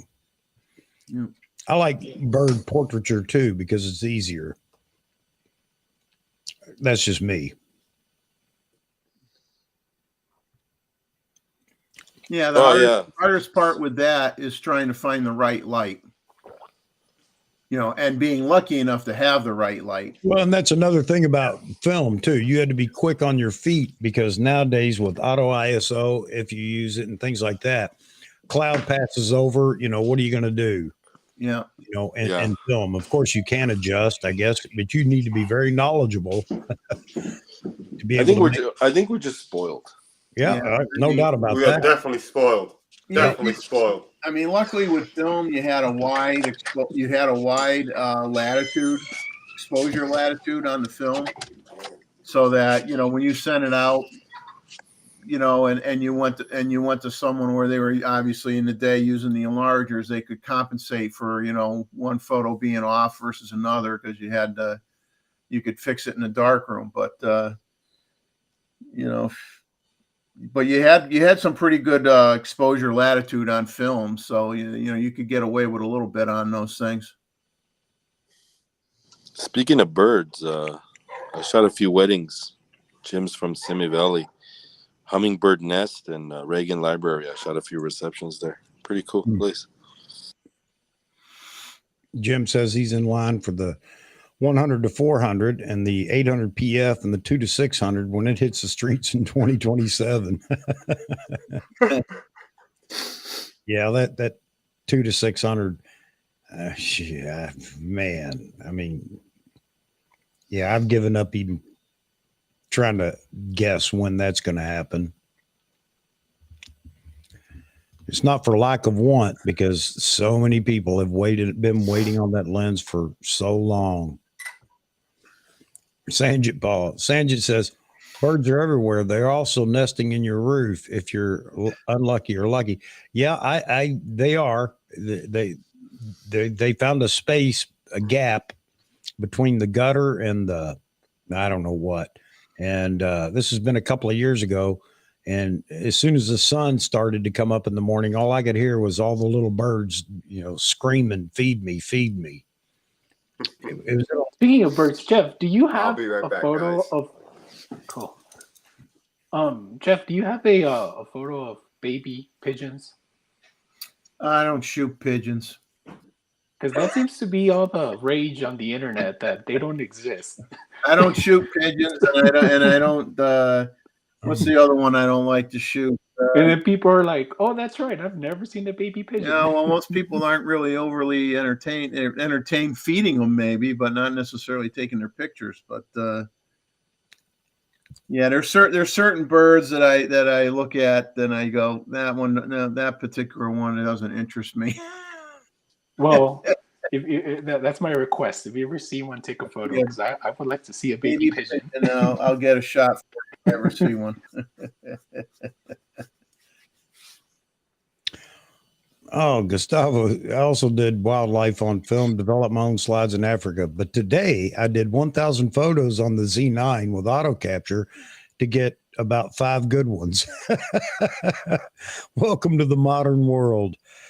Yeah, I played with that again too, Gustavo. It's a cool feature. It's just one of those things for somebody that really wants to use it seriously, you're going to have to play with it and get good at it. Again, way too many settings. Yeah, a bird that I won't take pictures of is doves, because I think doves are stupid birds, because they always sit at they're slow, and they're not overly smart, because they'll go and they'll fly and land on the highest point they can. And it's like, why are you advertising to the falcons and the eagles and the birds of prey that are going to pluck you right off the top of that tree? It's like, you're not fast and you're advertising yourself. You might as well hold up a sign that says, "Eat me," Eat me. I just won't take pictures of them, because I just say, I have a few of them just to say I have a picture of one. But to me, they're like dumb blanky blank birds. They're not very smart. Yeah, they're not slow when you're hunting them, I'll tell you that right now. And you're right, Jim, they are just the dove breast. Yep, barbecued. They are good. Somebody's going to hate me now because I would eat a dove. I would imagine they taste like Cornish hens. Yep. No? Looks like you had it before. Right. Well, I've had Cornish hen before. So. Yep. But you gotta get a dozen of them to make any kind of a meal. Right. Yeah. Definitely eat a lot. I used to go dove hunting every year. 1st of September, dove season would open. Me and a bunch of friends, we'd go dove hunting. The only reason I like going, because it was the only time of the year that I could go out with 3 boxes of shotgun shells and just have a blast shooting. Just spray and pray, just like with a camera. Dove tastes like chicken. Well, yeah, kind of, but it's a bit different. I mean, it's got a game taste to it. How about ducks? I'm not duck is delicious. I'm not eating duck. Especially if it's smoked. Oh man, it's so good. It almost tastes like I had duck eggs once. What I won't try, my Vietnamese friend, he took me to a Vietnamese. I know where you're going with that. Supermarket. Oh, No, I've never tried it, nor will I. No, okay.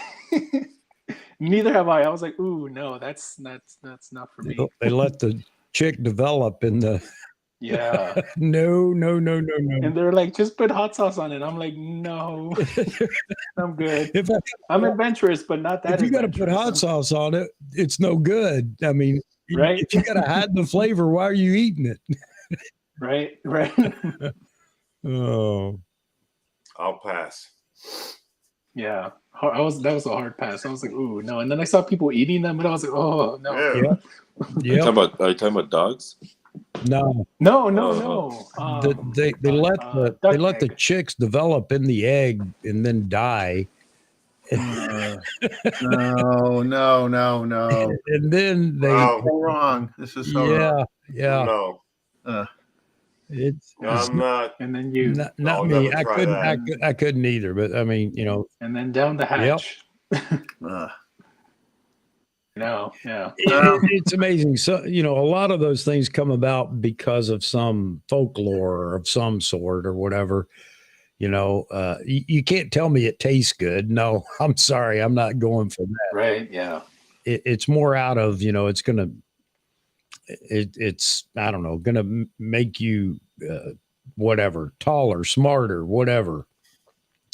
I'm sure there are lots of different reasons that they believe that it's, you know, great to eat those. Real Nikon lover, here you go. This is what I love about my stream, man. Here we go. Squirrel is too bad, very dry, low cholesterol. Where's Eddie? He normally eats these things. Yeah. You ever had squirrel brains and eggs? And that is a thing. Really? I had a friend, and you know, every now and then I'd be at their house for breakfast, and that was a common theme during squirrel season: squirrel brains and eggs. I got to tell you that I could eat it, but and it didn't taste bad, but just the thought of it was very unappealing. Yeah. So my breakfast is starting to feel unappealing to me in the morning. Tim, I will not allow it to drop below 30. LOL. Hi, everyone. He's referring to the 10.5-hour stream. Every morning. Every morning, I in my yard, I see squirrels and birds fight. Yep. Those make for interesting pictures. My squirrel population has dropped again. I think it's the hawks. They have a rotation. They disappear for a while. The squirrel population pops up again, and then all of a sudden the squirrel population goes away. And I notice that the hawks are around. They're pretty smart about their hunting habits. Yeah, my IQ has dropped since eating squirrel brains. Yeah, it's a thing. And wait, but with the squirrel, do you eat the meat as well? Yeah, yeah, but there isn't a lot there. You know, you go squirrel hunting. There's not a lot of meat on a squirrel. And I've had the unique pleasure of being, you know, the honored guest in Southwest Asia or in you know, anywhere in the. Don't say it's not. Don't say. Yeah. I've had goat grapes. Yes. You may say, "What is goat grapes?" And what is that? You'd be wrong if you thought other than it's their eyes. Hey, of a goat? Yeah. Hey, Chuck, I have a question for you, Chuck. No, that's not that bad. was the big honor. Yeah, go ahead, B. Chuck. Yeah, I've had them too. Not bad. When you were in Afghanistan, hey Albert, let's go and get a hamburger. Right. Say it again, Bob. I lost my appetite. I was saying when you were in Afghanistan, what did you think of the food? It depended really. There were a few things that were good. Their beans were fantastic, I thought. I don't know what they used for seasoning, but it was very good. Bread, the naan bread, because we had our own bakers for the units that we were working with. And I could go down to the bakery and get naan bread right out of the fire or kiln or whatever they call it, their brick oven. Kebabs were good. They were real good. Chickpea spread? Not so much. And yogurt, you know, there's big on yogurt, not me. Well, the other thing is we were always cautioned on dairy when we traveled.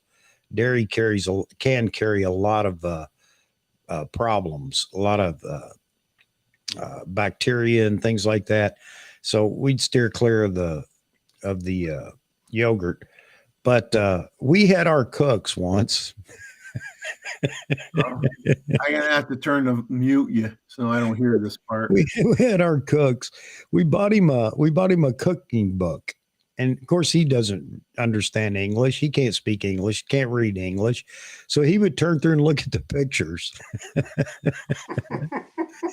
So he found a picture, and, terrible picture, in my opinion, because it didn't replicate or didn't represent what it was. Anyway, it was broccoli casserole, but it was dark looking. So he assumed that was barbecue sauce, which we had given him as, part of the ingredients and things to cook for us, and broccoli. So he baked broccoli in barbecue sauce. and was a little upset that we wouldn't eat it. But yeah, but that's not what you're asking, Vaughan. Their food is very little. They eat a lot of okra. A lot of rice, a lot of beans, of course. Their rice is okay. I'm not a big rice fan to begin with, but when in Rome, you got to partake of some of the stuff. And they made a salad or a dipping sauce, and they would take potatoes and make their own potato chips with the potatoes by obviously slicing them thin, deep frying. Pita bread. Well, pita bread or naan bread. Yeah, the naan bread.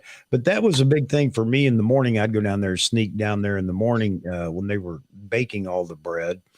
And they would sprinkle sugar all over a piece and slap it in there for me. So that was like a big treat in the morning for breakfast. Pita bread or naan bread, fresh baked with sugar on it. Yeah, and that was good. But yeah, and pizza, we tried pizza, had them make pizza one time, and you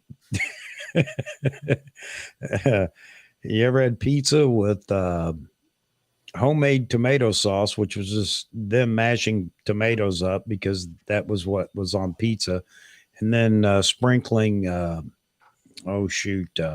fruit cocktail on top of it. So fruit cocktail on pizza. I guess that's no different than pineapple on pizza.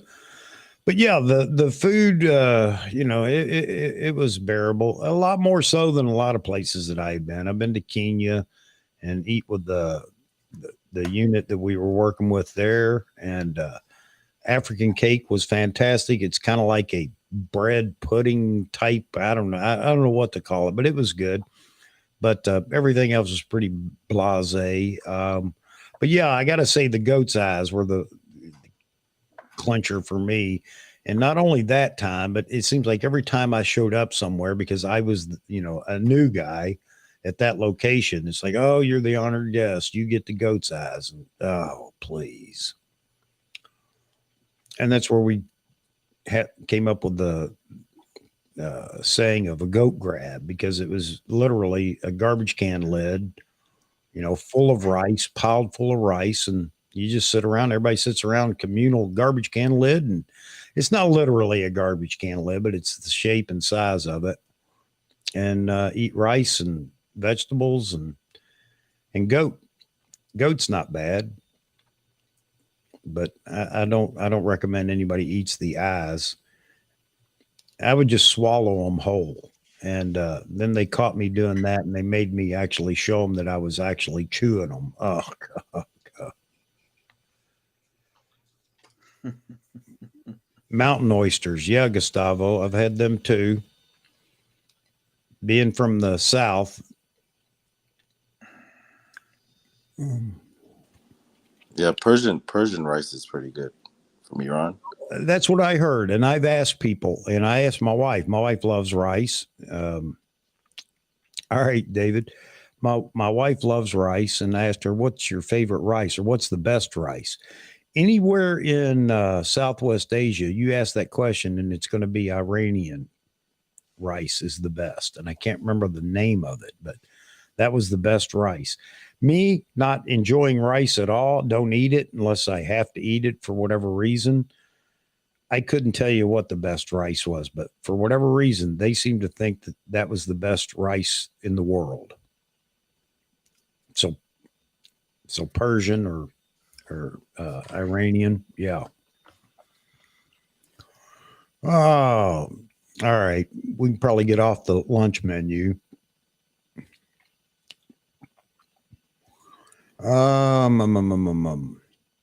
Morton Helmer did it with the Z9 also, but he also had a movement detection device with his Z9. Oh, talking about the auto capture. Well, he had a separate traps. He had a trap set up. I don't think he had it. It was totally independent of the Z9s, but he did. Well, the only video I saw when he was doing the auto capture was he had his trail cam set up. Obviously, he had to rely on that at night because your Z9 is going to be worthless in pure dark. But yeah, and I think he was playing with it too. It's one of those things that when you get it right, it works really well. It's pretty cool. The little photo up here right now on the screen is I don't know what that is. One of them little birds that caught a dragonfly and happened to land. I just had it focused in one spot in the yard, just playing with it. And out of the 5 photos, 2 of them were sharp. So, but it's just a matter of tweaking it. Again, too many settings. You can really dial it in for so many different scenarios. A lot of people enjoying the Z8, I think. I guess, was it Petapixel? What's his name? Chris. I saw something where he said, Nikon's doing extremely well with the sales on the Z8, even with all the stuff out there, the negative stuff out there. But that's going to happen with any camera, any new camera. No, it's been really positive so far. Z8 launch. Yeah. You guys see Frame's video on the Z9 too? Yeah. Yeah. Good one. I got a glimpse of it. I got to check it out. Thanks, Randall. There you go. Todd Dig. I don't remember the name at all. I know they all raved about it. All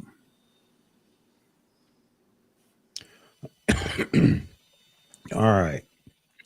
Yeah, I don't know where Nikon's doing. I mean, I don't know what their next move is. I'm thinking maybe a second body. Highly unlikely, maybe. I don't know. Yeah.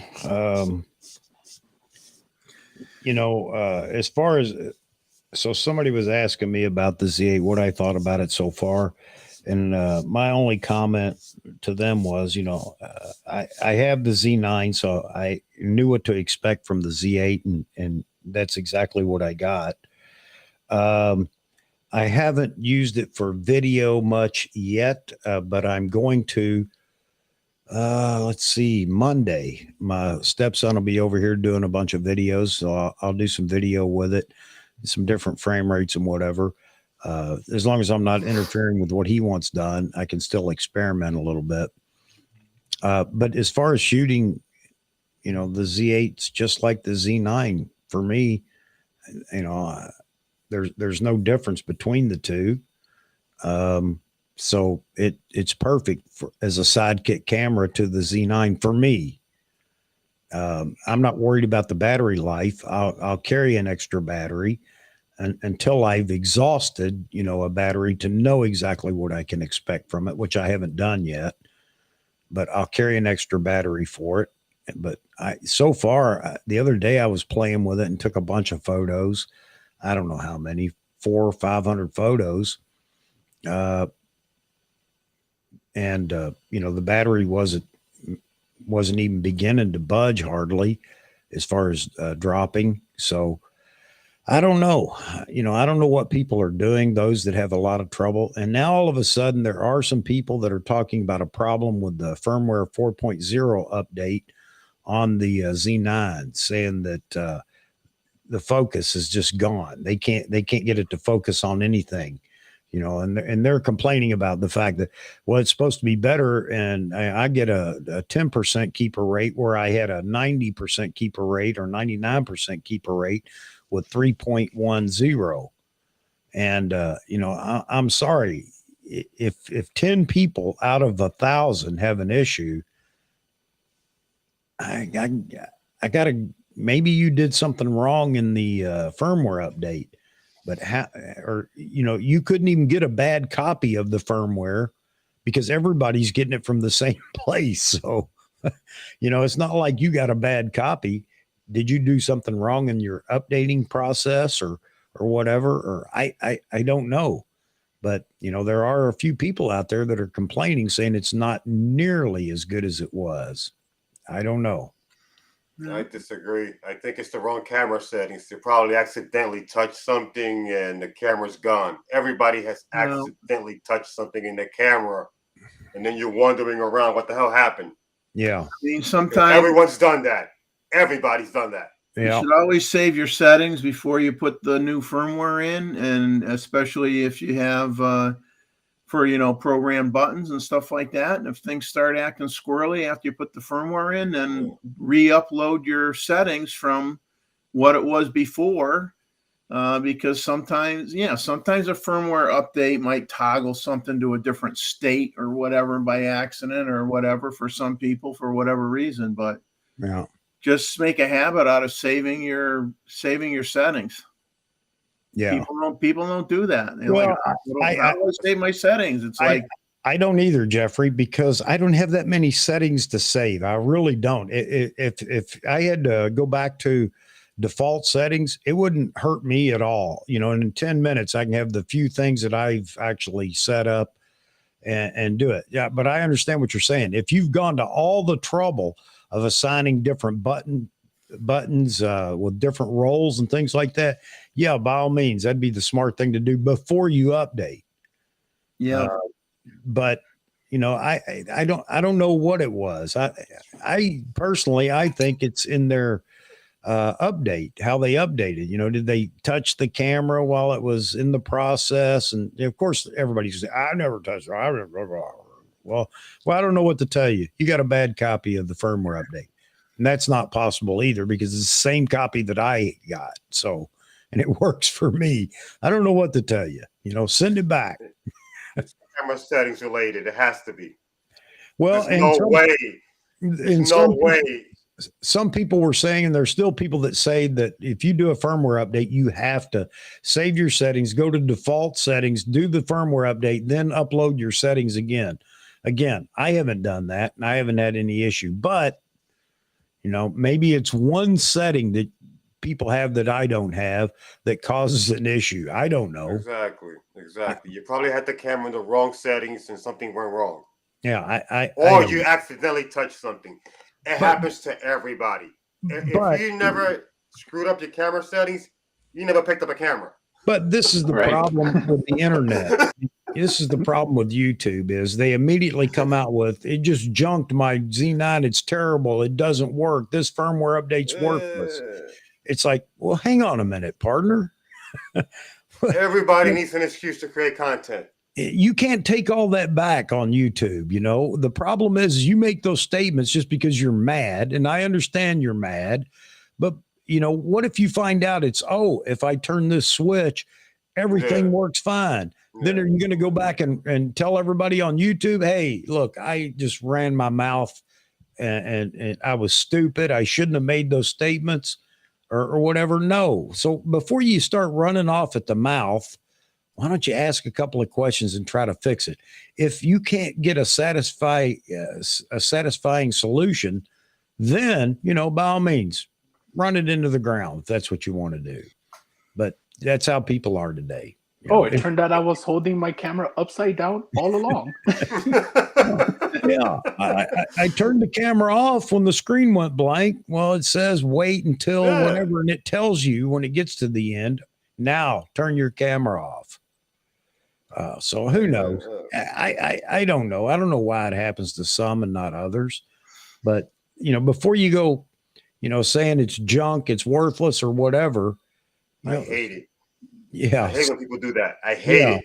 I hate it. When you're the only one complaining, it makes it look even worse. Okay? Yeah. When you're the only one that's saying Well, this, you should ask. And the thing about you it should is, ask. Yeah. The thing about it is one person says it, and then all of a sudden there's a couple more that come out. Yo, same thing happened to me. And then there it is. They're justified. And now it's a major issue. A recall notice needs to be. Or it's like, I heard somebody complain about this. Yeah, that one person. Yeah. And then it's like out there. Yeah. So, yeah, just go ask a question, find out what's going on. If you're not satisfied, but don't immediately go to, well, this firmware update's corrupt. It can't be, Joe, because you got the same firmware, the exact same firmware update downloaded from the exact same location that I did if you're in the U.S. May I add something to this? I've done firmware updates where I did it with a certain memory stick and the update did not work well. And then I changed the memory stick and the update worked fine. So it could be memory related as well. You're absolutely right. It could be something on I don't know. I mean, I'm not trying to diagnose it here, but you're exactly right. If 90% of the people complain that, now it's a problem, I can, okay, there's a problem. Yeah. But like when I said, the update may be bad with a specific memory, and the next thing you know, you have a recall. Yeah.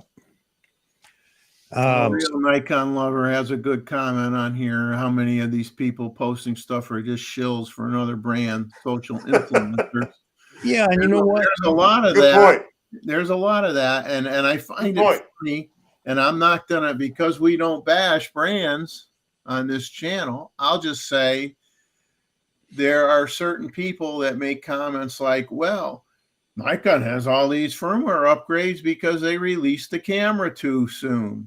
Yeah. It's like horse pucky, people. They're adding new features to the camera. Yeah. And the people that are complaining are the ones who have a brand whose company has not updated the firmware on their cameras like I know that. I know that happens. It's the pylon effect of it's like enough already. Somebody sees blood in the water, no matter how little the blood there is, and they jump on because I get that. But Nikon folks do it also when it comes to other brands, because we're so traumatized after the last 4 years. we immediately want to retaliate. So I can understand that too. But it's YouTube, it's internet, it's social media. It's so easy to make a complete, butt of yourself and get away with it. Again, we all get together for the photo walk, down there, Albert.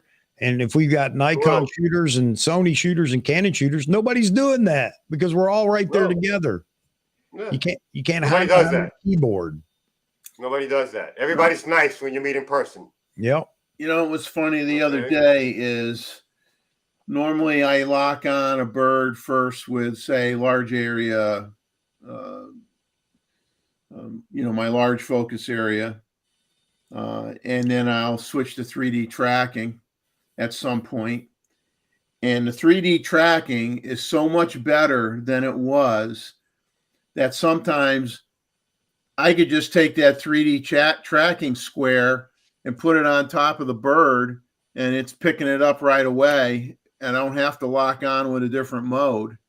That's how good it's working now. And it's a lot stickier. And, there's always still going to be issues with all the brands when it comes to sometimes jump into the background, depending on how far the subject is from the background, trees, or what size the subject is relative to your viewfinder image. And that's where you have to get creative, and sometimes you have to give the AF a little assist, and you gotta turn that manual focus ring a little bit and get it away from the trees and get it back on the bird, and then it'll lock on and you're good. But you sometimes in the thrill of the moment, you forget to do that. Yeah. But all the brands have an issue with that, with jumping in certain circumstances to the tree line in the back. The thing about it is, and we can expect to see constant changes and what happened here? Where did I go? Performance updates because of AI. A different part of the AI conversation we were having earlier. But I mean, it's all AI related, and you can expect that. And this goes for every brand if they so choose to provide updates. You know, it's just going to continue to get better and better because it's all software driven. So, you know, there's going to be a lot of opportunity for, you know, these updates in camera and 3D tracking or whatever when it comes to autofocus, all these different things. Of course, it's going to get better because they're going to continue to develop it. And these are going to be firmware updates that are going to continue to come down the road. And we should expect it. Now, if for whatever reason the brand you're shooting isn't doing that, I understand your frustration. I really do. But there's no need to lash out at other people, other whatever, just to try to remain in the number one spot. If you feel like you've been jumped by one brand, it's now a little bit better than what you have. There's no need to attack it to try to stay number one. That's the fanboyism, and that's what that's what Randall's talking about here. You know, quit being fanboys. You know, talk up your brand, but don't talk up your brand to talk down another brand. You know, just enjoy it. And Gustavo is echoing what I just said. So he's seeing the same thing. He says he's now 3D tracking is the primary AF mode for him now. Yeah, and see good that. To know, good to know. Yeah, good to know. Yeah, I'm noticing that too. It's like exceptional. I mean, I'm just sitting there. I'm like, you know, you can always, if you want to try hard enough, you can always find something to bellyache about. But my God, it's just so stinking good. I mean, it's fantastic. Yeah, Luis, and this is what Vahagan was talking about a while back, not too long ago, talking about people that get a camera to test or whatever. And I'm not going to mention any names. It goes without saying. Everybody knows, you know, the people that I'm talking about, even though I didn't watch it. But the point is that they have it in their hands for 15 minutes, and then they've got to go out. I mean, this is Nikon's fault to some extent. Don't give it to somebody for 10 minutes and tell them to go out and test it. And then, of course, they're going to have a negative opinion because they don't know what they're doing with it. So you're right. Your friend there shoots birds, somehow never changed any settings on his Z9 other than manual, auto, ISO, shutter speed, because he doesn't understand what the camera can do.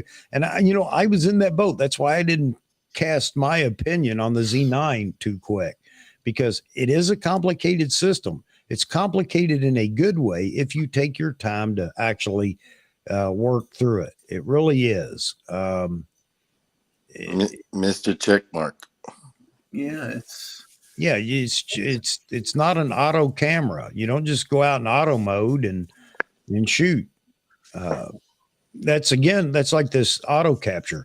That's why I'm not going to criticize it at all yet, because it is a very complicated system. If you look at it, all the different settings that you can use, you just got to learn what's going to work best for what you're doing. And I think it's going to be a great complement to the camera. So, everybody makes fun. You got a $5,500 trail cam now.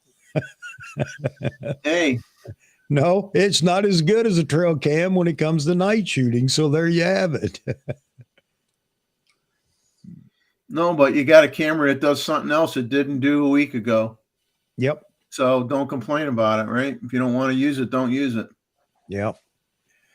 Yeah, I mean, but you have people that pick these cameras up to test them. Nikon says, here, we're going to give you this. You got a day to shoot with it or whatever.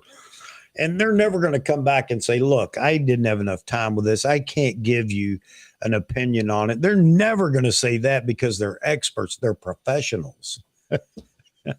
And they know everything. YouTube professionals. Yeah. How could I have a 9 million subscriber channel if I'm not absolute expert at everything? I'm not going to let people know that I couldn't master this in 20 minutes. Of course I could. And I formed an opinion and it's no good, So that's why I quit watching some of them, man.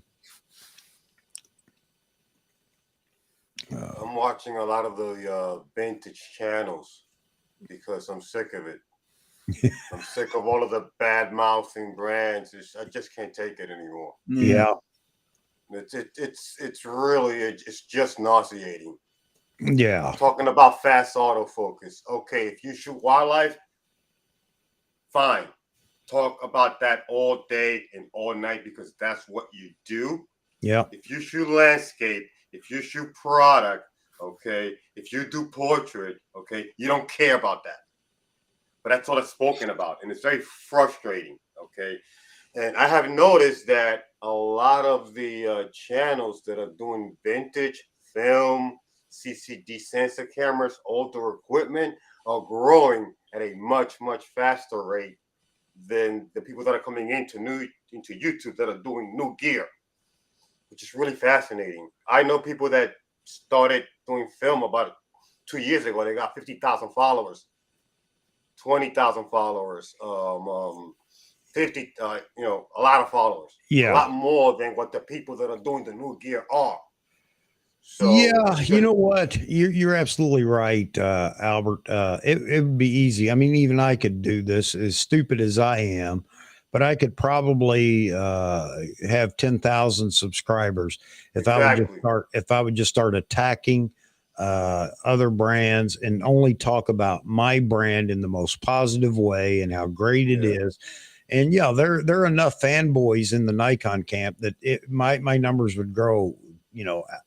It'd be out of control. Or I could just go buy another brand camera and start dissing Nikon and talking how great this is. Whether I meant it or not doesn't matter.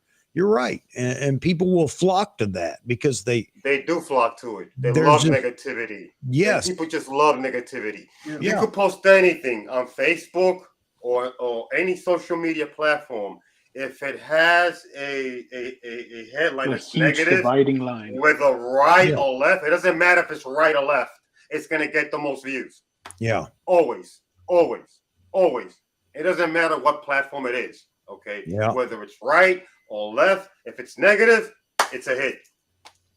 Yeah. And it's unfortunate. Yeah. Very unfortunate. Very sad. It's like human nature. Even you could say, oh, you have two nature videos. You got one that says, here's a film of orcas killing great white sharks. So you can watch that one, or you can watch the one of the dolphins that saved the boy that was drowning and brought him back to the beach. They're going to watch the orca killing the great white sharks. Absolutely. Oh, what's the first one? Yeah. Absolutely. You know what's really to funny? be tormented. Something really quick that I wanted to touch on about film YouTubers that you were talking about, Albert. Yes. It's really funny that I don't know if it's funny or ironic or no. It's something off topic, but it's still on the same realm of YouTube film photographers that are coming into YouTube and they're getting a lot of followers. I know a handful of film YouTubers who their entire channel is devoted to film photography, right? They all got married and they all had a digital photographer cover their wedding, which I thought was really funny because I'm like, wait, like your audience is film. Wouldn't they be the primary clients? But they weren't. So I just thought that was, what would you call that? It's for fun, man. Today, film is for fun. Plain and simple. It's for fun. Yeah. Yeah. Now, some people make a living off it. There are people who are high level that make a living off of it still. You can still make a living off of doing film, but you better be good at it. Yeah, and so that's what I'm saying. I keep saying that. Like my client base is usually in creative fields, but I have never photographed a film photographer or a film YouTuber. because they're not my clients. Like they don't look for a film photographer to photograph their weddings, which is really funny. Yeah, Tim. I don't even address that anymore. I just say thank you for the information, because they're not making the statement to be convinced otherwise. They're making the statement to start a battle. That's all that is. And I just look at thank you, got it. And people that tell me that if this something about their camera, or even Nikon, I'm not sure I want this camera. Okay, that's fine. Find the one you want. Be happy. Because if you're not happy, you're going to make a bunch of other people unhappy also. So just go find the camera that makes you happy. You're not going to hurt my feelings. If you've been shooting Nikon for 40 years and then come in and say, well, I'm buying the Sony this or the Canon that, good on you. You may have found something that you really enjoy. I'm okay with that. You're not going to get an argument. I'm not going to try to convince you otherwise. So, if you're in here wanting me to convince you of something, or to not do it or whatever, then you need to start the conversation with that instead of I'm just going to switch to good, because that comment makes me happy. That means you're going to be happy with what you switch to, or I hope you are. I'm just tired. There's no need in fighting these people. That's what they want. No mind. No, that's what they want. They want Pay them no mind. Yep. They want you to fight with them. They want the comments. They want the views. Yep. Ignore them. Ignore them. Wow. Because if you comment, if you hit like, just by commenting, you're helping them. Yeah, you do. You're helping the algorithm. Yeah. You're helping the algorithm. The only thing I do is don't recommend channel. When it gives you that little option when they pop up on your that's what I do, because you can't block them. So no, that's good move. And here's the truth, and I honestly feel this way: is it's their channel. They can do whatever they want. I don't want anybody coming and telling me what I've got to do on my channel. I can't say this or I can't say that. I don't want anybody doing that. It's their channel. If that's what they want to say, even though it's wrong, I mean, I can dispute them without even attacking them, personally. I can dispute them by saying, yeah, there's comments about, but here's the truth, or whatever. There is no way I can compete with those channels anyway. It's not possible. But again, we go back to, could my channel grow exponentially if I would? Probably. But I don't care. I don't want that, and I can't be any more honest or humble than to say I want a community. I'd like to see it spread across YouTube, not my channel, but a community that feels, the same way. Where do these people go if they run out of people that want to argue with them? What do they do next? Well, there'd be a lot less YouTube channels, because the only way they survive is by having to come up with something that's controversial or upsetting to others, because they keep their numbers up, and that's the problem. It's like it's an artificial. I mean, I'm sure a lot of them don't even believe what they're saying half the time. They just do it. They don't believe it. They don't believe it. No. They don't believe it, because I hate it when they make these videos. 5 things I hate about this, 10 things I hate about that. If you hated 10 things about a camera, you would have never bought it to begin with. Yeah. Come on. Do not insult the intelligence. I watched, I wanted to find out information about I was comparing the Nikon Z 20 millimeter, 1.8 S lens to the 24 millimeter 1.8 S lens. So I went and watched as many reviews as I could, and went on Nikon's site, and so on and so forth. And so, one party was comparing the lenses, and they said, well, the 20 is a lot more sharper, than the 24, blah, blah, blah, in the corner, so on and so forth. But then they did acknowledge that they did this, and you could tell because you see what they're doing on the computer. They're looking at the image at 200%. So if I got to look at the image at 200% to say that this lens is sharper than that lens, In reality, I print it out on a print. I'd be very, very hard pressed without an eye loop to be able to tell the difference between the two lenses. Yeah. But because you could crank up your magnification high enough to eventually see a difference, it becomes a talking point. It becomes something that's going to get people to watch your video more, you know? Yeah. And it's like in the real world, man, you know, how many printers, you know, the printers, the dots go on the paper, the dots spread a little bit, ever so slightly, things kind of blend together, you know, your sharpness, it's a whole different thing comparing what you're seeing on a computer screen to what you're going to see on an actual print. Yes, sir. It just frustrates the heck out of me. Yes, sir. I talk all the time about Jeffrey, pixel. Truer words have never been spoken. Yeah. You know, I don't care for pixel peepers. You know, again, when you look at a photo, do you like it? Yeah, I like it. Well, then, you know, don't start pixel peeping and telling me what's wrong with it. You like it for a reason, and that's enough. You know, I understand that people want to learn and maybe, you know, tear it apart. Tell me what I can do better. I get that as well. But most of the time we look at photos, you go to an art gallery, you know, there you go. My wife loves the Met. Is that it down in New York City? The Metropolitan Museum of Art. Yeah. And you know what? I don't hear anybody in there saying, you know, if, you know, that's not quite as sharp. Or, you know, or, you know, if they moved a little bit to the left, right, from this perspective, no, I don't hear anybody saying that. They either like it or they don't. But, you know, that's the way it is in the world today, though. I mean, you know, I think a lot of people, it's unfortunate that they just want to show some sort of expertise too, you know, by saying, well, the coma in the corners, what coma? Well, look, and zooming into 200%. See, oh, yeah, I can see it, but I didn't see it at its natural size. So is it an issue? Not to me, but maybe it is to you, you know, or whatever. It's actually getting to the point where it's just getting comical. You just have to. It is comical. You know, it's just definitely comical. It's comical.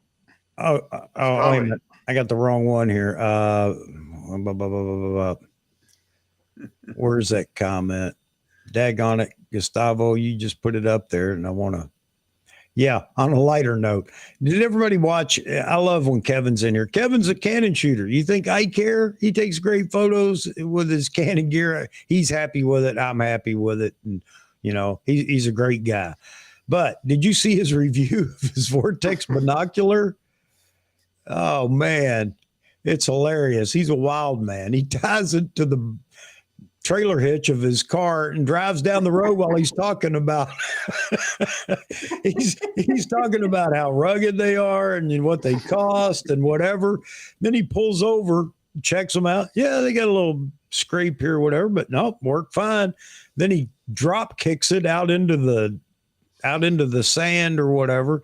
It's just, I'll tell you what, he put it through a test, no doubt about it. Not something I would suggest everybody go do with their binoculars. But what he was showing is, you know, these are medium priced, not high priced binoculars, but they work fine and they're just as rugged as others. Well, he proved that. Oh, and then he throws them in the ocean or in the lake. I guess it's up there for him, one of the Great Lakes. Throws them in the lake and they're just kind of washing up on shore, back and forth, beating on the rocks, picks them up, shakes them. Yep, still work. He's a wild man. That was pretty cool. That was a fun review or whatever you want to call it. Check it out. I think you'll enjoy it too. Yeah, I got Terry Breedlove in here. Terry, I know you're a shoot what you got kind of guy. You don't care about all the specs and everything, and I understand that. Specs are for the boxes. So when people are walking around the camera store, they, you know, it's like, well, it's kind of like looking for, ibuprofen. Well, this is 200 milligrams of ibuprofen. Well, wait a minute. This is 400 milligrams. So it's got to be better. You know, it's one of those things, and there are a lot of people that shop that way, and there's nothing we can do about that. So, of course, manufacturers are going to put all those numbers and specs and everything on the box. And then people are going to talk about it because my dog's bigger than your dog. Look at all these things my dog does. You know, my dog does 40 frames per second. Your dog only does 20. So that makes it a lesser camera. You know, that's what people do. These are people that just, I don't know. It's like they lose their mind when they get into photography now. You know, it's all about, you know, I got my dog's bigger than your dog. Good. I like little dogs. Well, my dog could be littler than your dog if you like little dogs. Well, okay, that's great too. Well, no, they don't want you to agree with them. They want you to argue with them and fight with them. I'm glad your dog does that. That's great, man. You should be happy. Are you happy? Yeah, I'm extremely happy. That's why I don't buy your camera. Well, okay, that's fine. Well, no, it's not fine. You got to argue with me. Oh, man. These crazy people, man. Crazy. They're nuts. All right, Jeffrey. Jeffrey's got to go. I've kept him in here way over his allotted time. Well, the dog is determined that now is the moment. Now is the moment, and I might as well crash, and because she'll just follow me back upstairs anyway, and she needs to do her thing. So I'm going to call it a night and thank everybody for putting up with me as usual. And I think it was an interesting discussion. I mean, it seemed like there was a handful of people that weren't on that I thought would have been on to talk about film, but for real. But it wasn't bad, and we got to see a lot of stuff that Roy had. Let's put it that way. Roy's fully loaded. That was cool. Roy's fully loaded, man. He's he's like lock and load. It's like, okay, wait a minute. He got out that big sucker, man. He could have used that as a boat anchor in an emergency if he has to. Yeah, yes. Absolutely. And at the end, he came up with the beast, the Fujifilm 680 to end the night. In grand fashion. So everybody have a good one. Until next time. Chuck, I'll see you on Jeffrey. Wednesday. All right. Take care, Jeff. Take care, guys.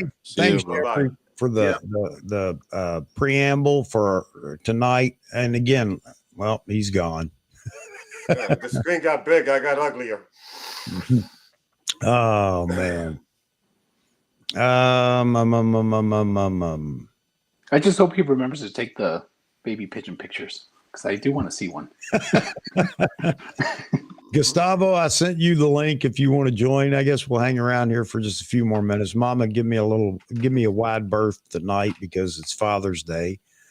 My brother's going fishing. I actually wish I was with him. He's going to fishing and listen to the podcast while he's catching catfish tonight.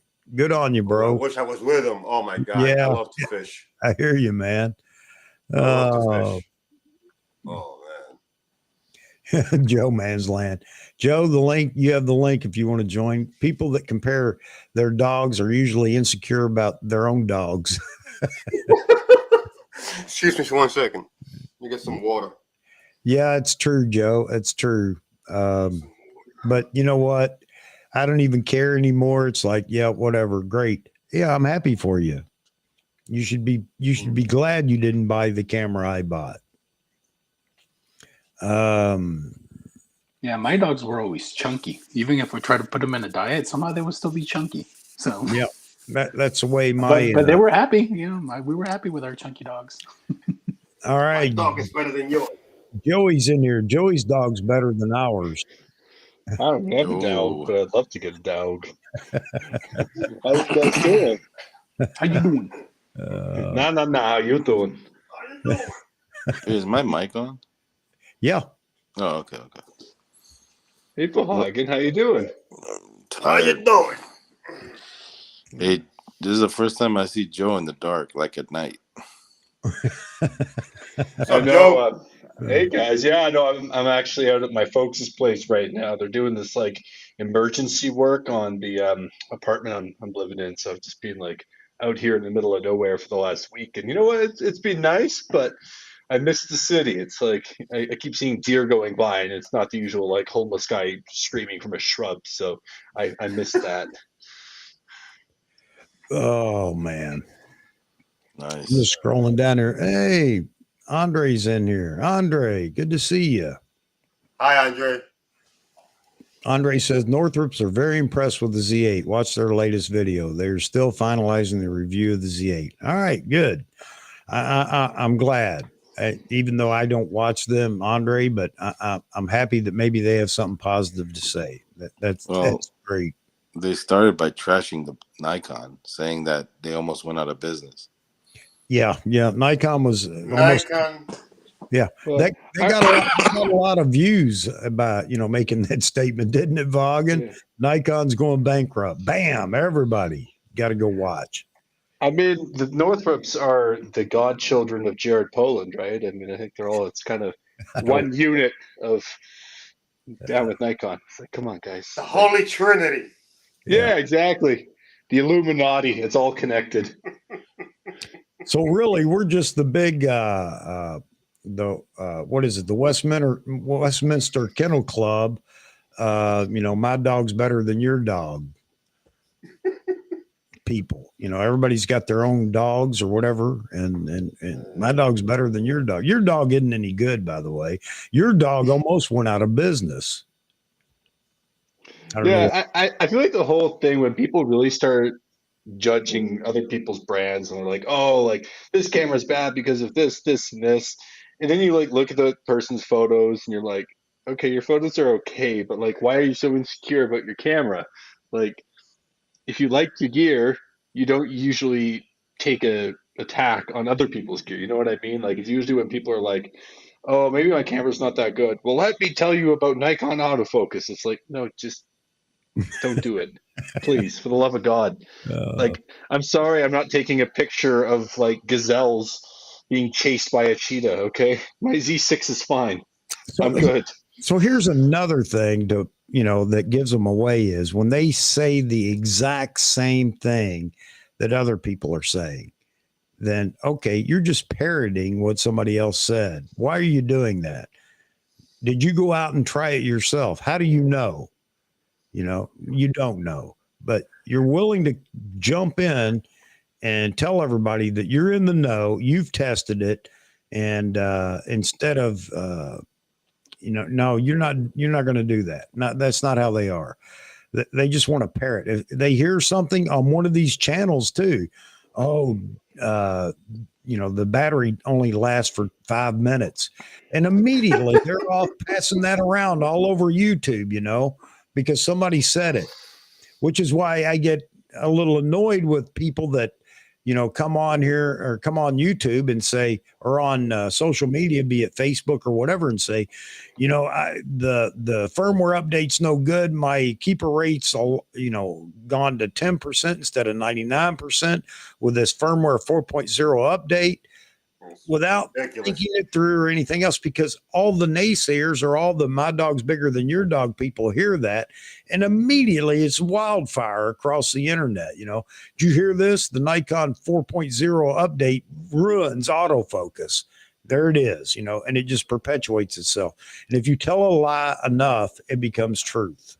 Well, I mean, really what it comes down to is negativity spreads a lot faster than positivity, right? The internet, I mean, Twitter especially, is just a place where negativity just broods and continues to grow. So it's like these negative rumors just go by. I swear to God, some of the guys that post stuff about battery life especially, I think they could just walk by a park bench and hear some homeless guy scream out like bananas and then be like, oh, no, he's talking about the Nikon Z8. Yep, battery's bad. Like, there's such a divide between them actually getting their hands on the gear and the opinion that they're sharing. It's like, okay, you've never even used the camera, so why are you saying the battery's bad? Like, absolutely. As the old Mark Twain quote used to say, a lie will travel halfway around the world before the truth puts its boots on. Yeah. Yeah, Terry, you're absolutely right. I did it. I'll tell you that right now. I'll be honest. I did it, and I can't justify it to any extent other than Nikon had to do this, had to make this happen, for the reasons that we're talking about right now. Well, according to those two, the Z6 original camera is useless. Yeah. Yeah. I just shot a wedding with it. It went really well. Like, Right? I'm sorry. With FTC2 adapted glass. Like, it was totally fine. Like, I think I probably had like a 85-90% hit rate. Like, it was more than fine. Like, it worked out really well. Well, those guys, what do you expect from a guy that buys a D850 for video on vacation? Come on. And expects it to autofocus. Why doesn't it work? It's like, have you read anything about this camera? Like, please. No, he assumed that it'd be just as good as the dual pixel stuff back then. No. Yeah. Yeah. The more you know. You wouldn't have gotten an argument out of me back then with DSLR over video in, Nikon DSLRs, because I was trying to do that with the D850. While the video is great, you need a focus puller. Yeah, I mean, look, I admit it's great video, but it's not autofocus capable, especially with F-mount lenses. But anyway, no, I'll admit Nikon was late to the game with the dual pixel stuff. It's Yep. okay. They were focused on stills. Yep. But now video, they're like smoking. So yeah, I agree. And a lot of people agree with that too. You know that, Vaughan, there are a lot of people that, are watching intently the Z8 right now. And for another reason as well, because of the lens lineup, for those that are the birders, wildlife photographers, and so on and so forth, that's an impressive lineup of super teleprimes that Nikon has done. And the PF lenses, are fantastic for the price. And I'm not saying they're better than everybody else before anybody wants to jump on that bandwagon. Well, you're saying, no, I'm saying other people in other brands are interested in what Nikon's done with this lens lineup and then the Z8 to go along with it. So am I saying that a bunch of people are leaving their brand to come to Nikon? No. But there is the possibility that some may find that they like what Nikon's doing right now. Did Nikon shooters go to other brands over the last 4 or 5 years? Yes, I'm afraid they did. But maybe they're finding Nikon is back in the saddle again, and not that they were going out of business, but they're back in the saddle again. They've gotten through all the hardship and everything else. My concern with Nikon right now is just their production capability. And with the Z8, it seems to be doing real well, but we're still waiting on some of those super tele lenses that I'm not interested in, because I'm not going to get a second mortgage on my home for that, 600 TC or the 400 TC. But there's still a lot of people out there that are waiting for them. I don't know how they're paying for them, but so yeah, Nikon's production capability was my concern, and that all goes into their restructuring, downsizing, and everything else. All right. Well, I'll continue to call out Mr. Checkmark, just like President Trump calls out Rosie O'Donnell. Yep. I'm gonna call out Mr. Checkmark. Yep. Didn't get his check mark. Yeah. Oh man.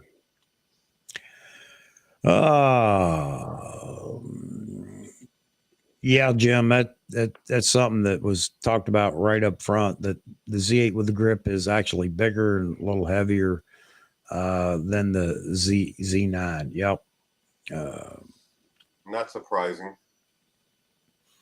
Yeah, and the batteries, we knew that they were going to be EL-15s, and those of us that have had Nikon cameras, any of the prosumer cameras in Nikon since DSLR, we were well aware of the EL-15s. And if you shot with a EL-18 for a long time, and expect the EL-15 to be just as long lasting, well, you just kidding yourself, because The 18 is a much bigger battery. So yeah, I don't know if you have to have a pocket full of them. If you're doing a lot of 8K video with a Z8 until it overheats or whatever, which of course it will, shooting 8K in RAW, you will need a bunch of batteries. But I would venture to say that you could go through a bunch of batteries with a D850 shooting video at its highest rate on the D850 too, because video eats batteries. So there you have it.